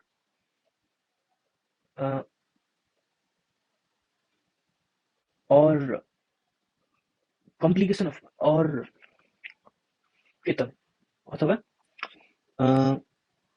during its management, but not from accidental or incidental cause. त्यो maternal mortality अनि divided by total number of live birth into 1 lakh. So maternal mortality ratio भनेको पनि यही हो। Maternal mortality rate भनेको same concept divided by women of reproductive age group in the same time period. What are the causes of maternal mortality rate? So यसको चाहिँ obstetric cause हुन्छ र social medical cause हुन्छ र social cause हुन्छ। medical cause obstetric हुन्छ र non obstetric हुन्छ। medical cause obstetric मा जाने हो भनेपछि चाहिँ hemorrhage हुन्छ। hemorrhage भनेको चाहिँ postpartum hemorrhage। postpartum hemorrhage को country like Nepal the most common cause भनेको uterine atony। uterine atony किन हुन्छ त भन्दाखेरि इन्स्ट्रुमेन्टल र ट्रमेटिक डिलिभरी भएको कारणले गर्दाखेरि, अथवा अनस्किल्ड डेलिभरी गर्दाखेरि, अथवा ग्रान्ड मल्टिप्यारा त्यसले गर्दाखेरि, हैन? अथवा लेबरमा प्रोलोङ्ड लेबर छ, अब्स्ट्रक्टेड लेबर छ, अनसेफ लेबर छ, यसले गर्दाखेरि पोस्टपार्टम हेमोरेज हुने चान्स हुन्छ। अर्को भनेको इन्फेक्सनले गर्दाखेरि पनि पोस्टपार्टम हेमोरेज हुने चान्स हुन्छ। र अर्को इन्फेक्सन सँगै भन्ने टक्सेमिया अफ प्रेग्नेन्सी, अर्को लेबर, हैन? लेबर भनेर भन्ने अब्स्ट्रक्टिभ, अनसेफ र प्रोलङ लेबर। अनि नन अब्स्ट्रक्टिभ कज भनेको एनिमिया भइहाल्यो, एनिमिया आफै पनि याद हुन्छ। र अर्को भनेको पानीले गर्दाखेरि, जस्तै कि एनी एब्नर्मालिटी इन किडनी, हैन? Associated disease in kidney, hepatic, metabolic, हैन? Metabolic and infectious. So A भनेको चाहिँ एसोसिएटेड डिजिज जस्तै कि कार्डियाक, हैन? Renal, hepatic, metabolic, infectious, anaemia associated disease, त्यसपछि के हुन्छ अनि मालिग्नेन्सी र एक्सिडेन्ट, अरु चाहिँ मालिग्नेन्सी र एक्सिडेन्ट है। अब मेडिकल कज पनि भयो, नन अब्स्ट्रक्टिभ कज पनि भयो, हैन? सोशल फ्याक्टरमा चाहिँ के हुन्छ? सोशल फ्याक्टरमा चाहिँ इलिट्रेसी हुन्छ। मेरो एकजना साथीले छिटो बिहा गरेको इलिट्रेसी, अनि पोभर्टी, अनि एज एट चाइल्ड बर्थ, हैन? चाइल्ड बर्थ, अनि decreased birth spacing, very poor transportation, poor environmental sanitation, यिनीहरूको most common cause of maternal mortality is haemorrhage र पोस्टपार्टम हेमोरेज, है त। सो पेरिनाटल मोर्टालिटी रेट भनेको चाहिँ स्टिल बर्थ, हैन? Still birth भनेपछि more than 28 week of gestation, still birth plus total early neonatal death भनेको up to 7 days death, हैन? Death divide by total life birth plus still birth पनि भनेको भनिन्छ, plus still birth into 1000, हैन? Birth into 1000, है त। यो हो पेरिनेटल मोर्टालिटी रेट भनेको।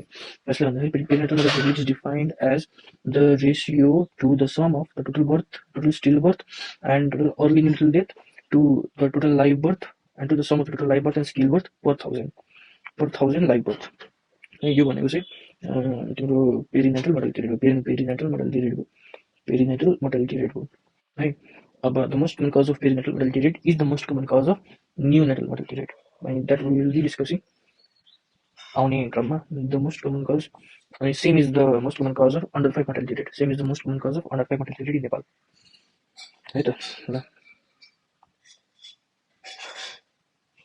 The cause of perinatal mortality rate भनेको नेटल भनेपछि बेबीको है त cause of death of baby भनेपछि एउटा हुन्छ एएनसी कजमा बाबाको टाउको भनेपछि हाइपरटेन्सन। सो म्याटर्नल डिजिजले गर्दाखेरि हुन्छ एउटा म्याटर्नल डिजिजले गर्दाखेरि जस्तै कि ट्युबरक्लोसिस, जस्तै कि हाइपरटेन्सन, कार्डियोभास्कुलर डिजिज, जस्तै कि एनेमिया, जस्तै कि डायबिटिज होइन। एउटा चाहिँ म्याटर्नल डिजिजले गर्दाखेरि हुन्छ। अनि अर्को चाहिँ पेल्भिक डिजिज होइन। पेल्भिक डिजिजमा के इन्डोमेट्रियोसिस आयो, फिब्रियोट आयो। त्यसपछि अर्को चाहिँ तिम्रो एनाटोमिकल प्रब्लम, एनाटोमिकल डिफेक्ट जस्तै कि युटेराइन एनोमलिजहरू, एनोमलिज एनाटोमिकल डिफेक्ट भयो। अर्को माल न्युट्रिसनले गर्दाखेरि हुनसक्छ। अर्को ब्लडमा के ब्लड इन्कम्पेबिलिटीले गर्दाखेरि हुन्छ। त्यसपछि इन्ट्रानेटल भनेको चाहिँ तिम्रो ड्युरिङ डेलिभरी होइन। के हुनसक्छ त भन्दाखेरि के हुनसक्छ त एउटा बर्थ एउटा हाइपोक्सिया हुनसक्छ, अर्को बर्थ एस्फाक्सिया हुनसक्छ। त्यसपछि अर्को हुनसक्छ अब्स्टेट्रिक कम्प्लिकेसन हुनसक्छ। अर्को बर्थ इन्जुरी हुनसक्छ, अब्स्टेट्रिक कम्प्लिकेसन र बर्थ इन्जुरी, अब्स्टेट्रिक कम्प्लिकेसन र बर्थ इन्जुरी हुनसक्छ होइन। त्यसपछि अब्स्टेट्रिक कम्प्लिकेसन र बर्थ इन्जुरी।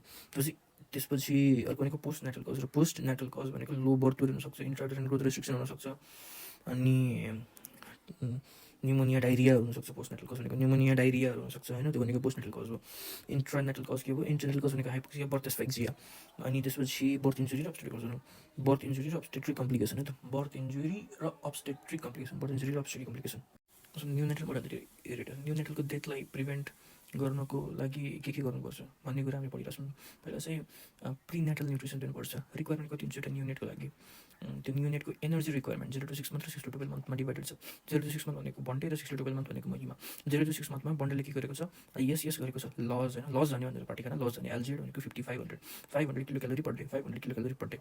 अनि त्यसपछि उसले चाहिँ उसको हातमा प्यान पकडेको छ भनेपछि चाहिँ 92 kilo calorie per KG per day.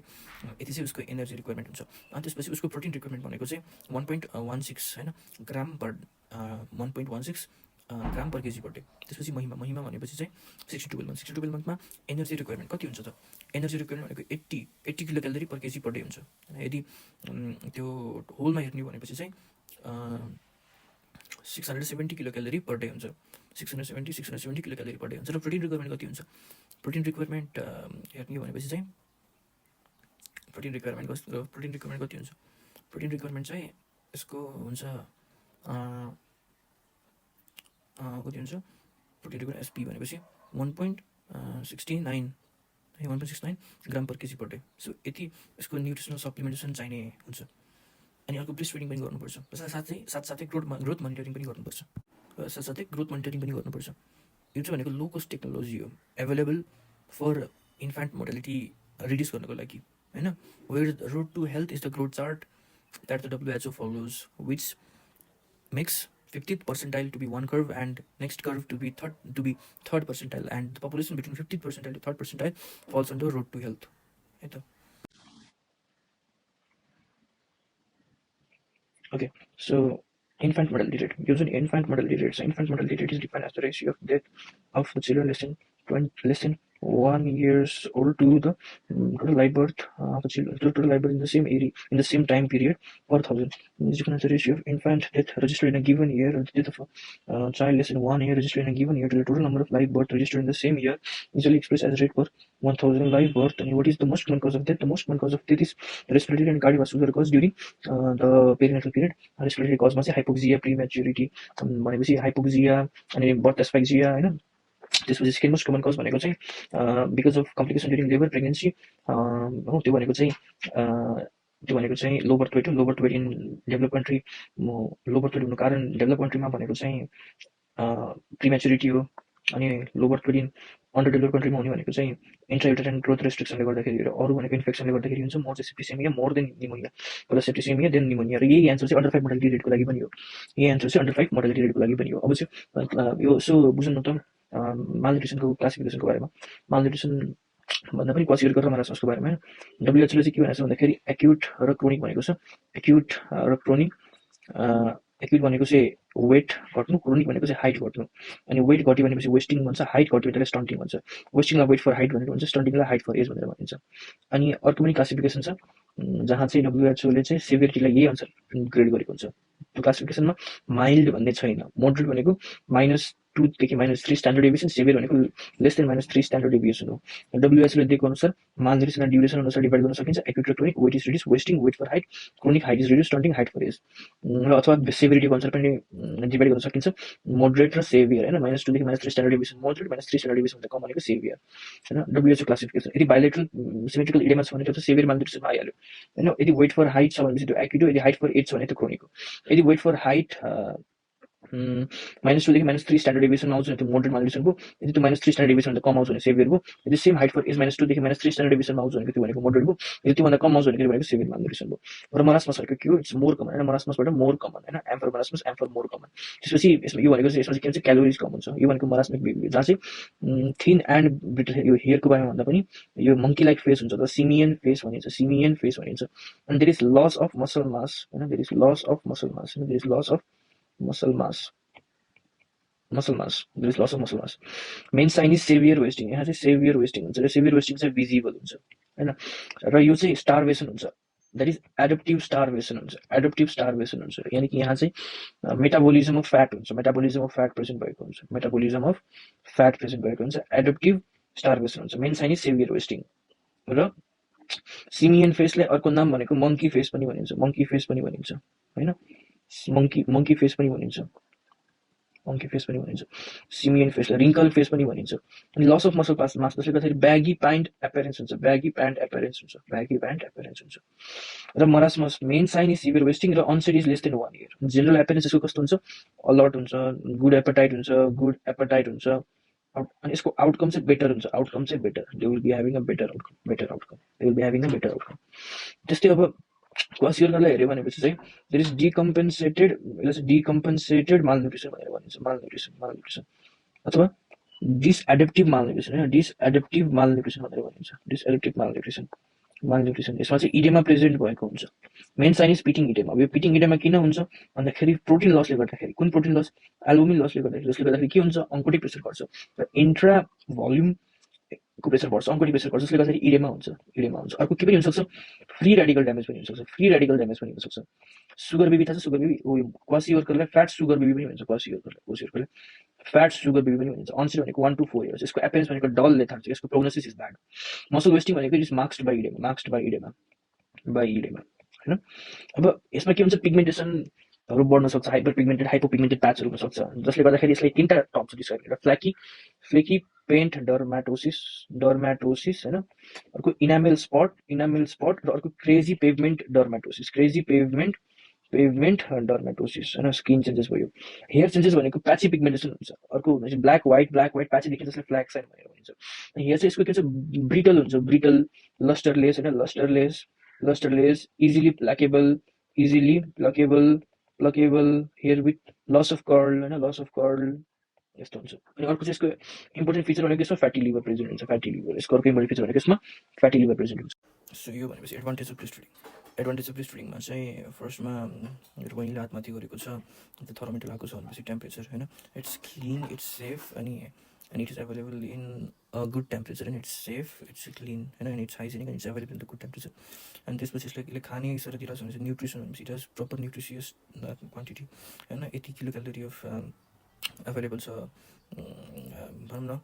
Energy कति किलो क्यालोरी छ भन्दाखेरि 65 किलो क्यालोरी अभाइलेबल छ पर 100 ml। त्यसपछि कति प्रोटिन एभाइलेबल छ भनेपछि TT 1.1 ग्राम पर 100 ml यति छ भनेपछि IgA, IgD र अदर इम्युनोग्लोबुलिन पनि यसमा पाइन्छ। साथसाथै इम्पोर्टेन्ट फ्याटी एसिड जस्तो चाहिँ ब्रेनको ग्रोथ गर्न हेल्प गर्छ होइन। डिकोसाइक्जेनिक एसिड, डिएचए, टौरिन, सिस्टिन यस्तो एमिनो एसिड पनि पाइन्छ यसमा। भनेपछि यो न्युट्रिसन रिच छ।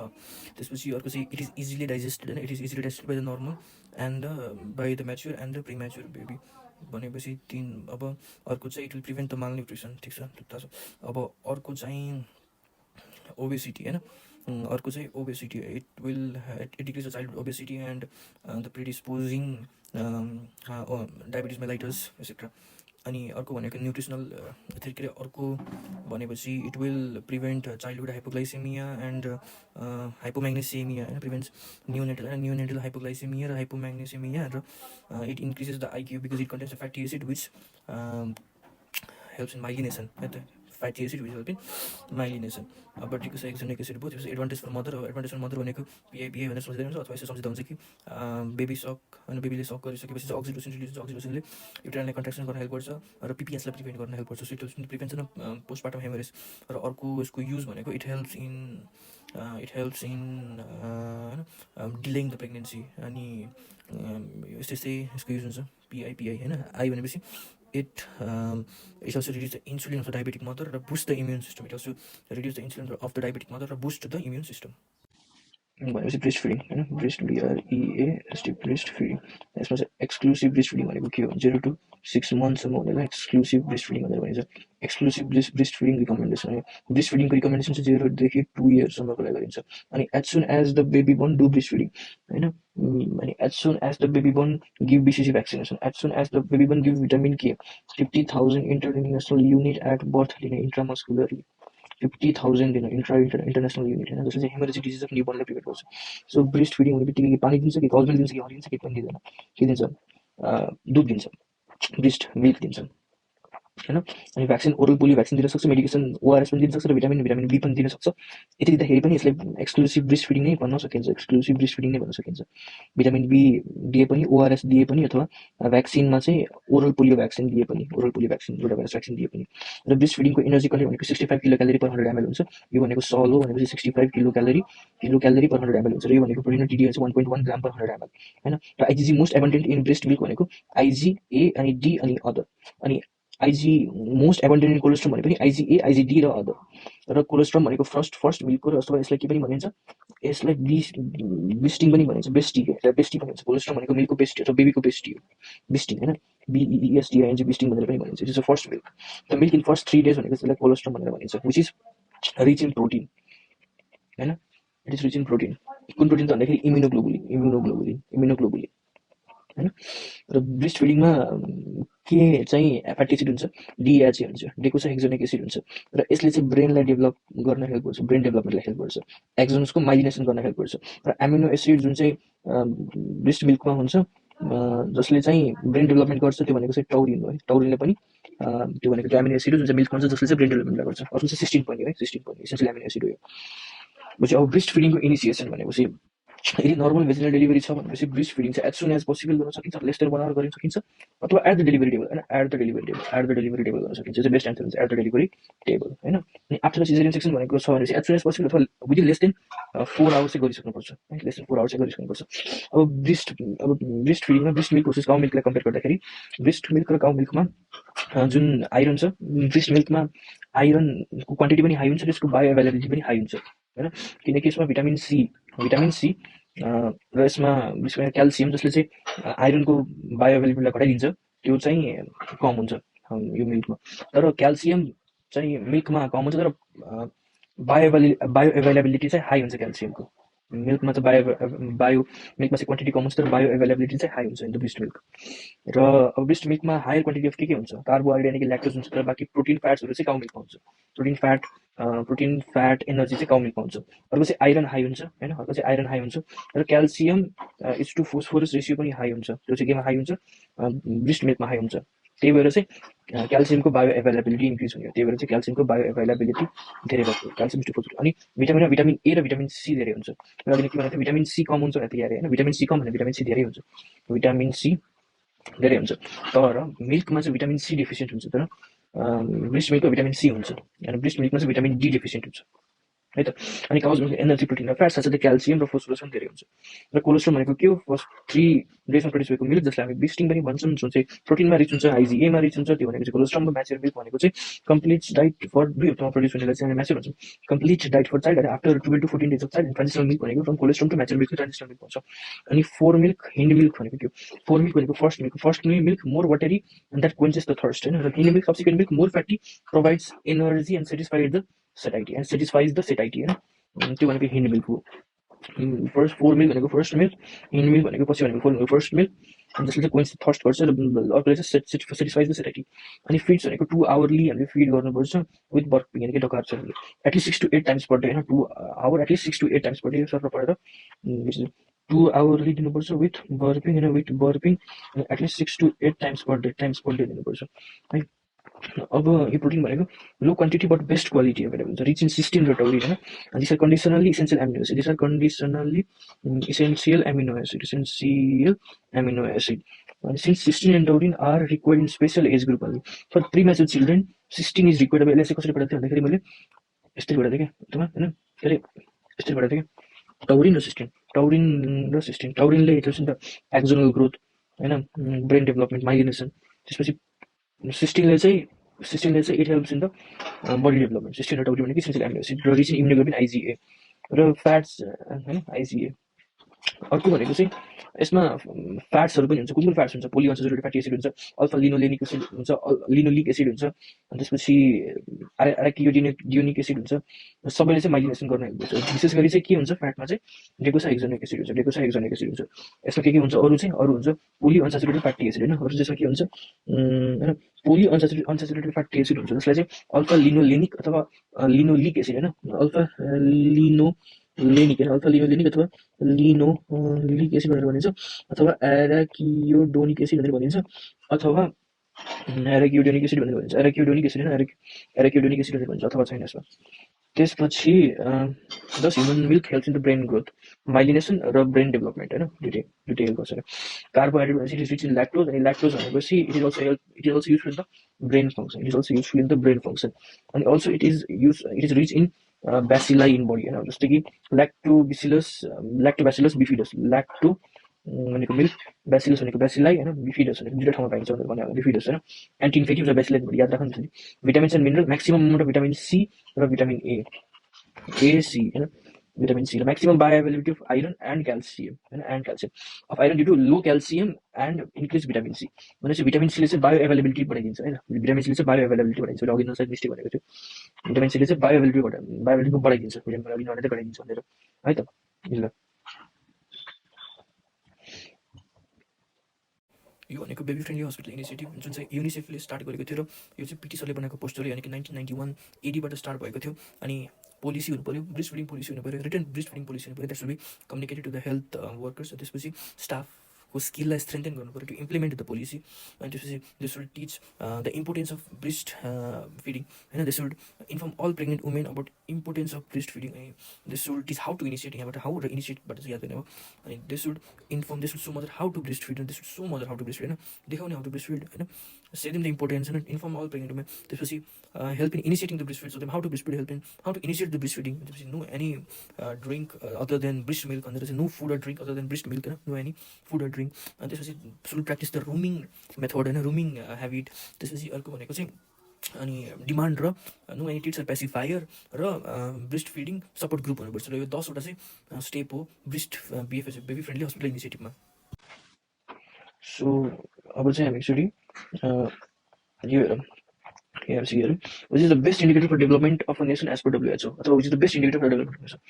हामीले इन्फेन्ट या प्रेग्नेन्ट वुमेनलाई हेऱ्यौँ भनेपछि चाहिँ नेसन डेभलप हुन्छ, इन्फेन्ट र प्रेग्नेन्ट वुमेन, किनकि अरू सब डिपेन्डेन्ट हुन्छ, आफैमा इन्डिपेन्डेन्ट हुन्छ, तर यिनीहरू चाहिँ डिपेन्डेन्ट हुन्छ। इन्फेन्ट मोर्टालिटी रेट र maternal mortality rate, best answer चाहिँ इन्फेन्ट मोर्टालिटी रेट हुन्छ।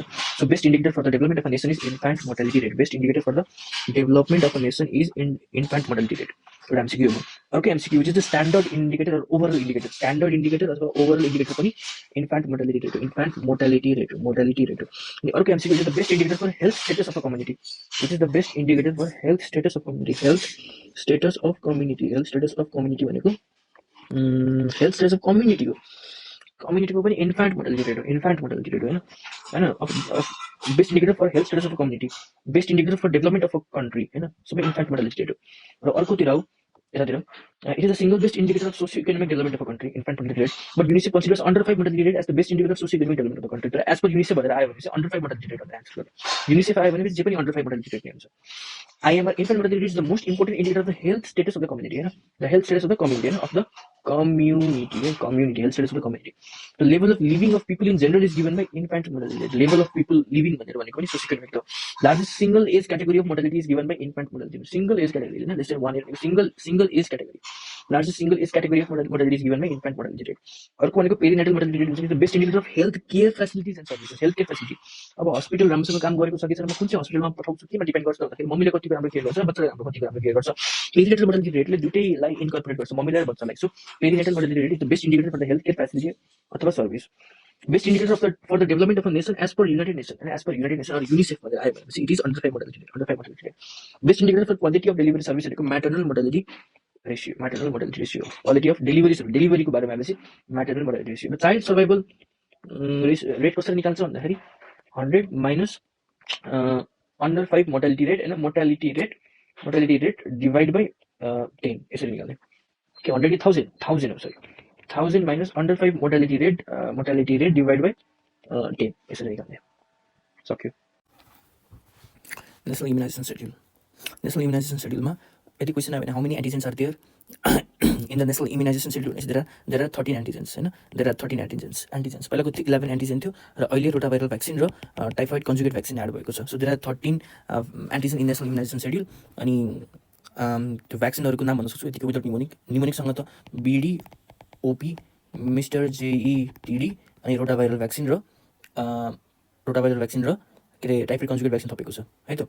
सो बीबाट बीसीजी, डीबाट DPT, HepB, HIV, haemophilus influenza B होइन, त्यसपछि ओरल पोलियो भ्याक्सिन अनि ओरल ओपिभी होइन, ओबाट ओरल पोलियो भ्याक्सिन र पीबाट निमोकोकल कन्जुगेट भ्याक्सिन, त्यसपछि ओपी अनि बिडी, ओपी अनि आई भनेको fractional injectable polio vaccine, BD, OP, mister measles rubella, J Japanese encephalitis, TD tetanus diphtheroid अनि दुईवटा बाँकी भयो, दुईवटामा त्यही रोटाभाइरल भ्याक्सिन र मिस्टर जे के अरे रोटाभाइरल भ्याक्सिन र टाइफोइड कन्जुगेट भ्याक्सिन भयो है त। अथवा normally BCG, OPV bivalent, measles rubella and pentavalent भनेको DPT, HepB, haemophilus influenza B होइन, हेपाटाइटिस बी र haemophilus influenza B, Japanese encephalitis र निमोकोकल कन्जुगेट भ्याक्सिन अनि typhoid conjugate vaccine. Nepal is the first country in the South East Asia region to have immunisation act. र immunisation act कहिलेको त भन्दाखेरि immunisation act 2072 हो, 2072 immunisation act 2072 ठिक छ। Immunisation act, national immunisation act 2072। Multidose vaccine vial अथवा normal open भाइल पोलिसीमा जाने भ्याक्सिनको टाइम ड्युरेसन कति हुन्छ? They should be used less than 28 days होइन। जसको ओपन भाइल पोलिसी छैन that should be use within 4 to 6 hours र बेस्ट एन्सर इज 4 hours। जसमा जापानिज इन्सेफेलाइटिस त अझ लेस देन 2 hours हो, जापानिज इन्सेफेलाइटिसको लागि त अझ लेस देन 2 hours हो होइन। ल यो भयो। अब एउटा निमोनिक छ, त्यो भनेको यो के हो? पिएम हो, पिएम ब्रो जापान जाने, जहाँ चाहिँ यो पिएम एकदमै कुल ठाउँमा रहन त्यसले मन पराउँछ, किनकि पिएम भनेपछि धेरै टेन्सन हुन्छ, धेरै हिटहरू क्रिएटेड भएको हुन्छ, त्यही भएर कुल ठाउँमा बस्न मन लागेको हुन्छ यो पिएमलाई। जहाँ चाहिँ यो भनेको हिट सेन्सिटिभ भ्याक्सिनहरू के छन् त हिट सेन्सिटिभ भ्याक्सिन भन्दाखेरि PM oral polio vaccine, missile rubella vaccine, PM Japanese encephalitis Japan जाने होइन। भनेपछि अर्को चाहिँ के हो? पिएम ब्रो होइन, ब्रो भनेपछि बिसिजी र रोटा अनि जापानबाट जापानिज इन्सेफेलाइटिस र जानेबाट केही पनि हुँदैन। र सबैभन्दा बढी हिट सेन्सिटिभ कुन हुन्छ? रिकम्बिनेन्ट बिसिजी भ्याक्सिन हुन्छ। यदि रिकम्बिनेन्ट अप्सनमा छैन भनेपछि ओरल पोलियो भ्याक्सिन, नाममै छ ओरल पोलियो भ्याक्सिन, आथा पोलियो भ्याक्सिन होइन। भनेपछि यसले धेरै हिट सेन्सिटिभ रहेछ, त्यहाँ चिसोमा राख्नु पऱ्यो। सो हिट सेन्सिटिभ भ्याक्सिनहरू हो। बिसिजी भनेको हिट सेन्सिटिभ त हो तर यो मोर लाइट सेन्सिटिभ हो। अनि रिकम्बिनेन्ट बिसिजी भनेको धेरै हिट सेन्सिटिभ हो है त। So heat sensitive vaccine oral polio vaccine, आथा polio vaccine, heat sensitive vaccine, BCG भनेको हिट सेन्सिटिभ भ्याक्सिन तर यो मोर लाइट सेन्सिटिभ भ्याक्सिन हो। PM, P भनेको oral polio vaccine. Oral polio vaccine भनेको हाम्रो इम्युनाइजेसन स्केड्युलमा भएको मोस्ट हिट सेन्सिटिभ भ्याक्सिनमा पनि पर्ने भयो होइन, मोस्ट चाहिँ रिकमेन्डेड। त्यसपछि ओरल पोलियो भ्याक्सिन। अर्को missile, BCG, rota, Japanese encephalitis होइन। So recommended BCG, OPV। BCG recommended BCG भन्दा OPV धेरै हिट सेन्सिटिभ हुन्छ। अब त्यो भयो हिट सेन्सिटिभको लागि होइन, त्यो भयो हिट सेन्सिटिभको लागि। शाहरुख, अब यो चाहिँ तिम्रो जुन भ्याक्सिन्सहरू छ, भ्याक्सिन्सहरूलाई चाहिँ यो फ्रिजमा राख्ने त हिट सेन्सिटिभ भनेपछि फ्रिजमा राख्नु पऱ्यो। भनेपछि डिप फ्रिजमा के राख्नु पऱ्यो, शाहरुख खानुको ओम शान्ति ओम फिल्म राख्नु पऱ्यो। ओम शान्ति ओम, यदि त्यो निमोनिकबाट याद भएन भने यसरी याद गर्ने, ओम शान्ति ओम फिल्ममा आगो बलेको छ भनेपछि पोलियो भनेपछि ओरल पोलियो भ्याक्सिन भनेपछि यो मोस्ट हिट सेन्सिटिभ भ्याक्सिन हो, हिट सेन्सिटिभ भ्याक्सिन हो। त्यही भएर त्यसलाई फ्रिजमा राख्नु पऱ्यो। र मसलहरू छ, यहाँ अरू ठाउँहरूमा मसल्सहरू छ होइन, यानि कि त्यसलाई फिल गर्ने कि अब यो मिजल्स रुबेला, मिजल्स भ्याक्सिन पनि हिट सेन्सिटिभ भ्याक्सिन भयो, हिट सेन्सिटिभ भ्याक्सिन भयो होइन। PM, बाँकी चाहिँ they are more light sensitive, more than heat sensitive, they are more light sensitive. यानि कि BRO र Japan, BCG, rota, Japanese encephalitis, they are more light sensitive than they are more heat sensitive. ठिक छ। अब hit sensitive vaccine यसमा यो अलग होइन, यो अलग फिल्मको हिरो हेपाटाइटिस B भनेर चाहिँ मैले अलग फिल्मको हिरोलाई नाम दिएको थिएँ, किनकि हेपेको यसलाई सबले हेप्छ क्या। भनेपछि hepatitis B most cold sensitive vaccine हो र भन त हो। त्यसपछि यो भनेको हातमा कतिवटा औला हुन्छ, 5वटा भनेपछि पेन्टाभ्यालेन्ट भ्याक्सिन त्यसपछि आउँछ, भ्यालेन्ट भ्याक्सिन। अनि यो के हो, निमको पात भनेपछि निमोकोकल कन्जुगेट भ्याक्सिन भनेपछि हिट सेन्सिटिभ भ्याक्सिन। के अरे यो हिट सेन्सिटिभ हो र यो त कोल्ड सेन्सिटिभ भ्याक्सिन भयो, यो रङ भयो है, मैले मिस्टेकली हिट सेन्सिटिभ लेखेछु होइन। यो के हो अरे, कोल्ड सेन्सिटिभ भ्याक्सिन हो। सो कोल्ड सेन्सिटिभ भ्याक्सिन हो। हेपाटाइटिस B यो ठ्याक्कै त्यही अर्डरमा छ, हेपाटाइटिस B, पेन्टाभ्यालेन्ट र निमोकोकल कन्जुगेट भ्याक्सिन। अब ओपन भायल पोलिसीको बारेमा पढौँ। ओपन भायल पोलिसीले के भन्छ भन्दाखेरि जुन भ्याक्सिन त्यो भ्याक्सिन ओपन गरिसकेपछि त्यसलाई लेस देन 28 डेजसम्म युज गर्न मिल्छ भनेर भन्छ। र ओपन भायल पोलिसी टीबाट आउने भ्याक्सिनले फलो गर्छ, टिटानस भएको भ्याक्सिन जस्तै कि DPT, जस्तै कि TED होइन। Open vial policy is follow by T containing vaccine and also other vaccine जस्तै कि DPT र TT र TD र अल्सो अदर भ्याक्सिन अनि र यो ओपन भायल पोलिसी फलो गर्ने चाहिँ they can be used less than 28 hours है त, not 4 to 6 hours. They can be used in less than 24 hours. यो हतारमा लेख्दा फेरि लेस देन 24 आवर्स, 24 आवर्स ए कहिले 24 hours, they can be less 28 days in less than 28 days open vial policy. अब no vaccine vial policy, जसले चाहिँ vaccine भायल पोलिसीलाई follow गर्दैन, यसको निमित्त छ मेरा रोता बिचारा जिजा, मेरा रोटा बिचारा जिजा भनेको मिजल, रोटा भाइरस, BCG र जापानिज इन्सेफेलाइटिस है त। मिजल, BCG, रोटा र जापानिज इन्सेफेलाइटिस यो 4 देखि 6 दिनमा युज हुनुपर्छ, जहाँ चाहिँ 4 दिनमा यसको बेस्ट एन्सर हुन्छ। जापानिज इन्सेफेलाइटिस चाहिँ 2 दिनभित्रमा युज हुनुपर्छ होइन, यसरी खोलेको होइन। अथवा मैले एकजना मेरो मेमोरी प्यालेसमा चाहिँ मैले एकजना साथीलाई भेटेको थिएँ होइन, अनि त्यो साथीलाई भेट भएको क्षणमा चाहिँ सी हग्ड मी होइन। मलाई चाहिँ कस्तो फिल भयो, अपने जस्तो फिल भयो। अपने भनेपछि मलाई मिजल याद आउँछ, मिजल अपनेको सिन के, किनकि मिजल भनेको मसल भनेपछि अपने, अनि सी हग्ड मिजल। अनि त्यसपछि टाइगर श्रफ पनि थियो, र टाइगर श्रफको 2टा मुभी छ, एउटा छ फ्लाइङ ज्याटबाट मलाई जापानिज इन्सेफेलाइटिस याद आउँछ, अर्को छ वारबाट मलाई BCG याद आउँछ। सो यो अलिकति तिमीलाई गाह्रो हुनसक्छ, यो निमोनिकबाट छ, मलाई चाहिँ यो सजिलो हुन्छ होइन। सो वारबाट BCG होइन, भ्याक्सिन भायल पोलिसी फलो गर्दैन। त्यसपछि Japanese encephalitis vaccine vial policy follow गर्दैन। त्यसपछि मिजल होइन। ल अब इराडिकेसन नेपालमा के इराडिकेसन फेजमा गुज्रेको छ नेपालमा के भ्याक्सिन्सहरू इराडिकेसन फेजमा र एलिमिनेसन फेजमा र कन्ट्रोल फेजमा छन्। एलिमिनेसन फेजमा एलिमिनेट भइसकेको भनेको स्मल पक्स हो एउटा है, यानि कि स्मल पक्स कुनमा थियो, SRKको मुभी पठानमा थियो हो कि नै। र अर्को के थियो होला, अर्को थियो पोलियो पनि इराडिकेट भएको छ नेपालमा। स्मल पक्स नेपालमा कहिले इराडिकेट भयो भनेपछि पठानको फर्स्ट सिनमा चाहिँ शाहरुख खानलाई पिटिरहेको हुन्छ नि, तर उसले कसले मारिरहेको हुन्छ, उसको काकाले मारिरहेको हुन्छ, उसको काकाले मारिरहन्छ के भनेपछि 77 भनेपछि 1977 एडीमा स्मल पक्स इराडिकेट भएको थियो 1977 एडीमा हैन। हामीले अस्ति नैतिर पढेको चाहिँ लास्ट केसको लेखेको त पढाएको थियौँ हैन, तर अहिले चाहिँ हामीले पढेको इराडिकेसन कहिले भएको थियो र मर्योबाट एमआरबाट 2034 BS है त 1977 एडी र 2034 BS। र पोलियो चाहिँ कहिले इराडिकेट भएको छ 2014 एडी हो। लास्ट केस चाहिँ कहिले लेखेको थियो 2010 एडीमा लेखेको थियो। एलिमिनेसन भनेपछि म्याटर्नल र न्यूनेटल किटानस सबैले थाहा छ क्यान्सर 2005 एडी हुन्छ भनेर मेरो भिडियो हेर्नु सबैलाई थाहा छ। कन्ट्रोल चाहिँ कुन कन्ट्रोल फेजमा गएको छ, रुबेला र हेपाटाइटिस बी कन्ट्रोल फेजमा गएको छ र हेपाटाइटिस बी यानी कि त्यो अलग फिल्मको हिरोलाई मैले कन्ट्रोल गर्नै पर्छ नत्र त्यसलाई इलेक्ट्रिक सक त्यसले मान्छेलाई दिएर मार्न थाल्छ। रुबेला ओ माई गड फिल्ममा त्यो हिरोलाई कन्ट्रोल गर्नै पर्छ नत्र त्यसले भगवानको बुराइ गर्छ हैन। र अब Nepal endorse multi dose vial policy अथवा ओपन भाइल पोलिसी अथवा मल्टी डोज भाइल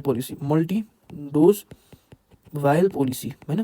कहिले त भन्दाखेरि सरी पोलिसी कसको लागि फर्म गरेको छ भन्दाखेरि टी सिरिज कन्टेनिङ भ्याक्सिन भनेपछि पेन्टाभ्यालेन्ट भ्याक्सिन र टीटी भ्याक्सिन र ओरल पोलियो भ्याक्सिनलाई पनि हो मेरा बिचारा रोटा जिजा र आर छ नि कुनैमा पिनी पनि छैन नि त। र यो पोलियो भने त ओम शान्ति ओमको सिन थियो ओम शान्ति ओम के ओम शान्ति ओमसँग र महिमा खनालसँग के रिलेसन छैन नि त। मैले त अघि न ओम शान्ति ओमसँग त केही पनि कुरा गरिनँ। सो त्यो भयो। They have concept of at least one vial per session हैन। ओपन भाइल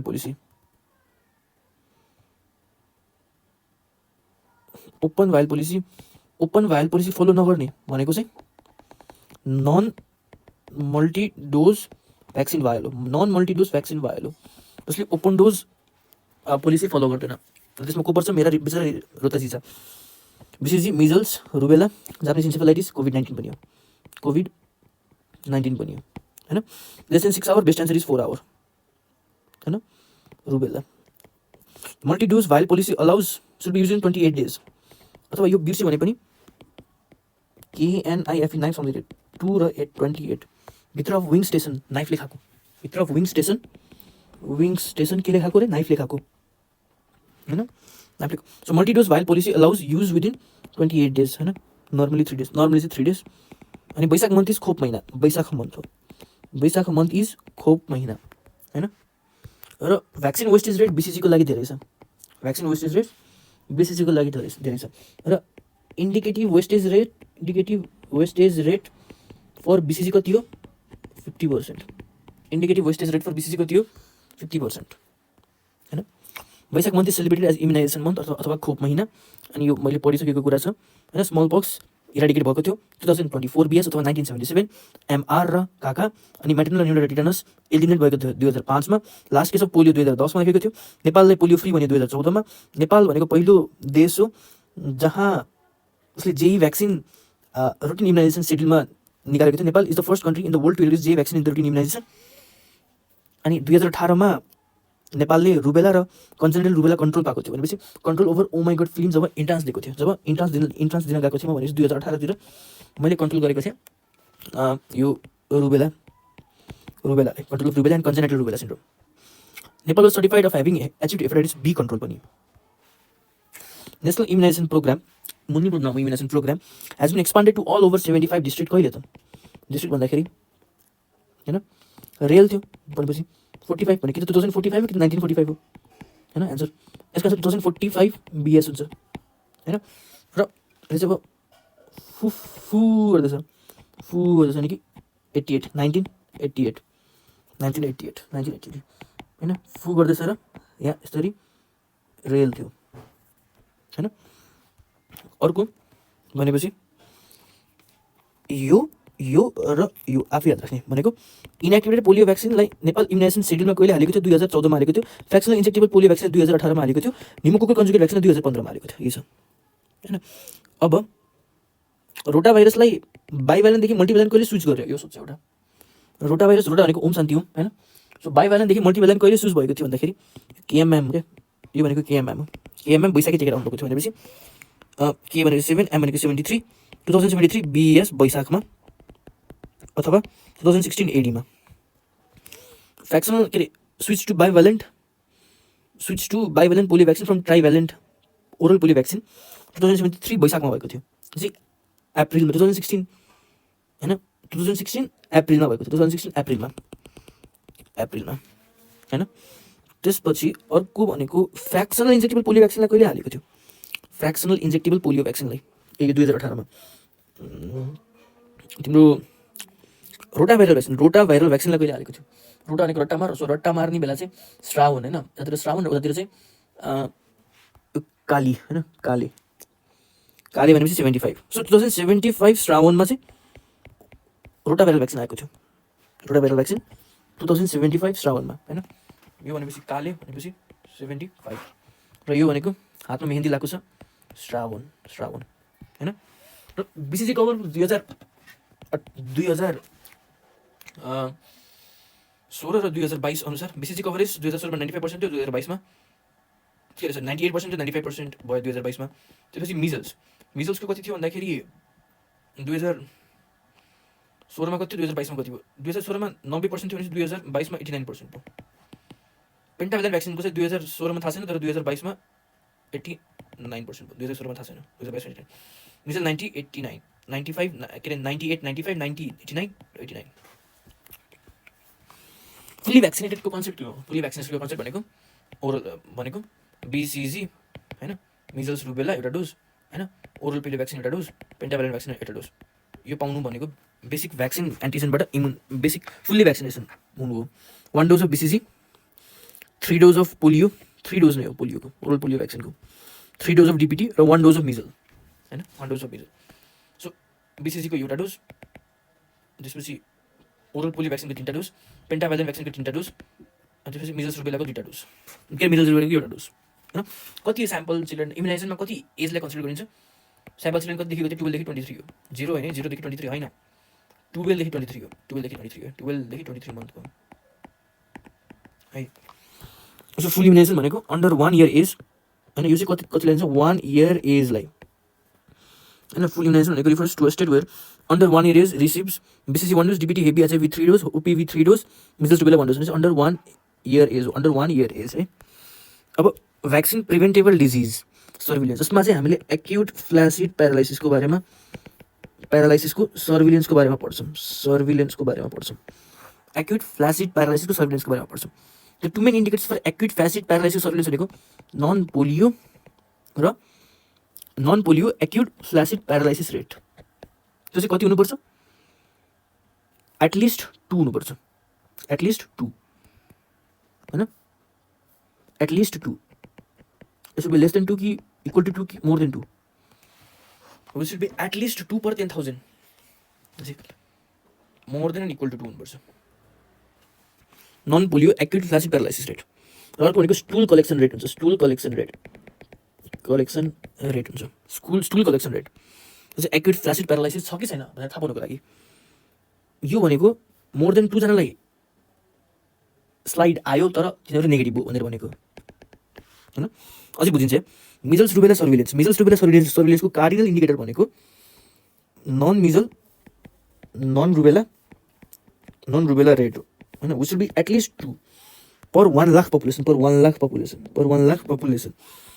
that is at least 2 suspected measles अथवा रुबेला केस छ र तिनीहरू नन मिजल्स र नन रुबेला भयो ल्याबोरेटरी टेस्टबाट। बुझ्यो? नन मिजल्स र नन रुबेला भयो तिनीहरू ल्याबोरेटरी टेस्टबाट। अब यो कोल्ड चेन भनेको cold chain is a mechanism to maintain the temperature of the vaccine हैन। cold chain is a mechanism to maintain the temperature of the vaccine in peripheral area where vaccines are used and vaccines are stored at which temperature हुन्छ 2 to 9 degree C, 2 degree C to 9 degree C है हैन, +2 to +8 degree C, even number याद राख, +2 to +8 degree C। Storage temperature to vaccine भनेको कति हुनुपर्छ? In peripheral area where vaccines are used यतिमा राख्छ, तर जब भ्याक्सिनलाई युज गर्न परेर हुन्छ होइन यतिमा राख्छ, तर स्टोरेज चाहिँ कतिमा गर्छ भने -15 देखि -25 मा गर्छ। सो 15 भनेपछि हाम्रो भनमा 15 रोल भनेको मनिषा भट्टको।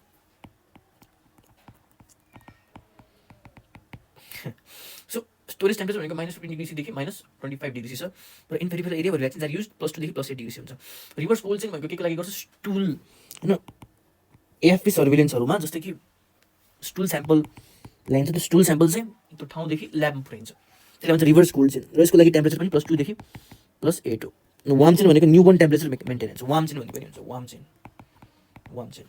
अब हिट सेन्सिटिभ भनेको आर रिकम्बिनेन्ट बिसिजी हो, देन ओपिभी, देन मिजल, अब थाहा छ पहिलेदेखि नै पिएम होइन, पिएम मलाई थाहा छ। BCG is more light sensitive in comparison to the heat sensitive, PM is the heat sensitive vaccine, PM bro Japan जाने होइन, यो थाहा छ। There are more light sensitive, BCG rota र G are more light sensitive. Free sensitive भनेको HepB pentavalent र pneumococcal conjugate vaccine, यसको लागि निमोनिक छ, यसको लागि पिक्चर निमोनिक छ। इन्जेक्टेबल पोलियो भ्याक्सिन भनेको it is both hit sensitive and free sensitive. अब vaccine vial monitor, VVM vaccine vial monitor, chemical indicator of heat stability of the vaccine हो। Vaccine vial monitor भनेको यो भनेको chemical indicator हो of heat stability of the vaccine. So के chemical use हुन्छ त भन्दाखेरि पिटौलिन सल्फोनेट होइन। सो त्यो भ्याक्सिन भाइल मोनिटरमा टावेलले पुस्थ्यो। सो पिटौलिन सल्फोनेट होइन, यो अलिकति डार्क कलर छ, यो अलिकति लाइट कलर छ, यो डार्क कलर छ। जब यो दुइटै कलर सेम हुन्छ, होमोजिनियस हुन्छ, तब चाहिँ discard the vaccine. Colour of the inner के हो, इनर जहिले स्क्वायर हुन्छ, आउटर सर्कल हुन्छ, किनकि आउटर चाहिँ धेरैलाई इन्कर्पोरेट गर्नु पऱ्यो, इनर सर्कल भने धेरै त इन्कर्पोरेट गर्नु पाउँदैन, स्क्वायर भने लिमिटेड हुन्छ, सर्कल भने कति धेरै इन्कर्पोरेट भयो, त्यो त बाहिर सर्कल हुन्छ, भित्र स्क्वायर हुन्छ। Out colour of inner square becomes darker from lighter with time होइन, इनर स्क्वायरको कलर बिकम्स डार्कर होइन, darker from lighter with time. Colour of the circle will not change, सर्कलको कलर चाहिँ विल नट चेन्ज। त्यसपछि discard point, कतिखेर चाहिँ हामी यसलाई डिस्कार्ड गर्छौँ, भ्याक्सिन इज डिस्कार्डेड भन्दा colour of the square is equal to colour of the circle if colour of the square is darker than circle it is non potent vaccine and will not be used. ठिक छ, हामीलाई थाहा छ।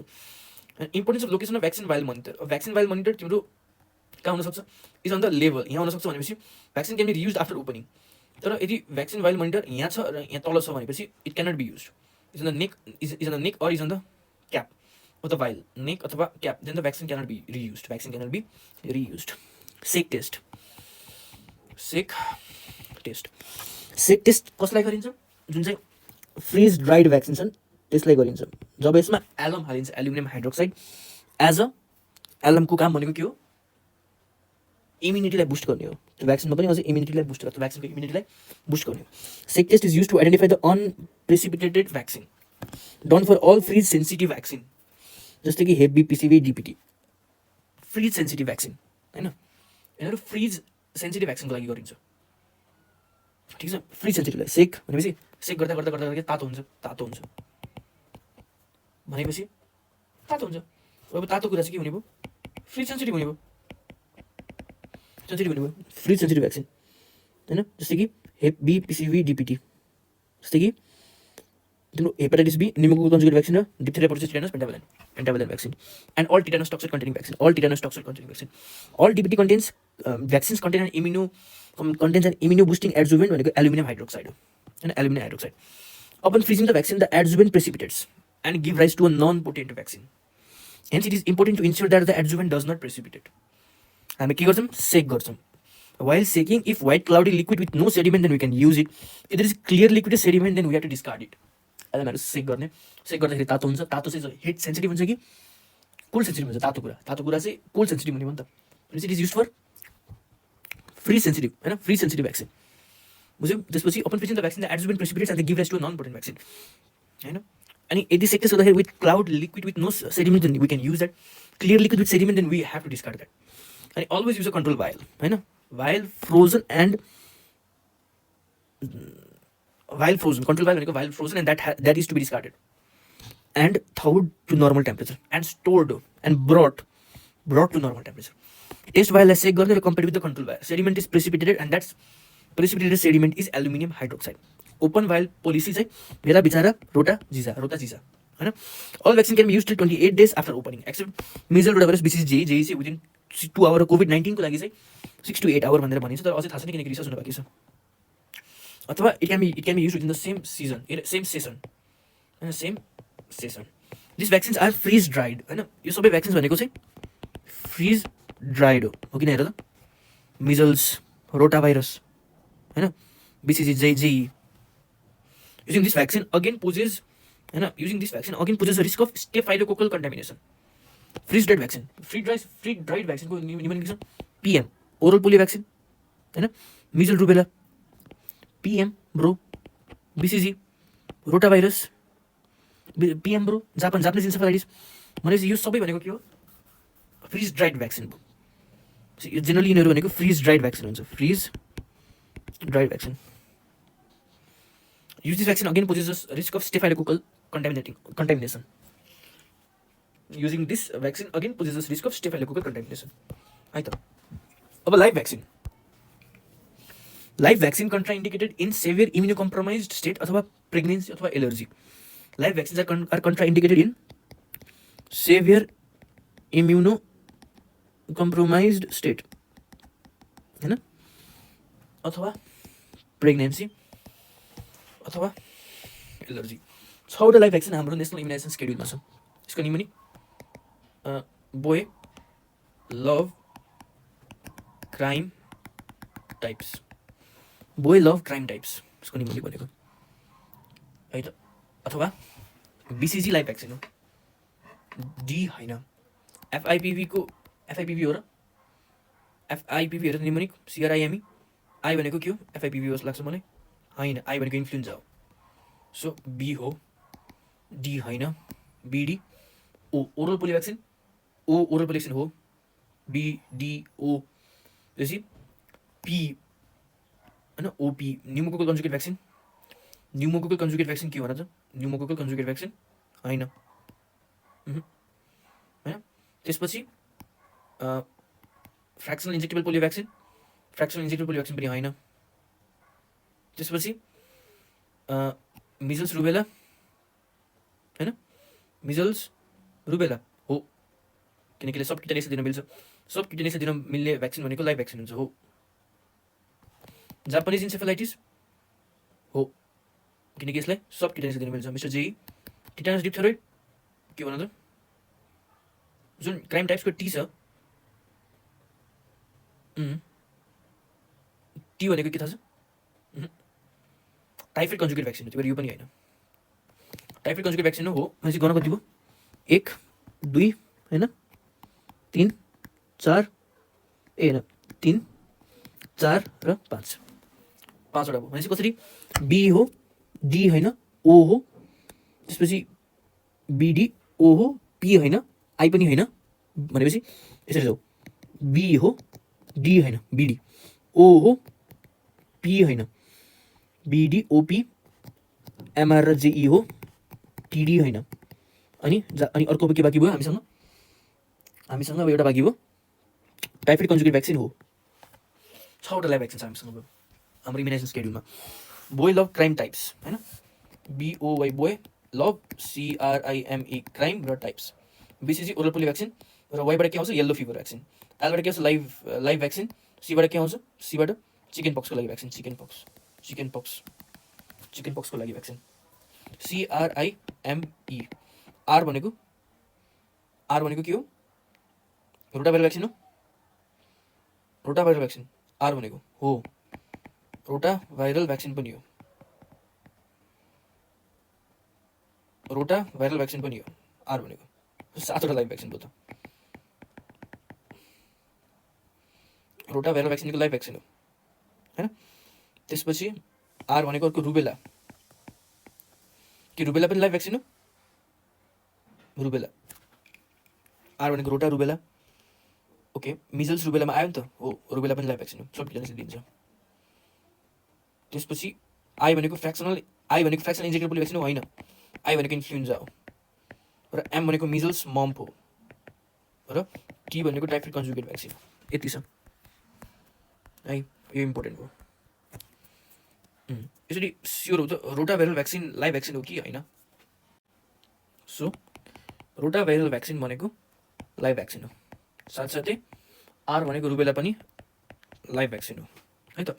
अब टक्सोइड कम्पनीमा के आउँछ, डिप्थेरिया र टिटानस, डिप्थेरिया र टिटानस, डिप्थेरिया थेरी टक्सोइड, टिटानस तित भनेपछि तिम्रो हाउसफुल टक्सोइड। प्रोटिन एसेलुलर पर्टुसिस भ्याक्सिन, एसेलुलर भनेपछि यसमा प्रोटिन कम्पोनेन्ट छ। इन्फ्लुएन्जा भनेपछि त क्रिस मुभी, यसमा पनि प्रोटिन कम्पोनेन्ट छ। Polysaccharide carbohydrate. Haemophilus influenza B, हेमले क्याप लायो, पोलिस्याकाराइड होइन, polysaccharide. Haemophilus influenza B, polysaccharide carbohydrate cap, polysaccharide भनेको क्याप्सुल लाइक स्टार्ट गरेर गराउने हो क्या।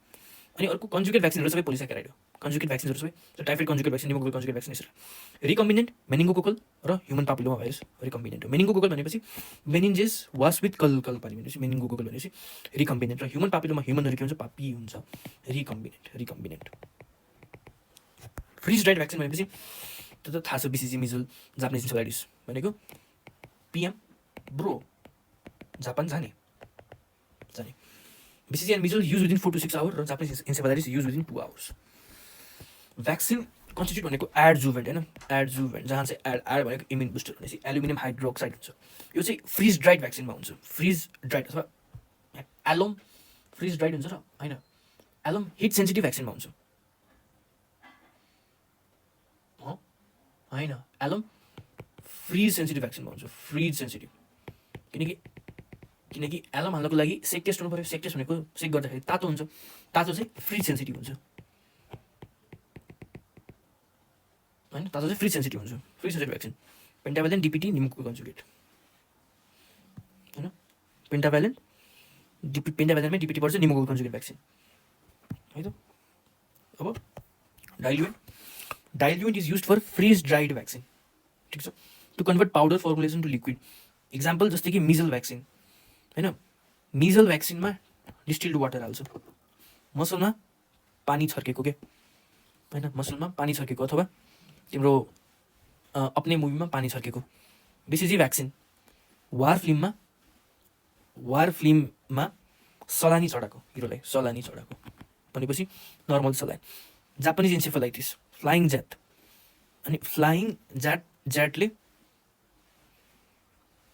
हस्पिटललाई हेट गर्दो रहेछ, किनकि धेरै मान्छेहरू हस्पिटलमा मर्दो रहेछन् कि। सो हस हेट फोस्फेट बफर होइन, फ्लाइङ ज्याटले यो हस्पिटल हो, अब हस्पिटललाई चाहिँ के गर्दो रहेछ, हेट गर्दो रहेछ, फोस्फेट बफर जापानिज इन्सेफेलाइटिसमा। लाइभ भ्याक्सिन भनेको बोय लभ क्राइम टाइप्स होइन, BCG OPV yellow fever, live vaccine chicken pox rubella, rotaviral vaccine पनि हो। इन्फ्लुएन्जा मिजल मम्प होइन, मिजल मम्प रुबेला भने जस्तो कि। Encephalitis typhoid, live vaccines are contraindicated in severe immuno compromise state, pregnancy र allergy. अब side effect पढौँ।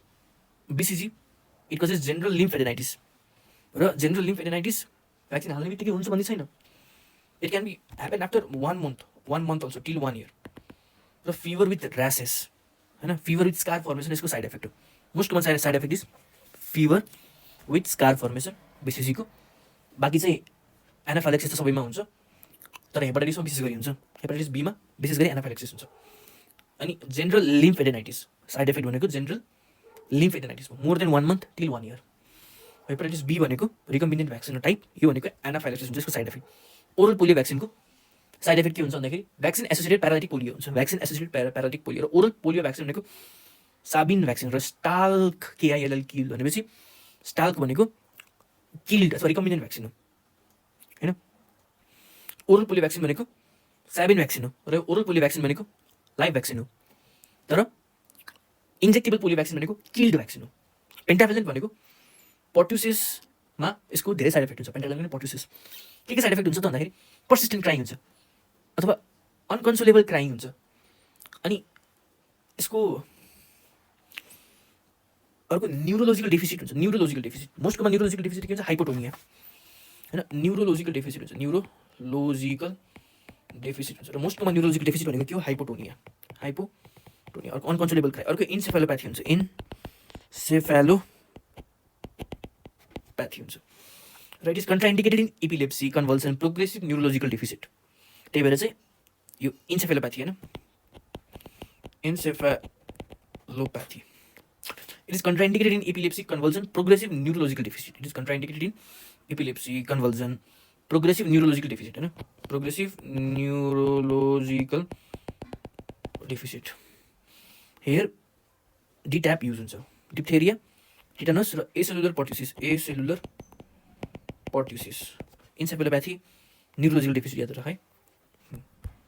अब रोटाभाइरल भ्याक्सिनले टु ससेप्सन गराउँछ। इन्जेक्टेबल पोलियो भ्याक्सिनले के गराउँछ, इन्जेक्टेबल पोलियो भ्याक्सिन भनेको साल्क भ्याक्सिन हो अथवा किल्ड भ्याक्सिन हो। मिजलले के गराउँछ, मिजललाई ह्रास गराउँछ र एउटा सब एक्युट स्क्लेरोजिङ प्यान इन्सेफेलाइटिस गराउँछ, इन्सेफेलाइटिस गराउँछ, इन्सेफेलाइटिस। यसले पनि इन्सेफेलाइटिस गराउँछ होइन, इन्सेफेलोप्याथी गराउँछ, सेफेलोप्याथी। मिजललाई ह्रास गराउँछ र रेड चाहिँ सब एक्युट एसएसपिई गराउँछ, sub acute sclerosing pan encephalitis गराउँछ। टिटेनस टक्सोइडले ब्राकियल न्युराइटिस गराउँछ, brachial neuritis 1 week to few months of vaccine होइन, त्यो चाहिँ 1 week to few months of vaccine पनि हुनसक्छ, ब्राकियल न्युराइटिस गराउँछ यसले। सो बिडिओपी मिस्टर जेटिडी र बाँकी चाहिँ आरभिभी र टाइफाइड कन्जुगेट भ्याक्सिन थप्यो।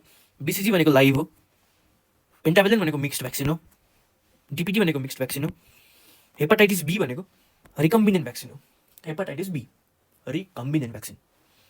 यसरी हेर रिकम्बिनेन्ट भ्याक्सिन भनेर होइन, यहाँ छ छैन, त्यही भएर चुक्यो।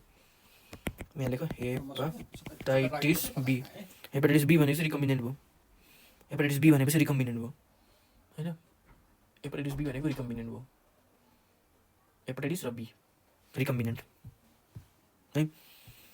अनि ओरल पोलियो भ्याक्सिन भनेको लाइभ हो, त्यस्तै हो। हेमोफिलस इन्फ्लुएन्जा बी भनेको पोलिस्याकेराइड हो, पोलिस्याकेराइड सबिलियन भ्याक्सिन हो। ओरल पोलियो भ्याक्सिन भनेको लाइभ भ्याक्सिन हो। न्युमोकोकल कन्जुगेटेड भ्याक्सिन भनेको कन्जुगेटेड भ्याक्सिन हो। फ्र्याक्सनल इन्जेक्टेबल पोलियो भ्याक्सिन भनेको किलो भ्याक्सिन हो। मिजल्स रुबेला भनेको लाइभ भ्याक्सिन हो। जापानिज इन्सेफेलाइटिस भनेको सबक्युटेनियस लाइभ भ्याक्सिन हो। टिटेनस डिप्थेरिया भनेको मिक्स्ड अथवा टक्सोइड कम्पोनेन्ट, मिक्स्ड भ्याक्सिन टक्सोइड कम्पोनेन्ट हुन्छ यसमा। डिपिटी पनि मिक्स्ड हो, टिटेनस डिप्थेरिया भनेको मिक्स्ड हो। रोटाभाइरल भ्याक्सिन भनेको लाइभ भ्याक्सिन हो। टाइफाइड कन्जुगेट भ्याक्सिन भनेको इन्ट्रामस्कुलर दिए पनि लाइभ भ्याक्सिन हो, बुझ्यो। इन्ट्रामस्कुलरली दिन्छ, कहाँ दिन्छ त राइट थाइ, इन्ट्रामस्कुलर दिन्छ 0.5 ml, नयाँ हो नि त, त्यही भएर मैले यसको डोजहरू भनिदिएको होइन। अब टार्गेट पपुलेसन भनेको तिमीलाई थाहा छ 12 to 23 months होइन, र फर अन्डर 1 year चाहिँ सबै दिन्छ, 12 month, 15 month र प्रेग्नेन्ट वुमेन। अन्डर 1 yearमै 9 month आयो होइन। 12 monthमा के दिन्छ र 15 monthमा के दिन्छ? 15 monthमा दिन्छ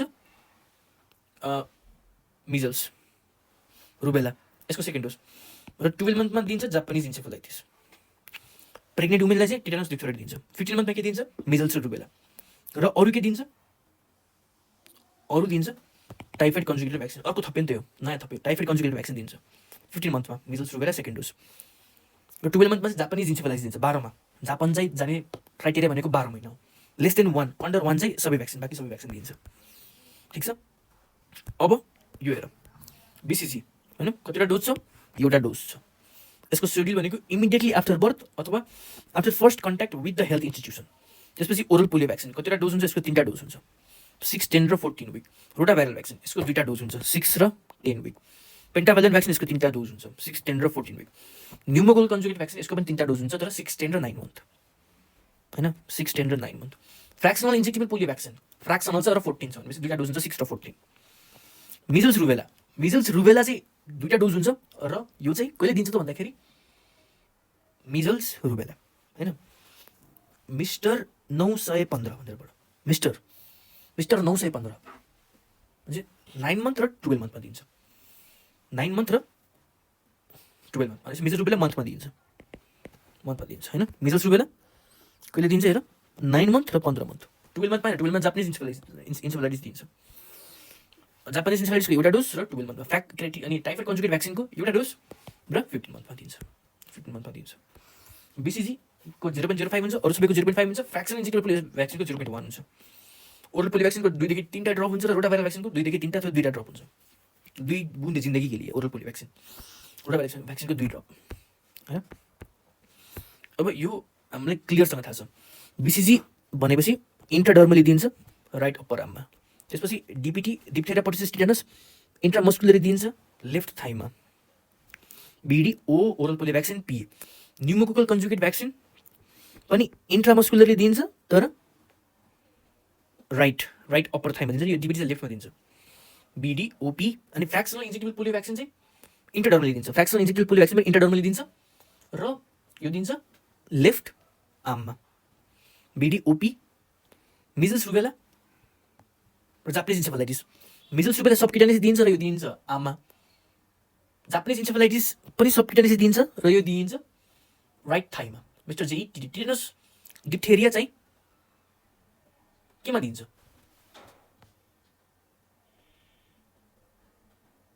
टिटेनस डिप्थेरिया चाहिँ टिडी पनि इन्ट्रामस्कुलरली दिन्छ र राइटमा दिन्छ। र अहिले नयाँ आएको टाइफाइड कन्जुगेट भ्याक्सिन पनि इन्ट्रामस्कुलरली दिन्छ र दिन्छ इन द राइट थाई, होइन? दिन्छ र दिन्छ इन द राइट थाई, बुझ्यो? इन्ट्रामस्कुलरली दिन्छ, डोज भनेको 0.5 ml, बिसिसीको 0.05 र अर्को चाहिँ 0.1, त्यो भनेको एफआइपिभीको, होइन? मम्मीको भनेपछि TD, tetanus diphtheria intramuscularly left upper आर्ममा दिन्छ। So total number of visit कति हुन्छ? 8 वटा if pregnancy is included. Total number of visit if pregnancy is not included 7 वटा हुन्छ है। अक्टोपस र क्रिस्टियानो रोनाल्डो, होइन? Ronaldo. So first visit immediately after birth BCG दिन्छ। Second visit 6 week OPV rotaviral vaccine दिन्छ र एफआइपिभी, पिसिभी र डिबिटी, हेबी र एचआइभी दिन्छ, होइन? 1 2 3 एफआइपिभी किन, 4 निमोकोकल निमोनिया भएका चढकार र 5 पेन्टाभ्यालेन्ट, होइन? 1 2 3 4 5। थर्ड भिजिट भनेको 10 विकमा हुन्छ, ओपिभी र आरभिभी दिन्छ। अब यसमा फ्र्याक्सनल इन्जेक्टेबल पोलियो भ्याक्सिन 14 हो, फ्र्याक्सनल इन्जेक्टेबल पोलियो भ्याक्सिन रिमुभ गर्छ, पिसिभी र पेन्टाभ्यालेन्ट दिन्छ। र 14 मा ओरल पोलियो भ्याक्सिन दिन्छ, रोटाभाइरल भ्याक्सिन दिन्न, पिसिभी पनि दिन्न। अब फ्र्याक्सनल इन्जेक्टेबल पोलियो भ्याक्सिन दिन्छ र डिबिटी, हेबी, एचआइभी दिन्छ। फिफ्थ भिजिट भनेको 9 मन्थमा हुन्छ, पिसिभी र एमआर दिन्छ। फिफ्थ भिजिट कहिले हुन्छ? 9th मन्थमा हुन्छ। र 9th मन्थमा एमआरको फर्स्ट डोज दिन्छ र पिसिभीको सेकेन्ड डोज दिन्छ, होइन? निमोकोकल कन्जुगेट भ्याक्सिनको सेकेन्ड डोज दिन्छ, हो कि नै? त्यसपछि 6th पिसिभीको त 3टा डोज हुन्छ नि त, 6, 10 र 9 मन्थमा दिन्छ। अनि 6th भिजिटमा चाहिँ 12 मन्थमा जापानिज इन्सेफेलाइटिस, 6th भिजिट चाहिँ 12 मन्थमा गरिन्छ र जापानिज इन्सेफेलाइटिस को भ्याक्सिन दिन्छ 12 मन्थमा। र 7th भिजिट चाहिँ 15 मन्थमा गरिन्छ र मिजल्स, रुबेला र टाइफाइड कन्जुगेट भ्याक्सिनको इन्जेक्सन दिन्छ, है त? सो सेफ मदरहुड भनेको चाहिँ इट्स अ कन्सेप्ट, होइन? It's a concept to reduce and improve. It's a concept to reduce के त maternal mortality and neonatal mortality र मोर्बिडिटी, र improve the health status neonate and maternal, होइन?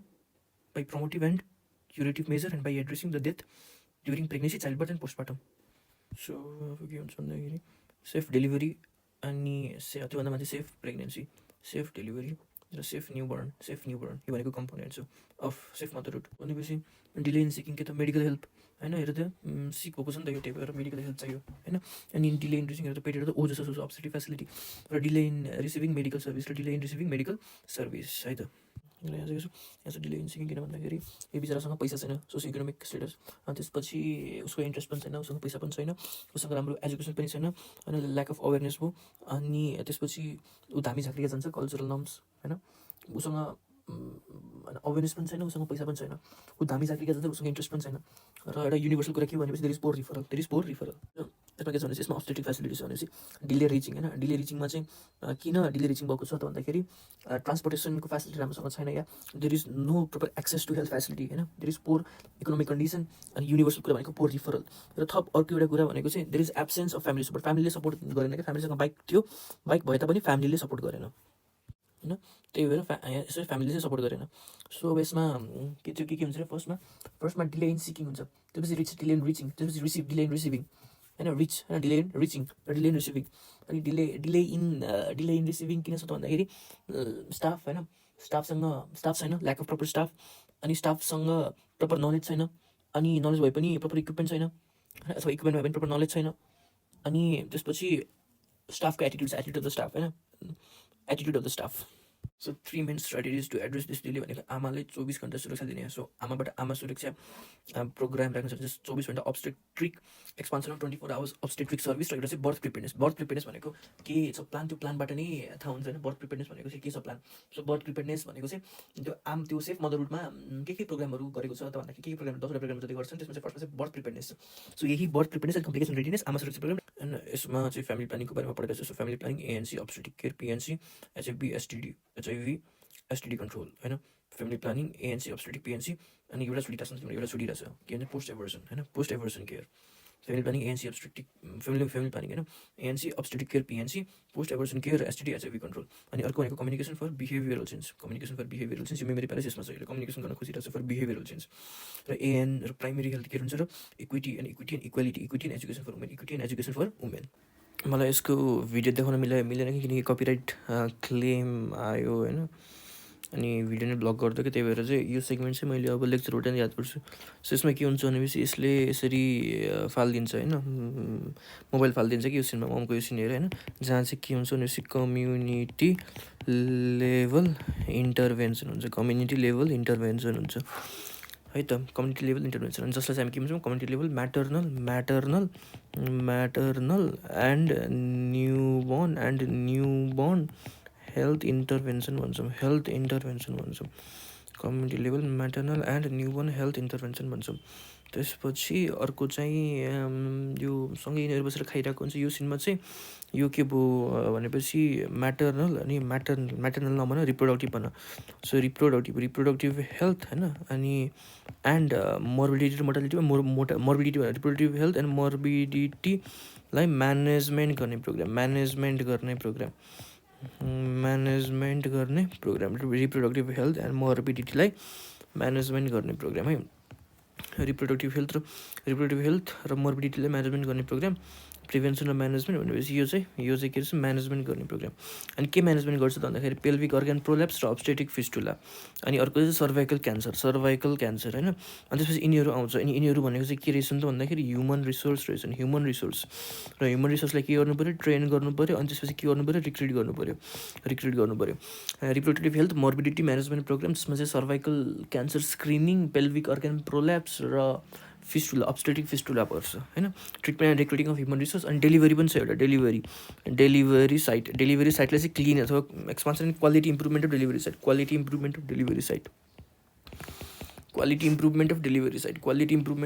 Site होइन। अब त्यसपछि यिनीहरू चाहिँ पार्टीमा जान्छ भनेपछि पिएनसी होम भिजिटमा जान्छ, अनि जहाँ चाहिँ यसलाई इमर्जेन्सी फन्ड अफर गर्छ यसरी होइन, इमर्जेन्सी रिफरल फन्ड अफर गर्छ। अनि त्यसपछि यसको सेफ एबर्सन सर्भिस गरिन्छ। न्यानो झोला त आफै पनि मलाई याद हुन्छ, न्यानो झोलाहरू त मलाई याद हुन्छ। अनि आमा प्रोग्राम प्रोभिजन र न्युबर्न केयर प्रोग्राम प्रोभिजन, यति। फिमेल कम्युनिटी हेल्थ भलन्टियर चाहिँ कसरी तिम्रो बर्थ प्रिपेयर्डनेस प्याकेज प्रोभाइड भइरहेको छ त फिमेल कम्युनिटी हेल्थ भलन्टियरबाट। फिमेल कम्युनिटी हेल्थ भलन्टियरले चाहिँ birth preparedness and complication management गर्छ, ट्रान्सपोर्टेसन एरेन्ज गरेर, फन्ड दिएर होइन, अनि ट्रान्सपोर्टेसन म्यानेज गरेर, मनी दिएर, अनि प्लेस अफ डेलिभरी तोकेर र ब्लड डोनर पनि एभाइलेबल गराएर प्लेस अफ डेलिभरी तोकेर। अर्को भनेको एएमसी केयर पनि दिन्छ, टिडी, फोलिक एसिड, आइरन, क्याल्सियम यिनीहरू पनि दिन्छ। अर्को भनेको इन्स्टिट्युसनल डेलिभरी पनि गराउँछ अर्को होइन यसले है त। अनि अब सेल्फ केयर गर्न हेल्प गर्छ, self care identification timely care seeking for danger sign होइन। FCHS will finalise identification and timely care seeking for danger sign in the pregnancy or delivery or postpartum, and identification and timely care seeking for danger signs in the pregnancy, delivery and postpartum भनेपछि यो जुन reproductive health morbidity prevention थियो नि त, त्यसमा चाहिँ it helps to prevent pelvic organ prolapse एउटा, अनि अर्को अब्स्टेट्रिक फिस्टुला, अनि अर्को cervical cancer screening, cervical cancer screening र पेल्भिक अर्गन प्रोल्याप्स है त। न्यानो झोला प्रोग्राम भनेपछि एउटा चाइल्डलाई के दिन्छ, न्यानो झोला प्रोग्राम 2007 to 2071 सुरु भएको थियो। भनेपछि यसले चाहिँ एउटा बच्चालाई के दिन्छ त भन्दाखेरि बच्चालाई के दिन्छ, एउटा बच्चालाई जस्तै बोटो दाउरा सुरुवाल होइन, अनि त्यसपछि क्यापलाई बाँध्नको लागि नेपकिन, बोटो दाउरा सुरुवाल क्यापलाई बाँध्नको लागि नेपकिन, जो चाहिँ दुईवटा सेट हुन्छ, र एउटा सेट हुन्छ ऱ्यापर र म्याटको होइन, म्याट फर बेबी र गाउन फर मदर होइन, ऱ्यापर र म्याटको र गाउन फर मदर है त, यो इसेन्सियल हुन्छ। अनि यो चाहिँ provided to the women who give birth at the birthing centre or the district hospital. त्यो चाहिँ हुन्छ आमा प्रोग्राम प्रोभिजन, र अर्को हुन्छ न्युबर्न केयर प्रोभिजन। यहाँ चाहिँ इन्सेन्टिभ दिने हो, health deliver women delivering in the health institute होइन, त्यो women delivering in the health institute उसलाई फ्री इन्स्टिट्युसनल डेलिभरी हुन्छ, र उसले चाहिँ ट्रान्सपोर्टको इन्सेन्टिभ पाउँछ। 3000 माउन्टेनमा छ भने, 2000 हिल्लीमा छ भने, 1000 तराईमा छ भनेपछि, र इन्सेन्टिभ फर 4 एएनसी भिजिट पाउँछ होइन, क्यास पेमेन्ट फिज 800, अनि completion of 4 ANC visit institutional delivery and PNC care 800 पाउँछ।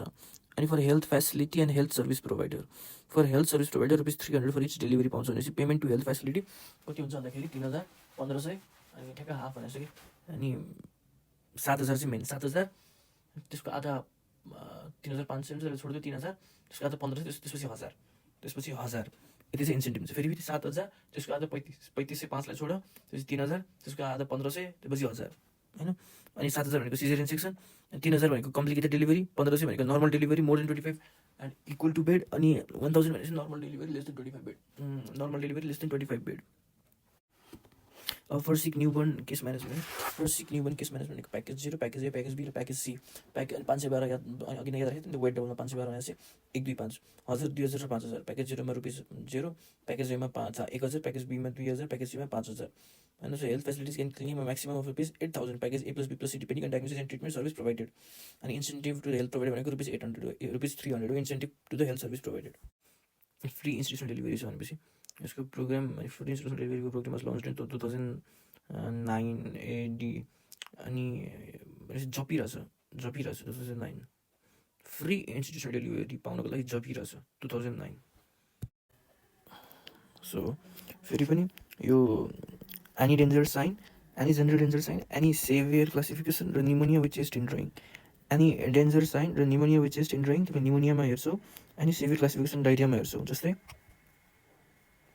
यो डायरिया हो भनेपछि any other severe classification and any other severe classification जुन डायरिया मा हेर्छौ severe classification अनि त्यसपछि pneumonia मा हेर्ने चाहिँ danger sign र चेस्ट इन्ड्रोइङ हेर्छौ ठिक छ एउटा यो याद राख्ने अनि अर्को चाहिँ फर डिहाइड्रेसन याद राख्ने भनेको SHIE सिल्ड हैन सुगर हाइपोथेरेमिया इन्फेक्सन जुन चाहिँ इन्टरभेन्सनको लागि काम लाग्छ अनि अर्को चाहिँ यो मोडरेट एक्ट मालन्युट्रिसनमा दुईटा कुरा याद राख्ने एउटा चाहिँ यो ट्युबरकुलोसिसले पनि हुनसक्छ अर्को चाहिँ राम्रोसँग फिडिङ प्रब्लम भएको कारणले गर्दाखेरि हुनसक्छ र फिडिङ प्रब्लम चाहिँ तिम्रो कहिले हुनसक्छ फिडिङ प्रब्लमले गर्दाखेरि हुनसक्छ र फिडिङ प्रब्लम कति दिनमा रिफर गर्नुपर्छ भनेपछि 30 दिनमा रिफर गर्नु 30 दिनमा फलोअप गर्नुपर्छ यो 7 दिनमा फलोअप गर्नुपर्छ 7 दिनमा feeding problem follow up in 7 days र फलोअप इन 30 डेज अरू त याद गर्न सकेछ look for oedema of both the feet and determine weight for height हैन जुनले चाहिँ वेस्टिङ बताउँछ हैन वेस्टिङ बताउँछ Z score major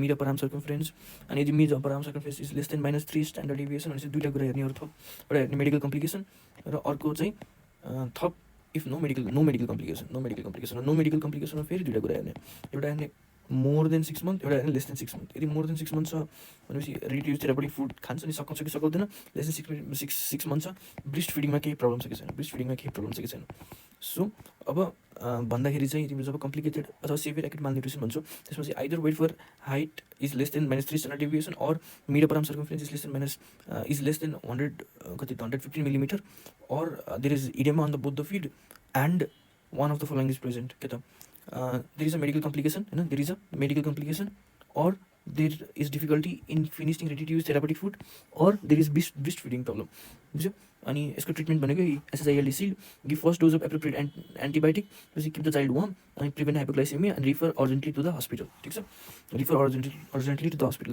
weight for height अनि between -3 to -2 mid upper arm 115 to 125 millimetre moderate acute malnutrition अनि यसमा चाहिँ के गरिन्छ एउटा चाइल्डको फिडिङ एसेस गरिन्छ assess the child's feeding and counsel the mother and the feeding recommendation assess the child's feeding and counsel the mother and the feeding recommendation अनि यदि फिडिङ प्रब्लम छ भने चाहिँ फलो अप इन 7 डे अनि assess for possible TB infection अनि advise mother when to return immediately र follow up in 30 day अनि advise mother when to return immediately र follow up in 30 day if feeding problem then follow up in assess for possible TB infection अनि यो भइहाल्यो weight for height is -2 Z score or more अनि mid upper arm circumference is 122 millimetre or more अनि यसको चाहिँ no acute malnutrition and if child is less than 2 years old so the child's feeding counsel the mother on feeding according to the feeding recommendation if child is less than 2 years old भनेर भनेको चाहिँ still feeding चाहिँ counsel गर्नुपर्छ feeding counsel हुन्छ 2 years old नभनिदिनु हुन्छ feeding counselling गर्नुपर्छ if feeding problem follow up in 7 days if feeding problem follow up in 7 days अनि advise mother when to return र फलो अप इन 30 डेज ठिक छ ल अब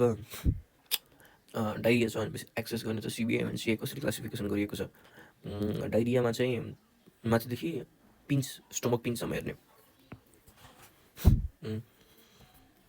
लुक चाइल्ड्स जेनरल कन्डिसन यहाँदेखि सुरु हुन्छ होइन कन्डिसन भनेपछि के छ चाइल्ड लेथार्जिक छ कि अनकन्सियस छ कि इरिटेबल छ र रेस्टलेस छ एउटा यो हो त्यसपछि अलिकति तल आऊ आँखा हेर सनकेन आइसकि छैन, त्यसपछि अझै त लाऊ मुख हेर भनेपछि खानेकुरा। अफर द चाइल्ड, चाइल्डलाई के त फ्लुइड होइन, offer the child the fluid. अनि हेर कि child is able to drink होइन, इज एबल टु ड्रिङ्क भनेको the child is not able to drink, not able to drink अथवा खाए पनि एकदम पोरली खान्छ, पोरली ड्रिङ्क्स होइन। अनि अर्को चाहिँ ड्रिङ्किङ इगरली र थर्स्टी होइन, ड्रिङ्किङ इगरली अथवा thirsty,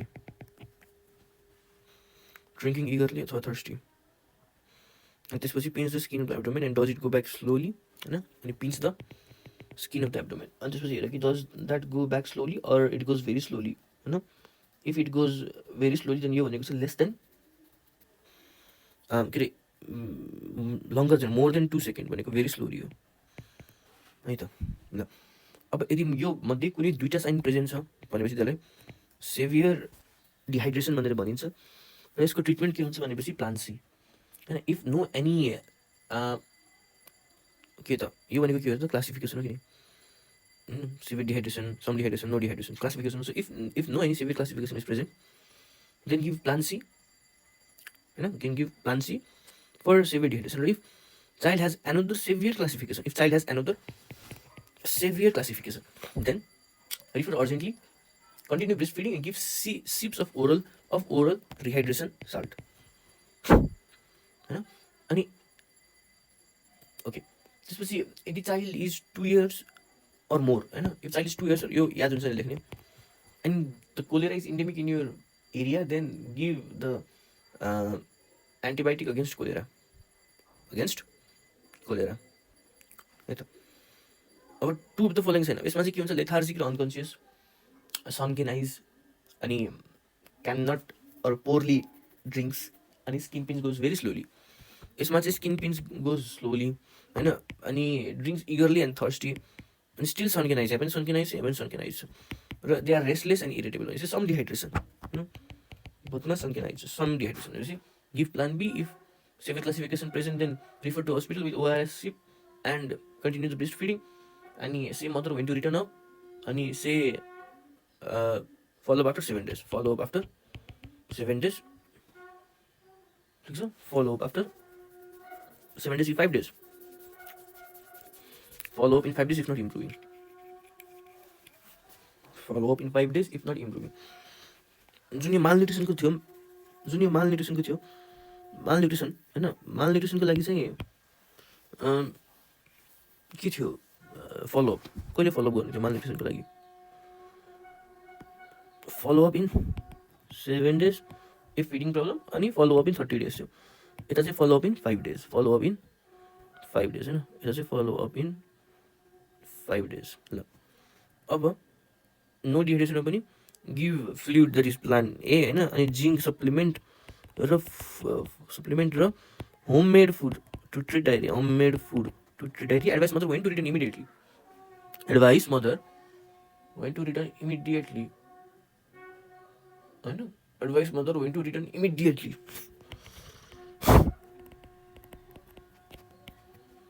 advice mother when to return immediately र follow up in 5 days, follow-up in 5 days if not improving. No dehydration, not enough sign to classify as some or severe dehydration. Not enough sign to classify होइन, not enough sign to classify as some or severe dehydration. Dehydration of fluid replacement कसरी याद राख्ने? सजिलो छ, यो सुरु हुन्छ कति केजीमा र कति एमएलमा। के भन्न चाहन्छु, यो सुरु हुन्छ 100 ml मा, खतम हुन्छ 10 kg मा, 100 ml मा खतम हुन्छ 10 kg मा, अनि फेरि साइकल हुन्छ। यति याद राख्ने। यानि कि यदि यो प्लान सुरु गर्नु भने प्लानदेखि सुरु गरौँ न त। प्लान ए छ भनेपछि हामीले 100 ml पर लुज स्टुल लिन्छौँ, कतिलाई 24 months भन्दा कमलाई, 24 months भन्दा कमलाई। 2 देखि 10 yearकोलाई हामी दिन्छौँ 200 ml पर लुज स्टुल, अनि मोर देन 10 लाई हामी दिन्छौँ as per requirement.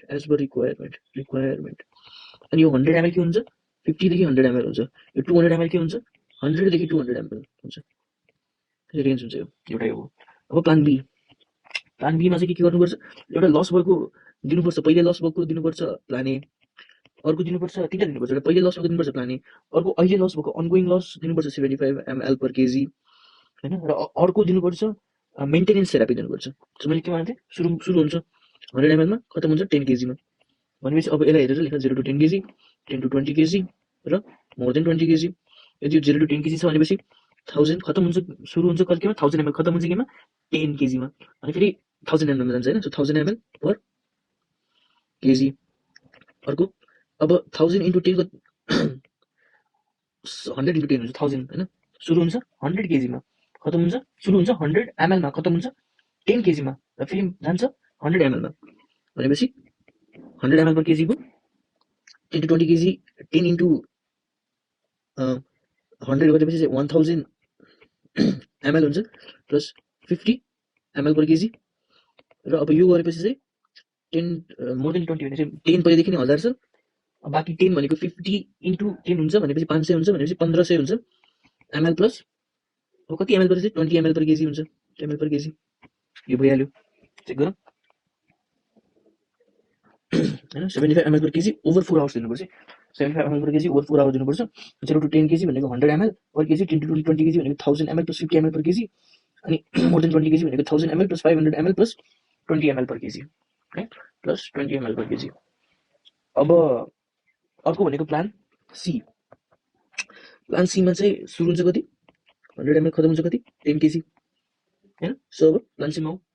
Plan C भनेपछि के हो, प्लान सी भनेपछि के हो, प्लान सी भनेपछि 100 kg लाई डिभाइड, किनकि सुरु हुन्छ 10 ml, खतम हुन्छ, सुरु हुन्छ 100 ml, खतम हुन्छ 10 kg, अनि फेरि जान्छ 100 ml मा।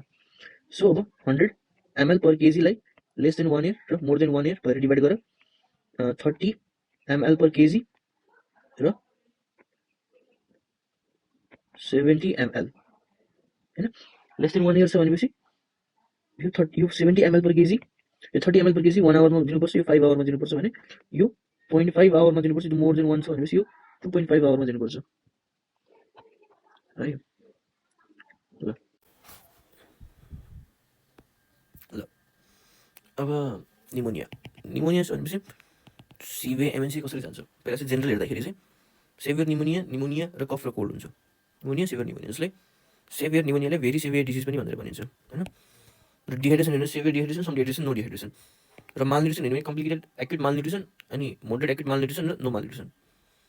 Complicated severe acute malnutrition, moderate acute malnutrition र no malnutrition, moderate acute severe acute malnutrition, complicated severe acute malnutrition, यसरी जाने। नाउ फर्स्ट के हो भन्दाखेरि check the general danger science कि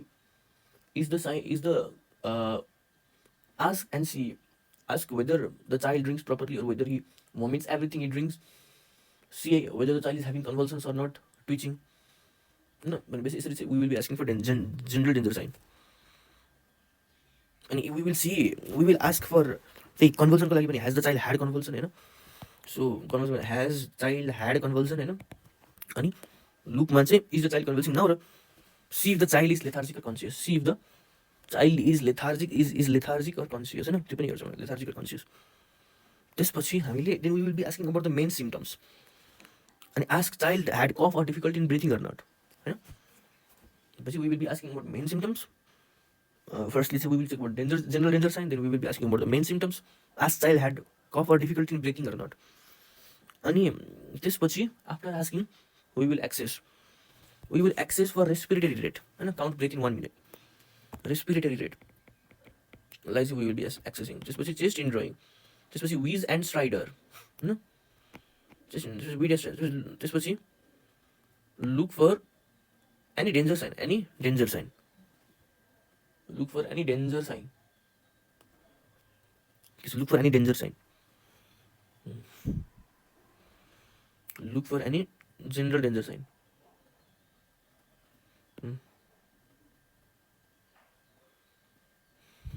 Look for any danger sign.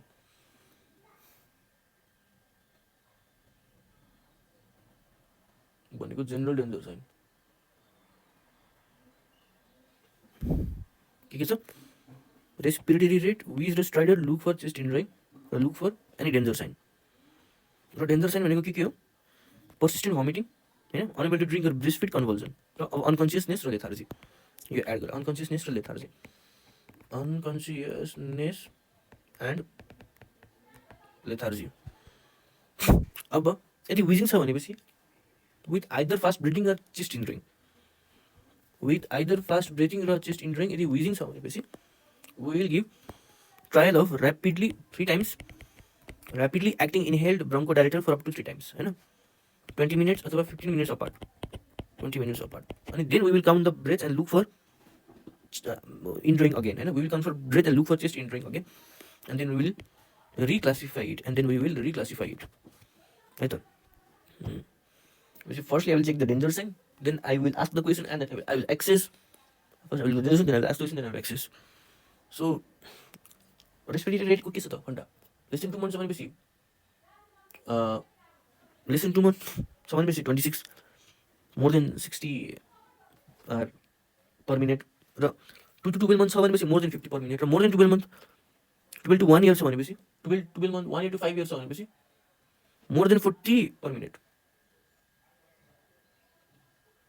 more than 40 per minute 26 less than 2 months छ भनेपछि more than 60 per minute 2 to 12 months छ भनेपछि more than 50 per minute र 12 to 5 years छ भनेपछि more than 40 per minute हैन 26 less than 2 months 60 per minute 2 to 12 months 50 per minute र 12 to 5 year 1 to 5 years भने 40 per minute र अब सेभियर निमोनिया अथवा भेरी सेभियर डिजिज यसले क्लासिफाई गर्नको लागि any danger sign present SPOT less than 50 SPOT less than 90% र child is having stridor in calms यही हो र ट्रिटमेन्ट भनेको give first dose of appropriate antibiotic generally के हुन्छ जेन्टामाइसिन एन्ड एम्पिसिलिन इन्जेक्सन दिने होइन अर एप्रोप्रिएट एन्टिबायोटिक जेन्टामाइसिन अथवा एम्पिसिलिन इन्जेक्सन दिने र refer urgently to the hospital refer गरिदिने अथवा हामीले ओरल एमोक्सिसिलिन पनि दिन सक्छौँ give first dose of ampicillin and gentamicin होइन अनि के अरे र refer urgently to the hospital यति हो अथवा के पनि होइन अब निमोनियामा यदि फास्ट ब्रिथिङ हुन्छ परिसक्यो अब के बाँकी भयो fast breathing with or without chest indrawing होइन fast breathing without chest indrawing there is no danger sign भनेपछि त्यो भनेको निमोनिया र यसको लागि ओरल दिनु पऱ्यो ओरल एम्पिसिलिन फर 5 days अनि अथवा ओरल एमोक्सिसिलिन फर 3 days होइन 3 days जहाँ चाहिँ there is no chest indrawing होइन there is no chest indrawing अथवा लो एचआइभी सेटिङ होइन there is no chest indrawing there is fast breathing oral for 3 days oral for 5 days oral for 3 days oral for 5 days दिने त्यसपछि if विजिङ inhale ब्रोन्कोडाइलेटर होइन त्यसपछि if विजिङ छ भनेपछि inhaled ब्रोन्कोडाइलेटर दिने antibiotic दिने इफ विजिङ छ भनेपछि इनहेल्ड ब्रोन्कोडाइलेटर दिने for 5 days or unavailability of inhaler oral salbutamol दिने होइन salbutamol oral salbutamol can be use यदि इनहेलर हामीसँग छैन भने salbutamol soothe the throat to get remedy for कफिङ होइन relieve the cough is safe remedy भनेपछि रिलिभ द कफ र विजिङलाई लिएर एउटा स्टेटमेन्ट के छ भनेपछि इफ कफ more than 14 days or there is recurrent wheeze then refer to evaluation of TB or asthma. Basically follow up in 3 days. Let's see about general danger sign. 3, 5, 7 days. Follow up in 3 days. के को लागि pneumonia को लागि. Follow up in 5 days. के को लागि dehydration को लागि. Follow up in 7 days. के को लागि malnutrition को लागि. Pneumonia, dehydration र malnutrition. The advice must when to return immediately.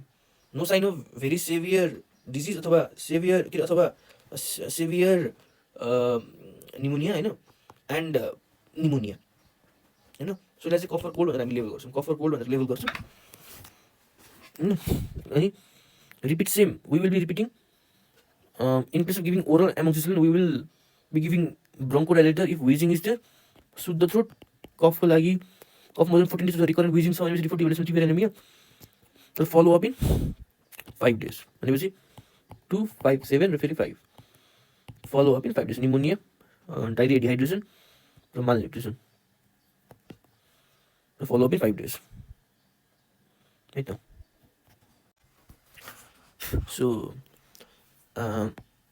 IMCI देखि सुरु भएको यो CBIMNCI integrated management of childhood illness भनेपछि यो चाहिँ सबै पिके रहेछ भनेपछि 1997 यसमा चाहिँ IMCI सुरु भएको integrated management of childhood illness र कहाँबाट सुरु भएको भन्दाखेरि यो सुरु भएको महोत्तरीबाट community based integrated management of childhood illness integrated management of childhood illness र community based integrated management of childhood illness कहिलेदेखि सुरु भएको त भन्दाखेरि 1999 master community based integrated management childhood illness and जब एआरआई एक्युट रेस्पिरेटरी इन्फेक्सन र CDD control of disease diarrhoeal disease programme incorporate भयो आइएमसिआईमा 1999मा सिबिआइएमसिआई। अब सिबिआइएमसिआईमा चाहिँ community based neonatal control programme होइन न्युनेटल केयर कम्युनिटी बेस्ड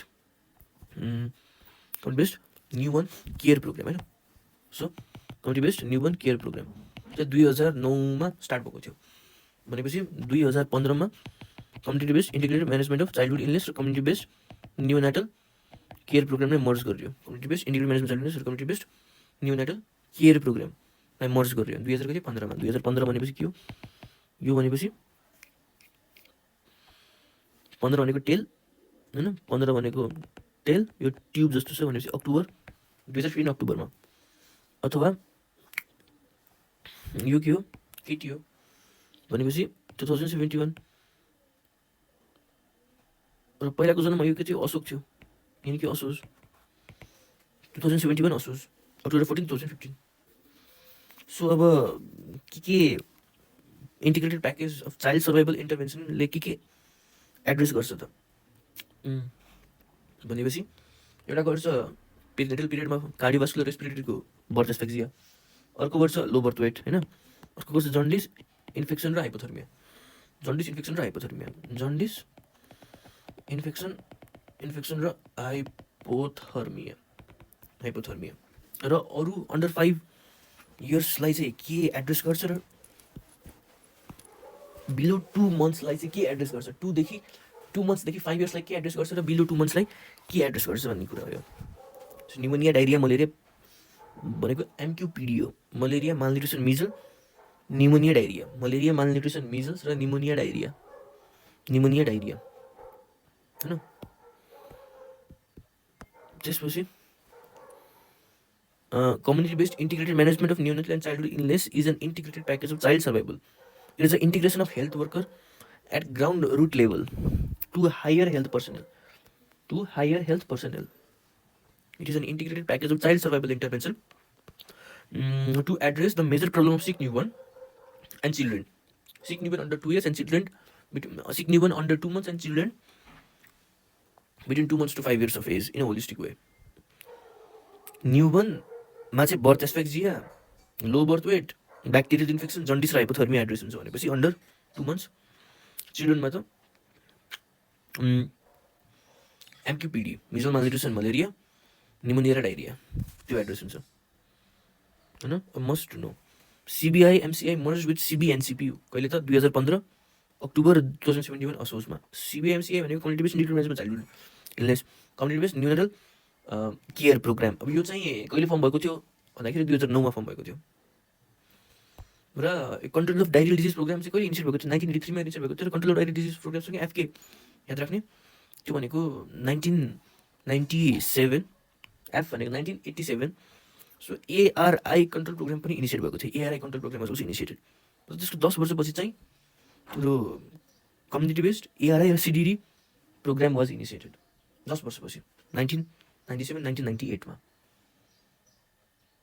1997 पिके मा चाहिँ integrated management of childhood illness भएको थियो।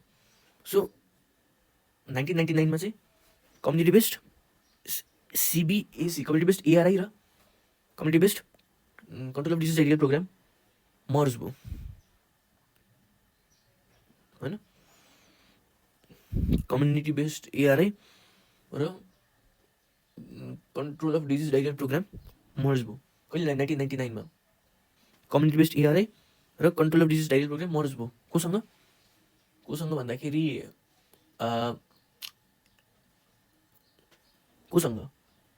Community based integrated management child इलनेससँग हो र होइन।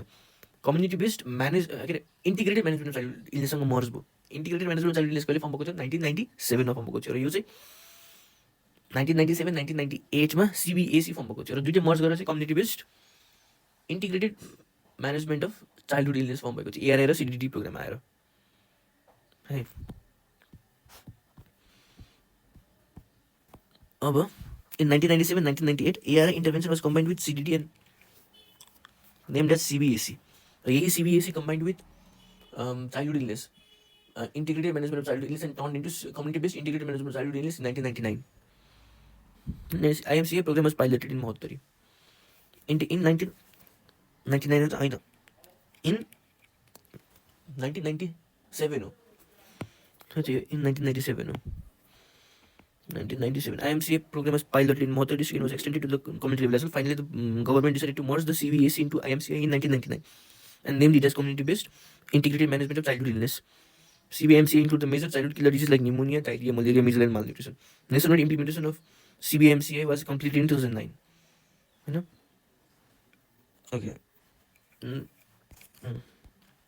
त्यही भनेको चाहिँ ARI control program and CTD control program was merged as CBAC in 1997-1998. In 1998, CBAC was merged with IMCA and was named community-based integrated management of childhood illness. And त्यसपछि हैन अब यसलाई चाहिँ मेट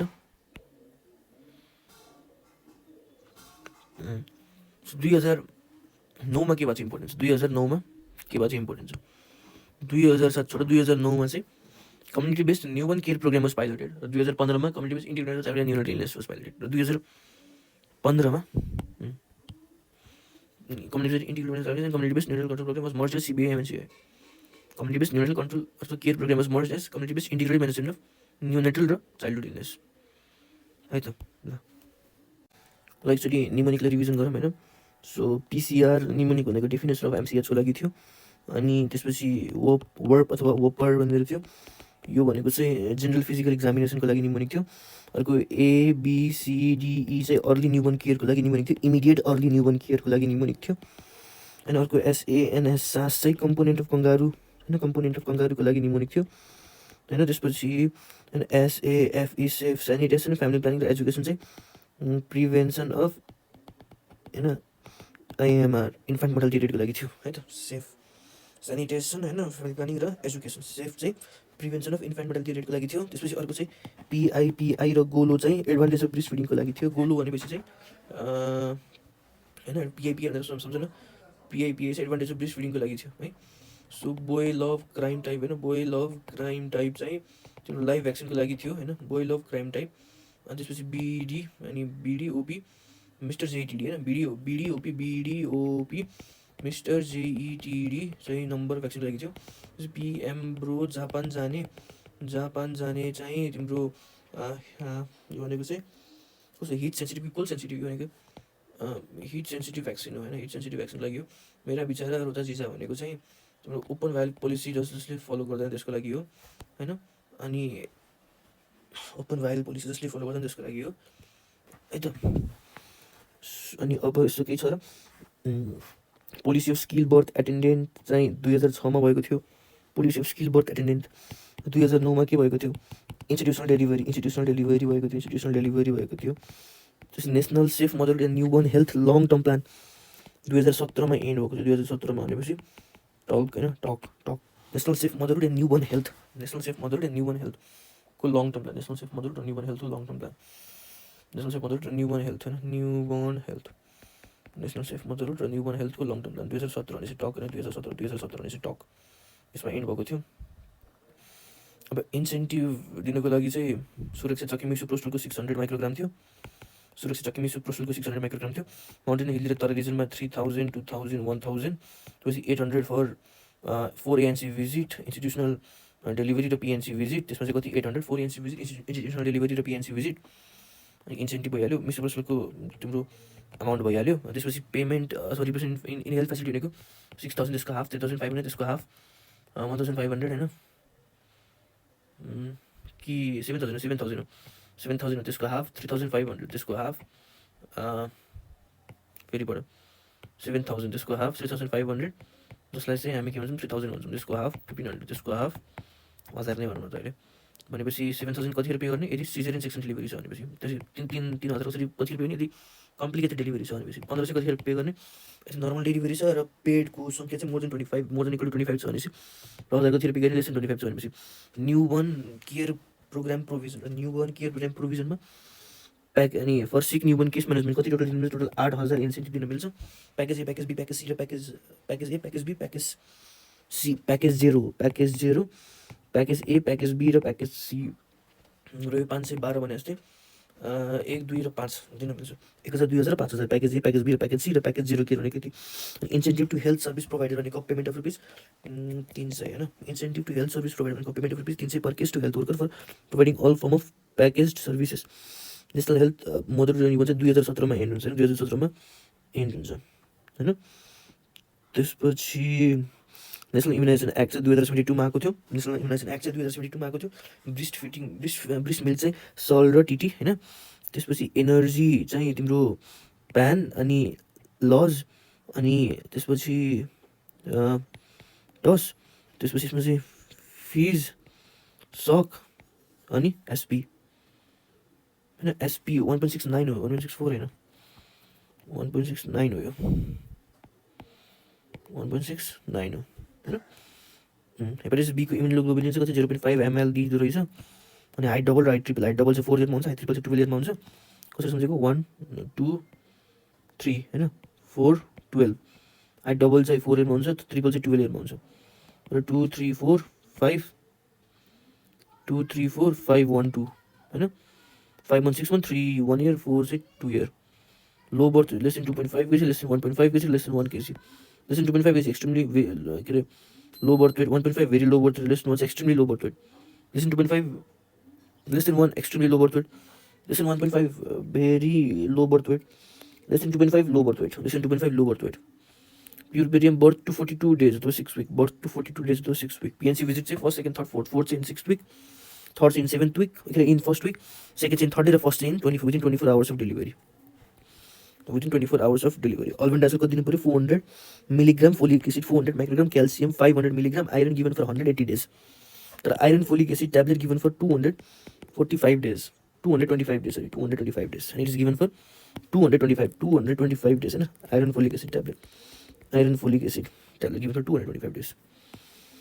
आइरनको रिक्वायरमेन्ट 250 माइक्रोग्राम, भिटामिन ए भनेको 800 microgram per डेदेखि 900 microgram per day. Vitamin A 600, 800 र 950 थियो भनेपछि अब कति भयो 1840, 900, 950 यति भयो होइन। सो भिटामिन डी भनेको 600 international unit per day, calcium भनेको 1000 देखि 1200 milligram per day, folic acid भनेको 400 देखि 500 माइक्रोग्राम पर डे, आइरन भनेको 35 मिलिग्राम पर डे, तर नयाँ गाइडलाइन्स अनुसार 40 मिलिग्राम पर डे भनेर भनिन्छ।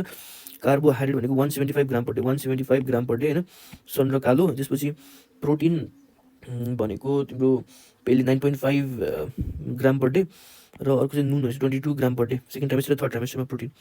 अनि एडिसनल एनर्जी रिक्वायर्ड ड्युरिङ ल्याक्टेसन होइन 600 र 520 किलो क्यालोरी पर डे। र यस्तै energy requirement during lactation, energy requirement अनि एनर्जी रिक्वायरमेन्ट ड्युरिङ इन्फान्ट भनेर छ। एनर्जी रिक्वायरमेन्ट ड्युरिङ इन्फान्ट कति हो त एनर्जी रिक्वायरमेन्ट ड्युरिङ इन्फान्ट मैले पढिसकेको किन 6 to 12 हुन्छ र 0 to 6 हुन्छ र 0 to 12 हुन्छ। 0 to 6 छ भनेपछि यसको एनर्जी रिक्वायरमेन्ट भनेको तिम्रो 600 हुन्छ किलो क्यालोरी पर डे, र 6 to 12 छ भनेपछि तिम्रो एनर्जी रिक्वायरमेन्ट कति हुन्छ